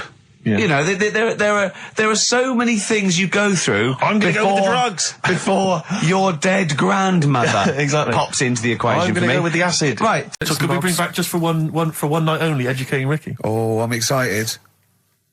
Yeah. Do you think it warrants that? I don't know enough about it. Do you know what I mean? About what? It sounds perfect. Play the jingle. Educating Ricky. He's getting smarter. A couple of things happened in the week that I read about. Okay. Keeping up on what's going on in that. Sure. Yeah. One was about that Galileo fella. Okay. Was it about 1636? Was it? I think it might have been earlier. Bad. Go on. Did some stuff with light and that. He did lots of physical experiments, yeah. Is that it then, Carl, is it? He did some stuff with light and that. What did he do with light? What was that? Well, I think he invented the first... Telescope? Telescope. So I think it's a particular lens, though, and he did experiments where he dropped famously two different weighted balls from Pisa, and they hit the ground at the same time, showing that it doesn't matter, the weight doesn't matter, but air resistance does and stuff like that. I think he probably explained it a bit better than that. Yeah, but I'm talking to Carl. Sure. Did they need to know He's stuff? just thinking about pizza. Yeah. Did they need to know stuff like that back then? What do you mean, did they need to know stuff like that? It's just... There weren't people going around going, I've got to drop these two things off the Leaning Tower of Pizza. I just don't know which one's going to land first. Yeah, I need to know. Why do you need to know that? Bring me Galileo. Yeah. It's for a bet. Yeah. No, but if I was knocking about then, I'd be like, stop messing with that. We need a telly. Or, do you know what I mean? I bet he thinks the Flintstones is real. I know. That'd be brilliant. That's what I'd do if I was a caveman. I'd make a telly out of rock. Yeah. And a pelican and as a cement mixer. Ran along the road with. Yeah, exactly. Yeah, we need a car. Yeah. Well, we haven't really got the internal combustion engine. Can you stick your feet through the bottom? Yeah, just get me a car, for Christ's sake. Anyway, do you know why I think I was ill? Stress. I genuinely think it was stress. I think I'm beginning. No, I'm analysing it. What do you think of that, Carl? But I'll tell you what it is. Look, think about it though. We live in London. We got the war, the threat of terrorist activity. That's where I live. I'm all right. Next one. We got SARS. One. Yeah, but you can walk to work. I got to travel on the tube. I came in this morning. I saw a Chinaman sneeze. I was terrified. S Club 7. They've split up. I mean, I worry about those sort of people. They're young kids. They're talented guys. I mean, they say they're going to be all right. I'm not sure Tina is. I'm not sure she's got the talent. So there's just so many elements that stress me out. I remember you were worried about hearsay. Well, Kim Marsh is doing all right. Well, Kim's doing fine, but she got out early. Yeah. But, I'm not sure the rest of them will be. No, I'm just... they're quite emotional. I've got to worry about the show. I've got to be worried about this, It's just me. I've never been that good when, like, anyone in the family's ill or anything. I've just got... just because that's the way I am. Do you know what I mean? If I'm ill, I don't expect people to run about. No, well, I've never been off for being ill. I mean, you were a couple of weeks ago. Yeah, but that's. But hang on, I've not missed either of the shows. I'm ill today, but I'm still here. You took I seem to remember you took a show off when you were ill. Yeah. You were whinging. I was really ill. Right, sure. I couldn't even walk to work though. Yeah. That's what I mean. Did you go to the doctors? No, I was too ill to get there. Right. That's how bad I was. Did you call a doctor out? No. Oh, interesting. But it's just that. I mean, we were talking about it last night because I was saying to Suzanne, I said, "Oh, Steve's, he's been living at home all week." She said, "Oh, is he really?" I like the way he talks right behind your back as well. Thanks. And she said, "So what's up with him?" Malingering geek. And I said, "Oh, he's got a sore throat or something." She went, "Sore throat?" Oh. So she said, "Well, you don't know how serious it is. Don't be offhand with him tomorrow because if he's coming in and he's still not right, because she always sticks up for you." Yeah. Right. And she said, she's anyway, got some sense. She said, and anyway, you're no good when people are ill. I said, hang on, what are you talking about? So apparently, when we first sort of started going out, the first time she was ill, she kind of thought she saw the real me. Because she was ill in bed and that, and I was saying, "Oh, get up." And, of course, you can drink alcohol with these. And I just was like, you make yourself feel worse if you lie in bed. I said, "Come on, we need to go shopping." And she said, "You go shopping." I said, "No, I'm not, because I'm rubbish at shopping for food." Do you know what I mean? I'm all right at getting that night's food, but once it starts, like, you've got a plan. Sure, yeah, you're dropping the bananas. I forget all sorts of stuff. Yeah, so she said, all over the floor. Well, she was like feeling hot on that. She said, "I've got a temperature." So we'll come to the supermarket and not hang about in the chicken. Frozen chicken section, cool yourself down. Yeah, sure. And it made her worse. So now she was like, "Do you remember that?" And I was kind of like, yeah. Who's that hot woman sitting in the chicken fillets? Yeah. That's Carl's girlfriend. She's obviously ill again. Even when I was younger, do you know when I told you that I was picked at school to give old people biscuits? Right, yes. Because you had nice hands, Because I had nice nails, right? Yeah. And then because I went down a storm at that. Went down a storm at that. Said, "Bravo! Getting back with the Garibaldi's the best I've ever had. Bravo!" What do you mean you went down a storm? Because I'm into biscuits, so... You knew your stuff! I was talking to him about... I'm into biscuits! Right, so... Did you make sure that they finished the first layer before you dipped into the second layer? No, there's no rules like that. Just no rules. What do you want? What do you want? What do you fancy? Yeah. So then, because I was good at that, we were going to like an old people's home where they're a bit iller, rather than just being old. They were like ill. Yeah. And I said, "No, not doing that." Not going there. Because they're old people. Yeah. They don't want biscuits. Well, yeah, that's the They're too old to eat. So did you have to dunk them in tea before you fed them to them? No, it was just like... Did you feed them like... Did you have to chew their food, then stick it down their throat with your face? Like a little bird? Yeah. A little trolley, right? Yeah. A lad who I didn't really get on with, he had good nails as well, so he was serving the tea. Yeah. And I just had a chat and said, "Oh, do you want a biscuit with that?" Yeah. "What about this one? Do you like bourbons?" Yeah. Oh, you really did the whole... Oh, right, so you weren't just... It wasn't like their choice, you offered a selection. Well, I sort of sold them, because the thing is, there's only so many, so you've got to handle the situation well. Sure. You don't want too many in one type, so it's like, well, you've had a bourbon. Yeah. What a great life they lead. They probably only pay about 900 quid a week to stay in that particular home. Yeah. And they get a free bourbon by a kid with clean nails. Brilliant. Whoop-de-hoo. Oh. So anyway, I found these things. I went for some food. Yeah. And it was the last few days. I didn't take much money with me, and we were in Florida and we were hungry. And we went for some steak. And... we had our dinner and that, and I think it's their equivalent to the Angus Steakhouse. Yeah. Right. And sat down, had the steak, and that's huge, big portions. But anyway, we didn't have much money left, and we had like another 2 days left, so we didn't have much money for a tip. Do you know over there they expect it? Yeah, a big tip, yeah. So we left what we could, and I don't know what it was. It might have only been the equivalent to 60 pence. Yeah. But he didn't have to do that much. We didn't have loads of courses because we didn't have much money, so he brought us like the main course, and I don't know, a couple of Diet Cokes. And anyway, left them the 60p. Yeah. On the way out, and he comes running over. "Excuse me, sir, you can have this back." Because it wasn't enough. I mean... Yeah. It's outrageous. What did you say? I said, "All right, then." Yeah. Well, I needed it. I mean, I thought it was nice to leave them something, but obviously it wasn't enough, so he got us a couple of more. Is it good fun with you on holiday? I mean, do you enjoy yourself? Yeah. Do people go with you on holiday? Because I remember... When we, I was growing up on this estate. This is going to be good. Go on. No, it's not. It's just an example of how this doesn't work. So we don't need to worry, sort of thing. Sure. Right? Okay. So I'm growing up on this estate, and there was this woman about 4 houses down, right, who's a bit rough. All right. Didn't fancy her. Oh, God, no. Right. But she had a baby. Well, tell me about her first. I'm interested in this woman. Why was she? It was a very... Was it like being a man in a dress? I mean, I didn't grow up in a posh house or anything. And I'm not saying that if you live in a bit of a rough house, you're a bad person. What did she look like? But anyone can Tattoos? clean up. Looked like Tony Green with a fag on. They didn't clean up much, right? Oh. Which, even if you've not got a lot of money, you can still try and make the place look nice. Yeah. Right?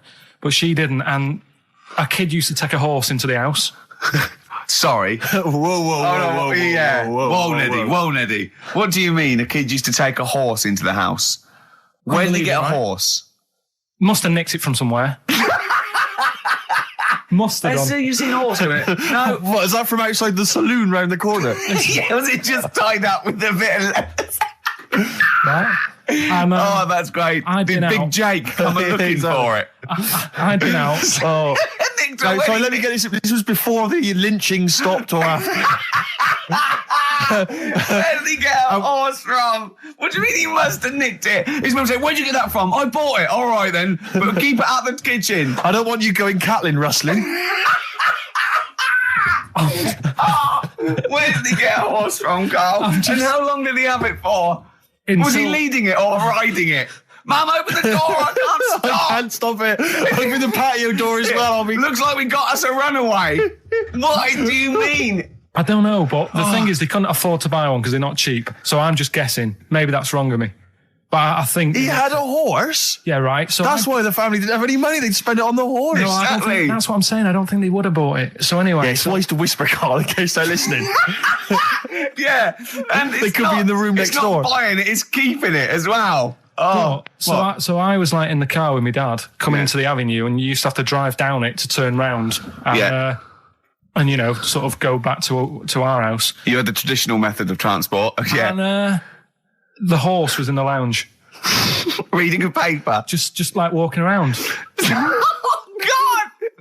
What? And when I was doing, I tried to earn myself some money once by flogging little flowers in plastic cups. What? This is genius. It just keeps coming. What do you mean you're trying to flog little flowers? What do you mean? Wait. Let's play a record. Let's play a record and come back to this, because this story's going to just unravel and unravel. It's going to go for hours. Let's play a track, deeper Carl. and deeper. It's like an onion, isn't it? We've created a whole world here where there's a man living with a horse. Just walking around the lounge. I come from the West Country. I've never heard anything like that. I just think of a big sort of like orange carpet, and it's got a rediffusion telly, and this horse going, I'm fed up in here. Exactly. This is really... I am not taking the rubbish out again. Yeah. I just wish we could maybe tape the bits we're not on air, just because that's when Carl comes into his own. Yeah. He just said to me, I don't know what I was doing, I was sort of like pottering around, dancing around, doing something annoying probably, and he just looked at me, I don't know, and he was looking at me, and I looked back, and he went, have you ever used a Y-front properly? Genius. It's a great question, because the answer is definitely no. Definitely no. Does anyone use their Y-front properly? And by that, I mean get your winky out of the little sort of slot provided, as opposed to like put it to one side or pull them down or whatever. Has anyone used a Y-front properly? I don't think I've ever done it. I don't think I've ever done it. I've never seen anyone in a toilet doing it, Rick. We should be looking. I wish I hadn't said that. I caught you. Really? Yeah. That's actually how you prove people are gay. Yeah. Get them into this conversation. Yeah. Yeah, it's a trap. Yeah, it's a trap. It was the trap. Yeah. I'm not gay, by the way. Yeah. You didn't prove I was gay. I double bluffed you. Because I knew the old gay trick. I thought it was the old gay lord say no thing. That is another method. Yeah, there's innumerable methods of doing it. That's how Oscar Wilde was caught. Yeah. Yeah. What happened there? Well, the judge went to him. Did you see that film last night? Gaylord say no, and he went no, and they went take him away. Yeah. Take him down to the cells. Yeah, take him to Reading. It is true. Well, it originated in America. Yeah. So many of these things do. It's a brilliant point, Carl. I'd like to hear from anyone listening who's... And, I mean, well, they'll just lie, wouldn't they, I suppose? Yeah. I don't even use sort of flies, usually. I sort of pull my Y-front, my sort of tracksuit. That's why I wear sort of like elasticated waistbands all the time. Exactly. Just sort of speed. Yeah. Yeah, you got to get in there with the minimum of effort. Yeah, and out. Sure. Often I won't shake. No, no. To my detriment, because it often leaks out a little bit later, doesn't it? Ever been out on a date with a girl where it's just trickled down your leg and you wish it hadn't, and you're thinking, what if she gets my trousers off later? She might smell or see it. What? What? I don't know. I don't know what I said there. Right. Feeder, come back around on XFM 104.9. You're listening to Ricky Gervais. Yeah, I'm with him as well, Steve Merchant. I was thinking of dropping that.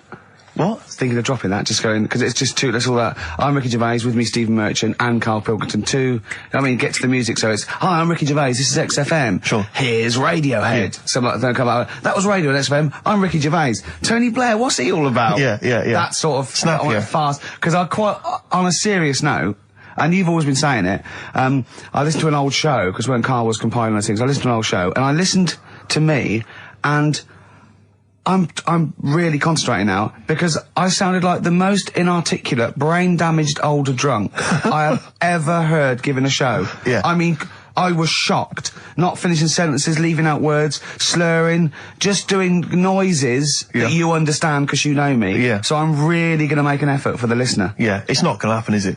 You're going to give up after about 3 But I records. thought you were joking. And I thought it was like, he's taking it there. Did it then, you see? Again, I don't quite know what that sentence meant. No, but... Well, of course, I've got also your body language and your facial gestures, but obviously the listeners have got nothing else. They've just got the voice. They've just got the voice for it. That's all they've got. That's all they can rely on. Yeah. And when Karl Pilkington is the man holding the show together... When he's the that's most quite damning. articulate. Exactly. Exactly. How did I come across? You came across as lovely. I mean, I did an interview yesterday, right? And I was trying to describe you to this journalist, and I was going, it's like a cat can talk. Because the things you say, I just want to know what your world is. You know when a cat comes in, you go, where have you been? And it looks as you're like, you know, it can nearly understand you. And you're like, I wonder, I'd love to know what that cat thinks. And with you, it's almost like we've got one. Yeah. Yeah. Did you like that? You can also lick your own testicles, I think, can't you? So, yeah. Should you play the doves? And Envy on XFM 104.9. I'm Ricky Gervais, with me Steve Merchant. Absolutely, yeah, hello. That clang you heard there isn't Karl. No. Karl's away. It's Sturgis. Claire Sturgis is here. Yeah. You'll know her from the Claire Sturgis show, but we know her from our early days on XFM, and, you know, we're good friends. It's sort of like old times, isn't it? And Karl is had a little surprise birthday present. What's the story with this, Claire? Because I don't know about this. Do you know, I came in on Monday expecting to see his little smiley face, as usual, and it's always not here. What do you mean? So, apparently his girlfriend had surprised him and dragged him off to the Caribbean for a week. Wow. No, Canaries, isn't it? Oh, I mean, I don't know. He likes the Caribbean. He likes the crabs. Yes. Yeah. I thought he was bored of the Caribbean. I thought he didn't enjoy it last time. No, he loved it, didn't he? No, I don't think he did enjoy the crabs. Tunisia he didn't like. Right. He's been travelling, hasn't he? I know, yeah. He didn't like Tunisia because there's flies the size of matchboxes. Of course. And, and midgets in the kitchen. No, there's nothing wrong with that. Yeah. Midges or midgets?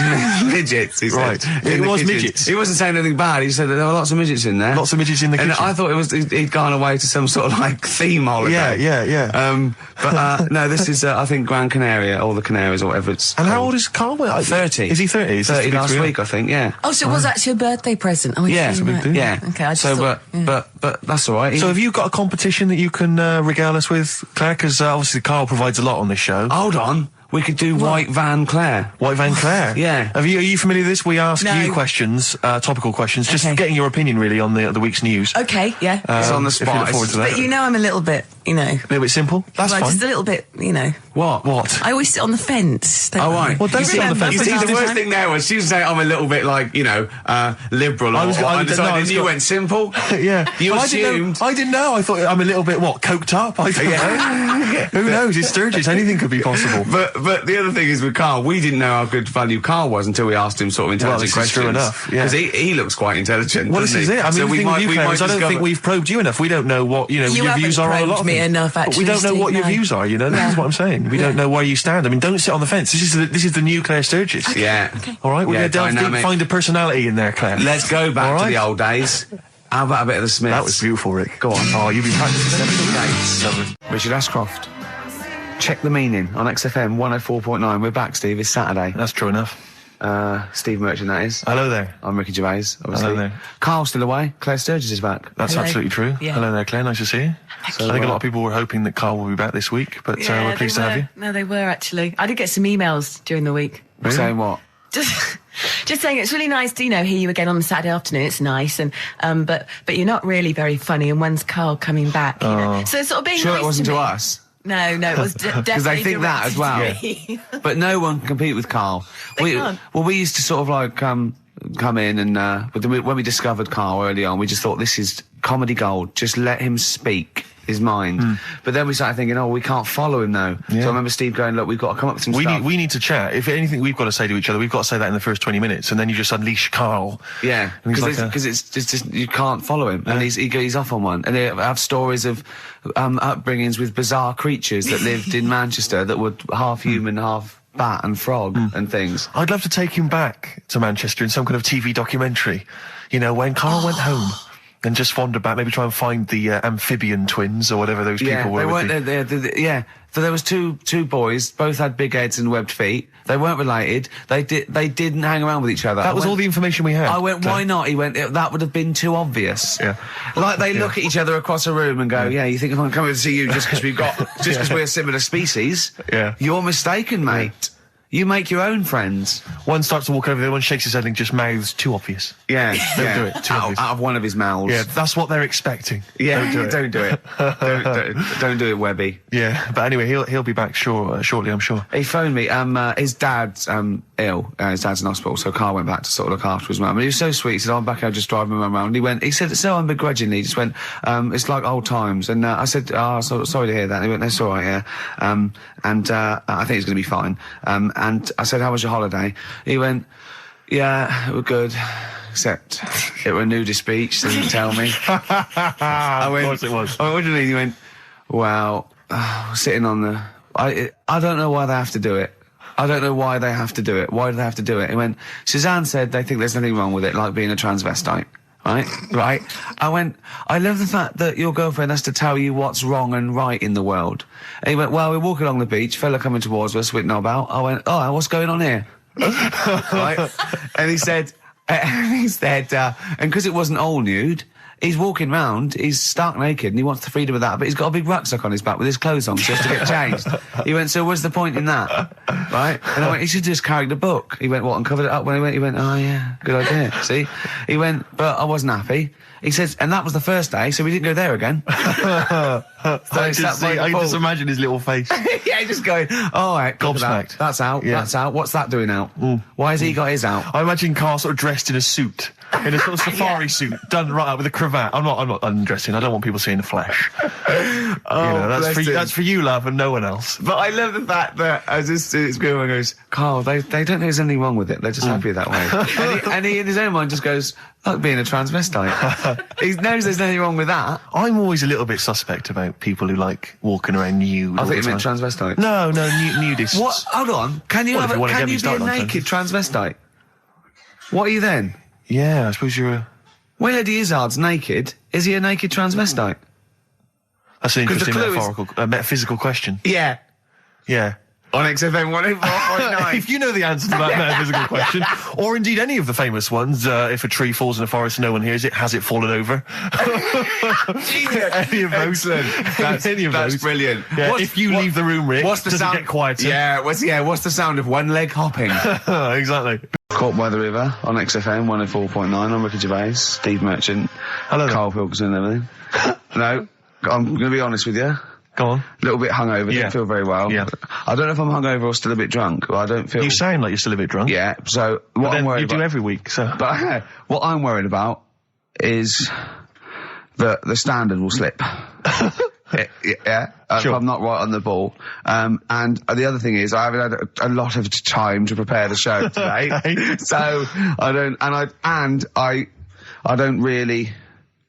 feel, 100%. Yeah.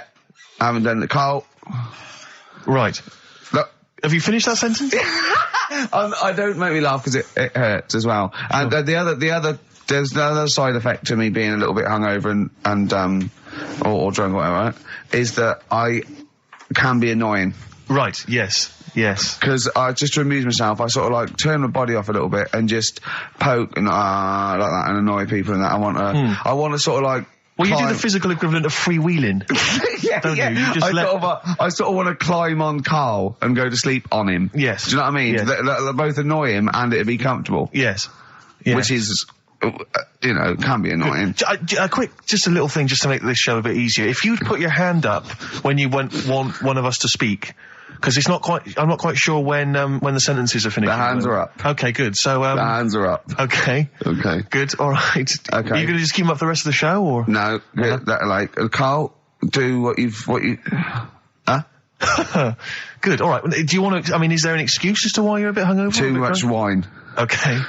Last night, yeah. Yeah. Good. Thanks for that. Because this is the only work you've got to do all week, isn't it? It's like, unless I'm very much mistaken, you don't have to do anything. You just sit at home eating cheese. Yeah. And then occasionally you do a bit of sort of shadow boxing, and that's exercise. And then you sit and watch TV. Yeah. Is that roughly what you did this week? Yeah. So this is the only 2 hours you had to do anything for all week. This is you had to prepare for this. Yeah, but who can plan a hangover? I want to tell you about Brian Blessed climbing Everest, and for some reason it made him it played havoc with his belly, and he followed through and he had to clean up. Shut himself. Yeah, using ice and snow. Why are you telling me that Brian Blessed? In what way is telling me that Brian Blessed shit himself once in any way educational? Because I was saying how he was climbing Everest, right? Right. I give it to him. He's an actor and that, but he gave that a go.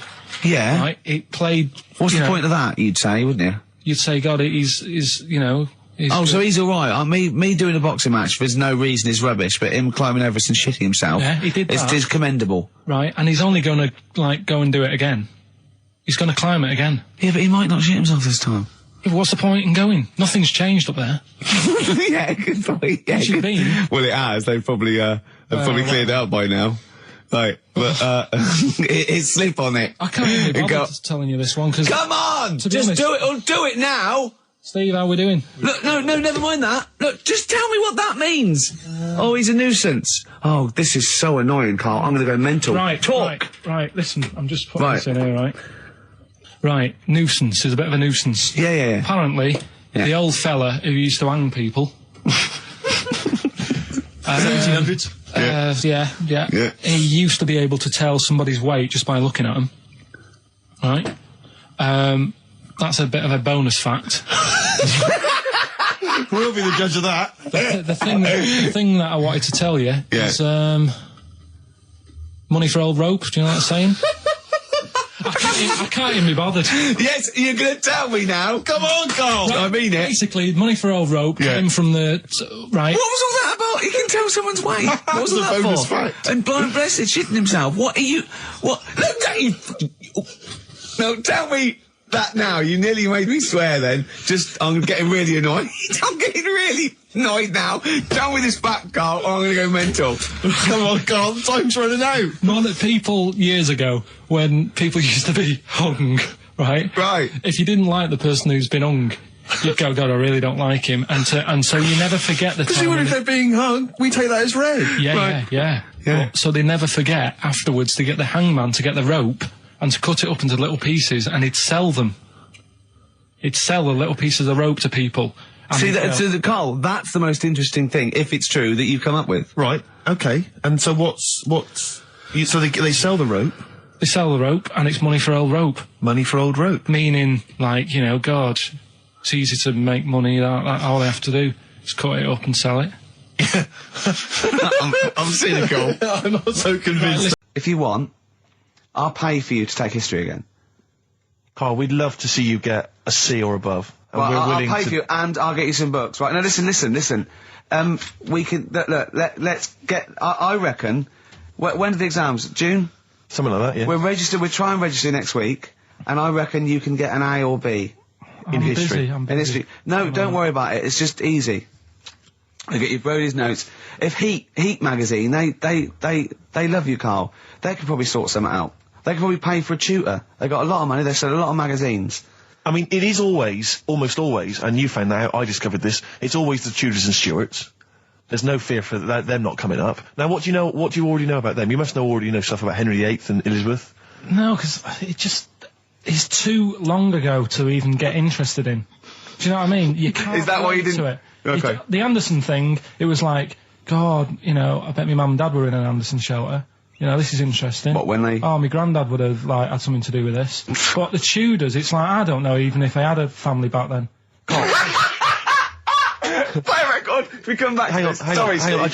Just because I need to introduce my the new feature. Yeah. I don't know if I had a family back then. Carl, listen, let me just ask you now, right? If you can finish this sentence, we've got a chance.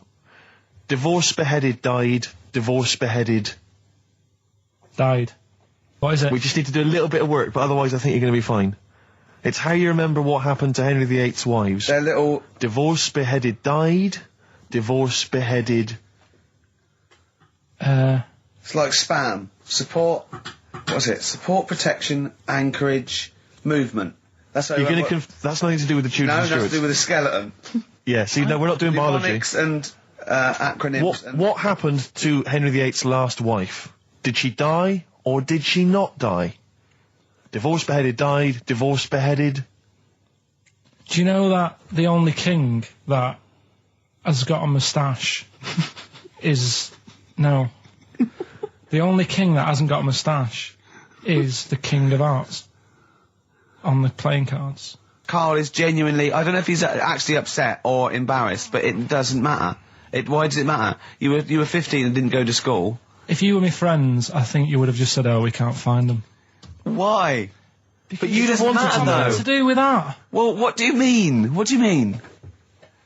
It's ridiculous. Do it again because you want to learn, because there's great things in the world to learn about. Don't worry. Look, GCSE is vocational. It's vocationally for a 15, 16-year-old to go on to do A-levels or whatever, or to get results. But you don't need that because you've done very well. You don't care about the Tudors and the Stuarts. I mean, you know. I mean, I've had a couple of jobs, not this one, because you don't need qualifications to get a job. Obviously. Yeah. In the radio. Obviously. Absolutely right. But the ones that I have got in the past, I did, because I didn't collect them, I had to lie. And I didn't like go mad. I didn't say I had A's and stuff. But I didn't put history down because I didn't even know I did it. So it's a bonus. I kind of treated myself to like a D and a couple of C's and that, so it's like, well, he's not... I love the fact that Karl even then was honourable. It's like, I'll at least put down the ones I think I took and lie, but the ones I didn't take, I won't lie about. Yeah, and don't give yourself a B. Exactly. If they're going to find out you lied, give yourself a B next time, Karl. It could backfire, couldn't it? I mean, my brother's a bit mental, and he used to do things like go for jobs and say, oh yeah, I've done this before, like being a mechanic, and he's never even picked up a spanner, and yet he'd have the confidence to go and try and fix cars. Well, I'm not that daft, but God, and he... Who do you blame for this? That's just an easy way out. I have to blame myself. No? Yeah. What was the teacher like? Well, there's loads of different ones. I didn't like... I mean, the history teacher, it is my own fault, because with her, she's a bit mental. And I used to kind of stop the lesson by saying, oh, miss, tell us about your fireplace you've got that is made from a gravestone. Because that's what that would stop any English teacher in their tracks. And she loved telling you about it. Yeah. So it was like, oh, I learned that from a teacher. So that's why I didn't know about divorce, head loss, and all that. Yeah. Dandruff legs. Horse, head loss, dandruff legs. But remember now, divorce, beheaded, died, divorce, beheaded, survived. That's all you got to remember. So, yeah, the things that annoyed me was like, you get bored, sat around the pool after a couple of days. I'd read my book. Yeah. You know, there wasn't much going on the... Not even any crabs to throw sand at, was there? No crabs or anything. They wouldn't bother with Lanzarote, right? So, decided to go on a little trip. That's when I saw the volcanoes and that, 36 of them. So, we go on the trip, and the thing that annoys me, it does happen every holiday that you go on. If you go on a sort of a package thing, they have these trips, right? And you pay about 40-odd quid, and they give you some wine, so it make it feel like you're getting your money's worth. But, how many of these trips have you been on then? Loads. Probably about 12. More holidays than I've had. Go on. Yeah, so anyway, so you're on the coach, right? And they take you, for the volcanoes, they took us in the middle of nowhere. Yeah. Right? There's nothing else round there. Sure. It's like I say, it's like Mars, but with holes in the ground. Yeah. Right? And, they sort of drop you off, and they go, right, everybody, see you back here in an hour. There's loads of volcanoes for you to look at, and a coffee shop over there. and you know for a fact, right, you don't need an hour there. You could just say, well, just keep the engine running because I'll have a look in this hole, we'll get back on, give us 5 minutes. I don't need an hour. Absolutely. Yeah. We went, it was a great day, wasn't it? Brilliant round of golf, absolutely brilliant. Such a beautiful place in Stoke Poges, like a really posh place. And are you a good golf player? Well, we'll get to that. Oh, okay. Wow, he bought the shoes especially for it. Oh, I'd love to have seen him in those little shoes. I know, and they were no good because they were metal spikes. We had to change them. He was annoyed straight away.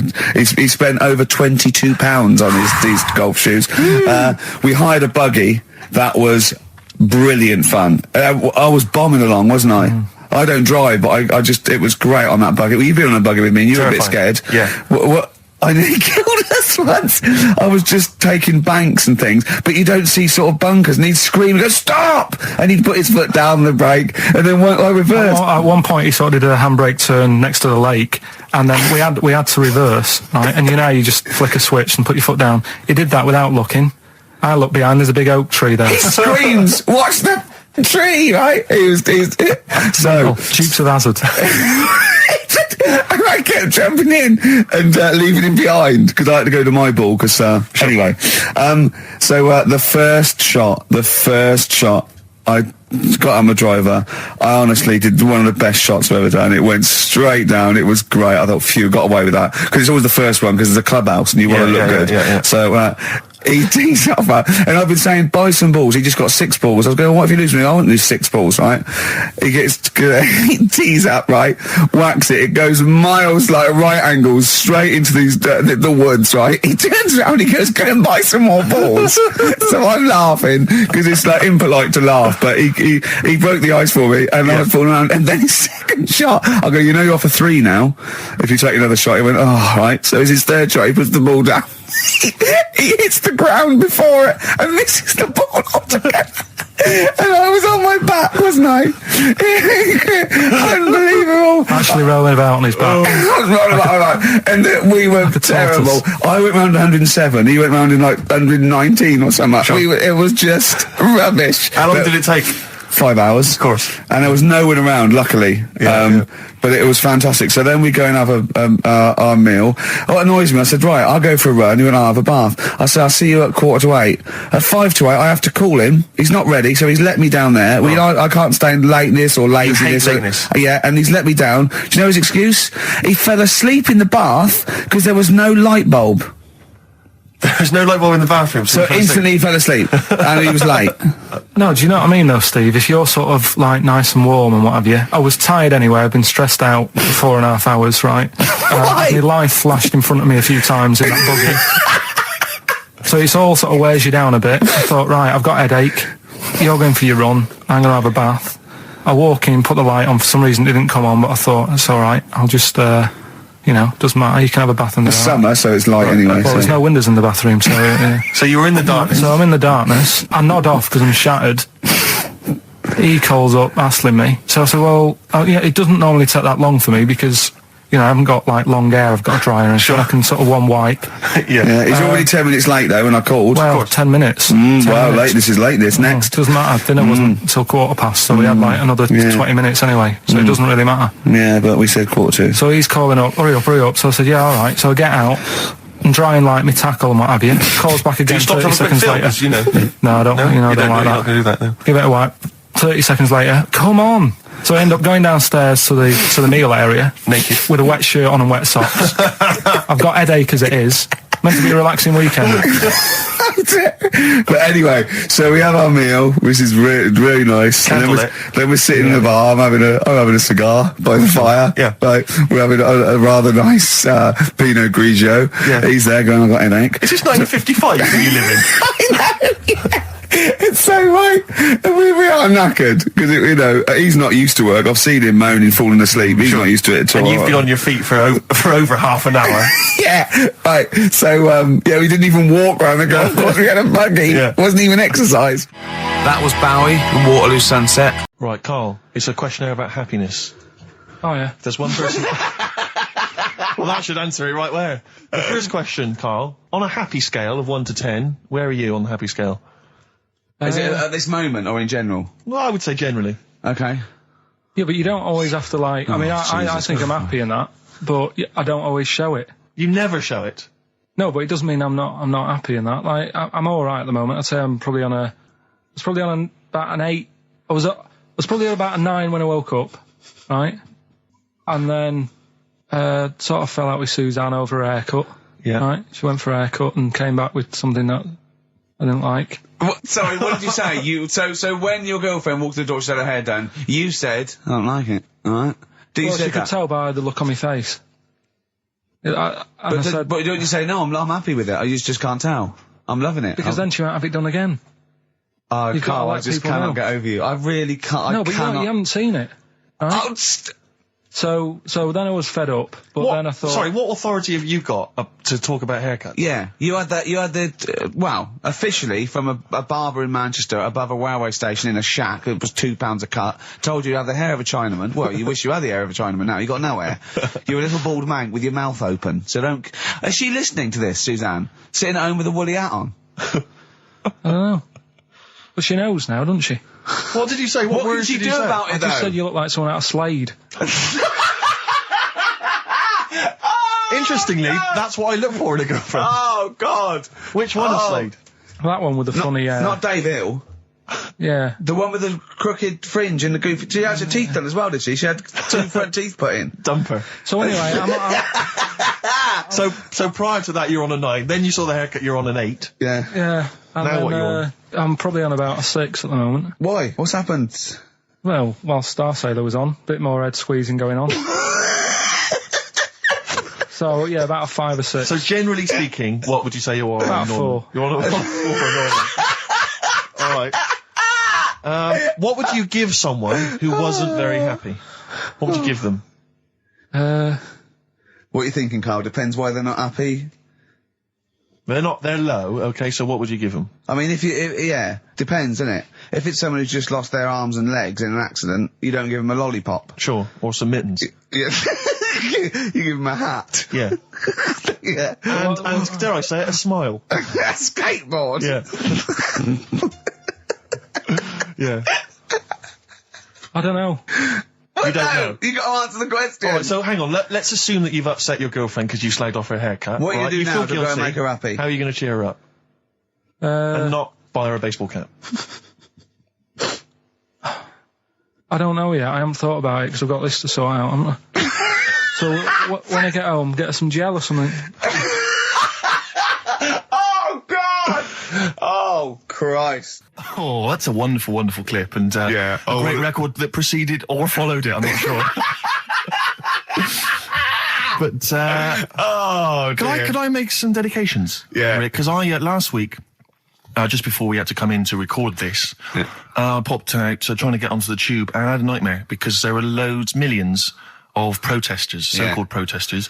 Now, a lot of them obviously doing good work. There was one fella, I think you'd have appreciated it, because I know you are very politically active, and I think this guy has really studied hard, and he's realised the best way to make his voice heard on the international political stage is to ride around on a tricycle wearing a jester's hat. He was really shaking up the bloody government. I wouldn't want to be George W. Bush about now. Not indeed. Once he sees that. Once he sees that guy. Imagine his aides rushing in and going, George W., look at this guy. Where's that? That's in London, England. Okay, call off the forces. Is that a large tricycle? Yeah. Is he wearing a nappy? Get me Colin Powell. Why'd you call him Colin, not Colin? It's the way he likes it. Don't about. Just call off the troops. There's a in a jester's hat. Call the troops off. Just bleep some of those bits.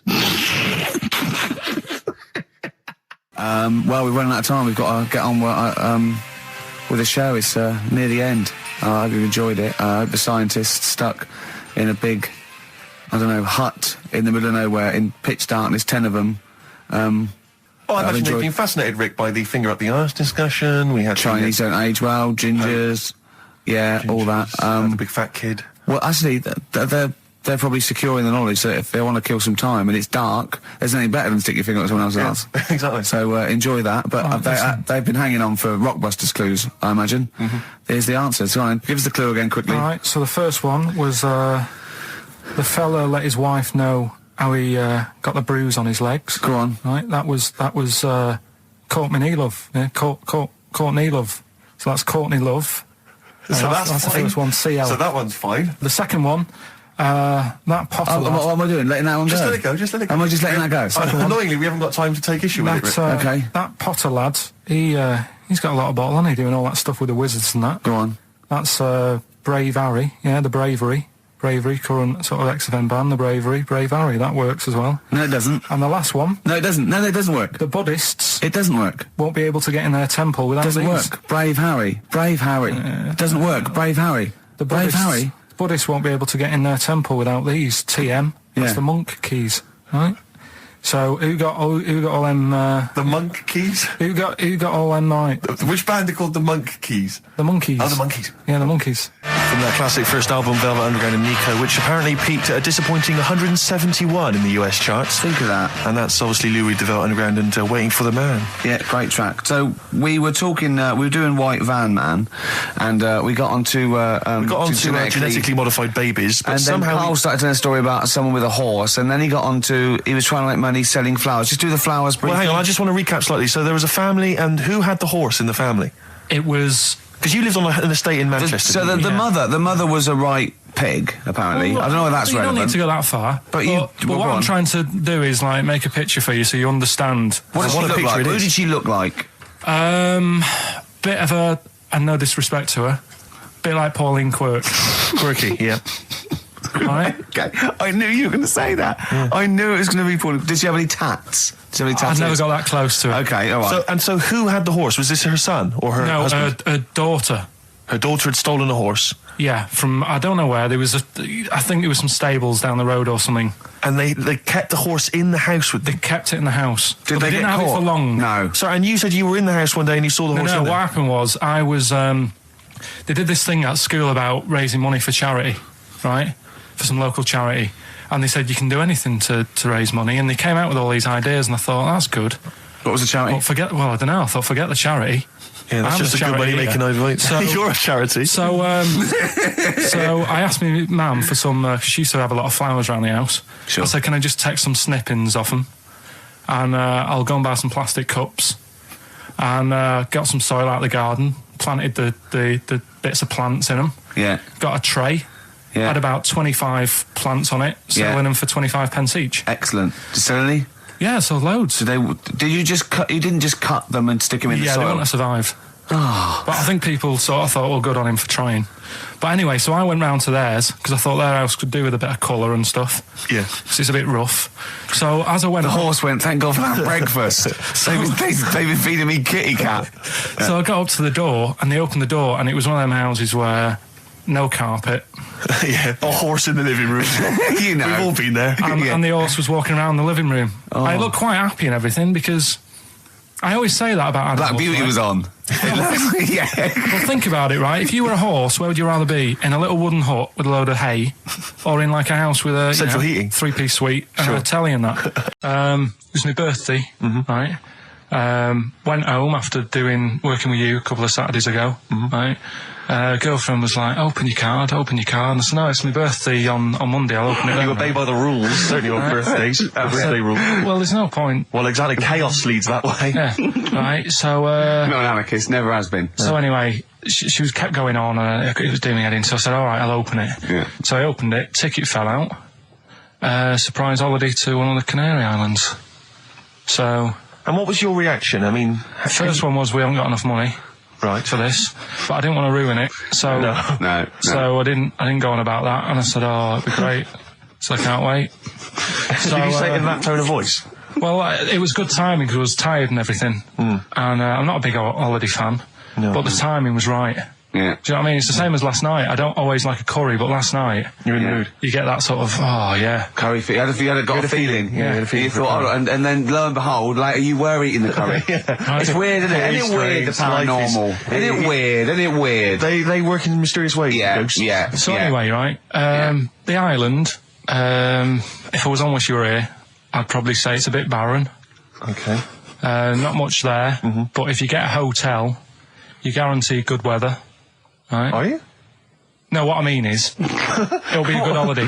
If you get a hotel, right, the weather's always good, so you'll have a nice time. Yeah, that was a comma, go on. And all that, and the food was all right. and everything was going all right. I was just having a nice, relaxing time. And how do you sort of spend your time on a holiday? You just lie around? Is that sort of holiday, just lying around. I bought a book.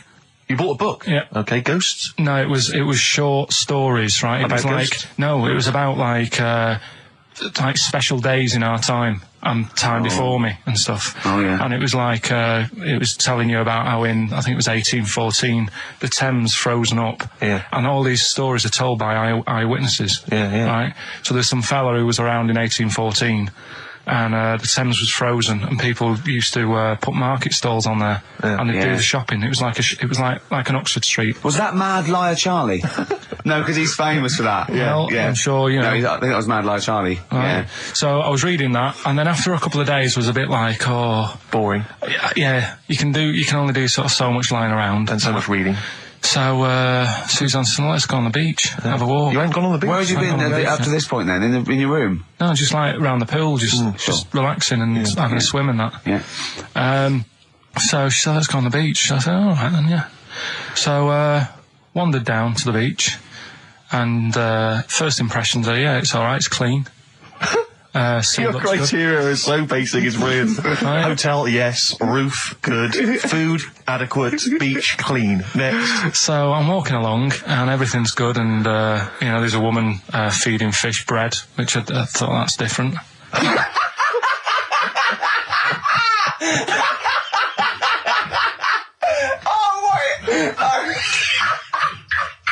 I love that. He likes originality. He loves a bit of originality. He was feeding fish bread? This woman was there, like, up to her knees in water. Yeah. And she was stood there. Was that a sea? Chucking, Oh, right, good. chucking this bread, and I thought, what's she doing? And I stood there and watched for a minute, and there was little fish coming up, having the bread. I thought, So I carried on walking, and everything's going well, and then this fella comes towards me. Everything's going well.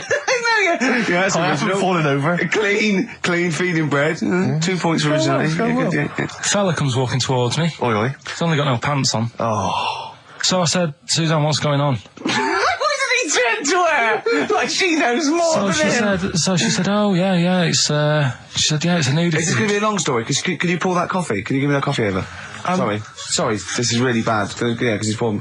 Thank you. Just amuse yourselves while we sort the coffee. Thank you very much. Steve, do you want a cup of coffee, Carl? Right. Thanks, yeah, cheers.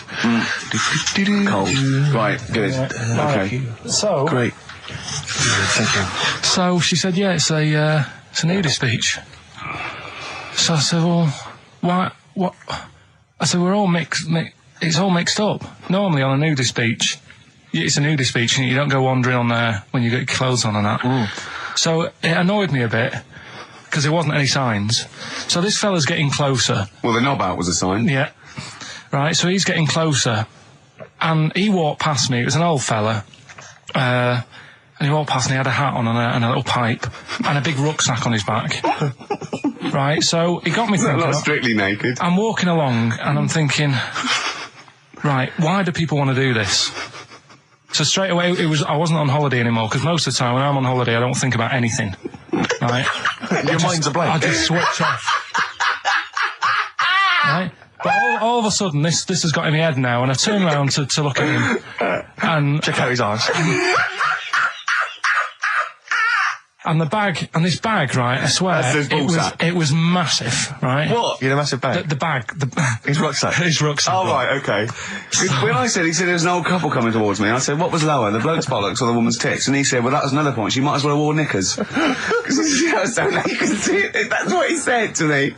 So you saw the bag? So it annoyed me, yeah, because the whole idea in it, this is what I think, I mean, I might be wrong, right? Might be wrong. Chances are you never have been before. Being nudist, right? What's it all about? So I'll tell you, on that point, Carl, let's play a tune, let's come back and we'll discuss... What are we going to play? We'll discuss that very issue. We've got some ideas, we did chat about this last week, Carl, in your absence. Alright, well, we'll play the Coral. Okay. It's a good one, this. Yeah. Coral, Dreaming of You, on XFM 104.9. I'm Ricky Gervais, with me Steve Merchant and Karl Pilkington. If you just joined us, Carl is walking down the beach, and a man has just passed him with his knob out. Yeah, his testicles out and his huge bag, apparently. Right. Now, we'll sum this up, quick, because we did talk about it last week. You did call me and tell me some of these things, and we sort of mentioned it last week, but you just want to say just give us your thoughts on nudity. Well, what I don't understand is, right, nudity, I thought it was all about, you know, sort of being free. Yeah. Natural, letting the breeze, you know, blow around you and that. That's all I can think is of like the bonus of doing it. But you can get that by just having a pair of shorts on, right? Because I'm not one for getting my kit off. It's just something a bit weird about it, isn't it? Normally, if I go for a walk on the beach, I'll put a shirt on. Sure. But leave it unbuttoned. Yeah. Oh, right, yeah, tease the ladies, sure. Do you know what I mean? Yeah. But it just feels a bit weird. So it's best to cover your back anyway, because the sun and all that. Advice, yeah. But when I saw him, and I thought, well, right, is he doing it to sort of be free and be comfy and all that? And then I thought, but he's carrying a big bag, right? I've got a pair of shorts on, and I'm not looking at him thinking, I bet he's really comfy. Do you know what I mean? I wasn't going, I can't wait to get home and get my shorts off. They're really annoying me, these. So, and that's just it. I don't get what it's all about. Yeah. Sure. Yeah. Sure. Well, okay. Well, my advice to you is don't go to nudist beaches again. Well, I didn't go again. That was, like I said to you, though, the reason I did this was to get that kitchen, right? Now... Brilliant. As we speak now, right, Builder's in the flat. He's been annoying me. Of course he has. Of course he has. What's he been doing? When he turned up on Monday, right? Yeah. Wanders in, and the first thing he says to me is, said, the pub across the road, is it any good? I said, well, it doesn't matter, does it? You're working on the kitchen. Think of saying that to a builder. Probably making conversation. Probably meant, do they do a toasted sandwich? Because I've got a half-hour lunch break. Not an hour, like Karl Pilkington. So I'll probably there and get a nice, you know, cheese and tomato sandwich. Is that genuinely what you said to me? Yeah. The first thing you said so to me? Suzanne had a go at me saying, why have you said that? He hasn't even started on it yet. I cannot believe that. You're unbelievable, Karl. And you say it's us that are rude, crass, I wasn't faultless. being rude. I just was letting him know. Do you know what I mean? I know what he knows what he was there for. He had it down on his little docket. Do the kitchen this week. He didn't come there and go, what did I come out for? Was it to go to the pub for a week? Why am I wearing these overalls? Yeah. Who's the little bald mank twat insulting me? Let me just check. Let me call the head office. I wasn't having a go, though. I mean, they should have finished it yesterday, and they're there now, right, on their own.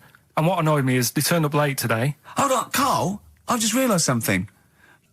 They're probably listening to the radio. This, I assume, tuned to XFM, isn't it, in your kitchen? Yeah, but they don't know it's me, do they? Do you know what I mean? No. They'd go, he's got a whiny mank voice as well. So's the bloke who owns this place. And the bloke who owns this place, when I said, what's that pub like across the road, said, well, you won't be bothering that. He's working on it. No, he won't be able to put two and two together, will he? You've suddenly, the penny's dropped, doesn't it? You've suddenly realised. Look at his face! Yeah. He's suddenly realised they might know it's him. And they could be listening, and they're going to clean you out, mate. Oh, if you are the builder working in, where is it? I won't say the address, but it's Central London, isn't it? Go mental. Have whatever you want. Opposite that pub that you like, He'll probably be in there now, so he won't be listening. Or insulting you know a British workman. He should have been in today. Mental. He should have been at 8 this morning, Just which annoyed me anyway. Mental. Why? I really don't understand why they've got to start so early, right? Yeah. But he said he'll be there for 8, turned up at 9:30, right? Wanders in, and what annoys me is he could have left all this downstairs. He had a paper under his arm, one of those crossword books, and a pot noodle. Now, I'm not being funny, but most of them take quite a bit of time. A crossword book, he's not happy with just the one that's in the paper. If you're listening, if you are the builder that's listening now, doing Karl's flat, what about pissing in the laundry basket? All right, this is Karl. That is so naughty. This show's been a bit naughty, I think. I don't know what's happened to us. I think it's like, sort of end of term sort of madness, but I think we've got to calm down here. We've been a bit naughty there. We've said, you know, bloke with 2 dicks. We said Chinese people don't talk properly, which is a little bit offensive. Yeah. Know what I mean, Karl? Well, they don't know. Right, okay, let's leave it now. Okay, stop there, Karl. Karl does not necessarily reflect the opinions of XFM or any other human being. If you think that me and Steve have been being offensive, we are strongly behind the guise of irony, satire, and ignorance. Karl only has ignorance and hate. Yes. No, but as long as you say something good about someone, you can also say something bad about them. How does that work? Go on, and give us an example. Well, Chinese. Yeah. Yeah? Yeah. Great people. Right? Good. the women really good looking as younger people. No! What are you doing? I'm just saying, as long as you know what I mean, there's good and bad and everything. For every what are the old ones like? Yeah, they don't age well. What do you mean? The fella in Karate Kid, the teacher, was only about 36. We started this. Oh yeah, right. It's years ago. Oh yeah. Some in olden days. Oh sure. When ghosts roamed the earth. Once upon a time, you mean? Yeah. Some doctor or something who was into like the way bodies work.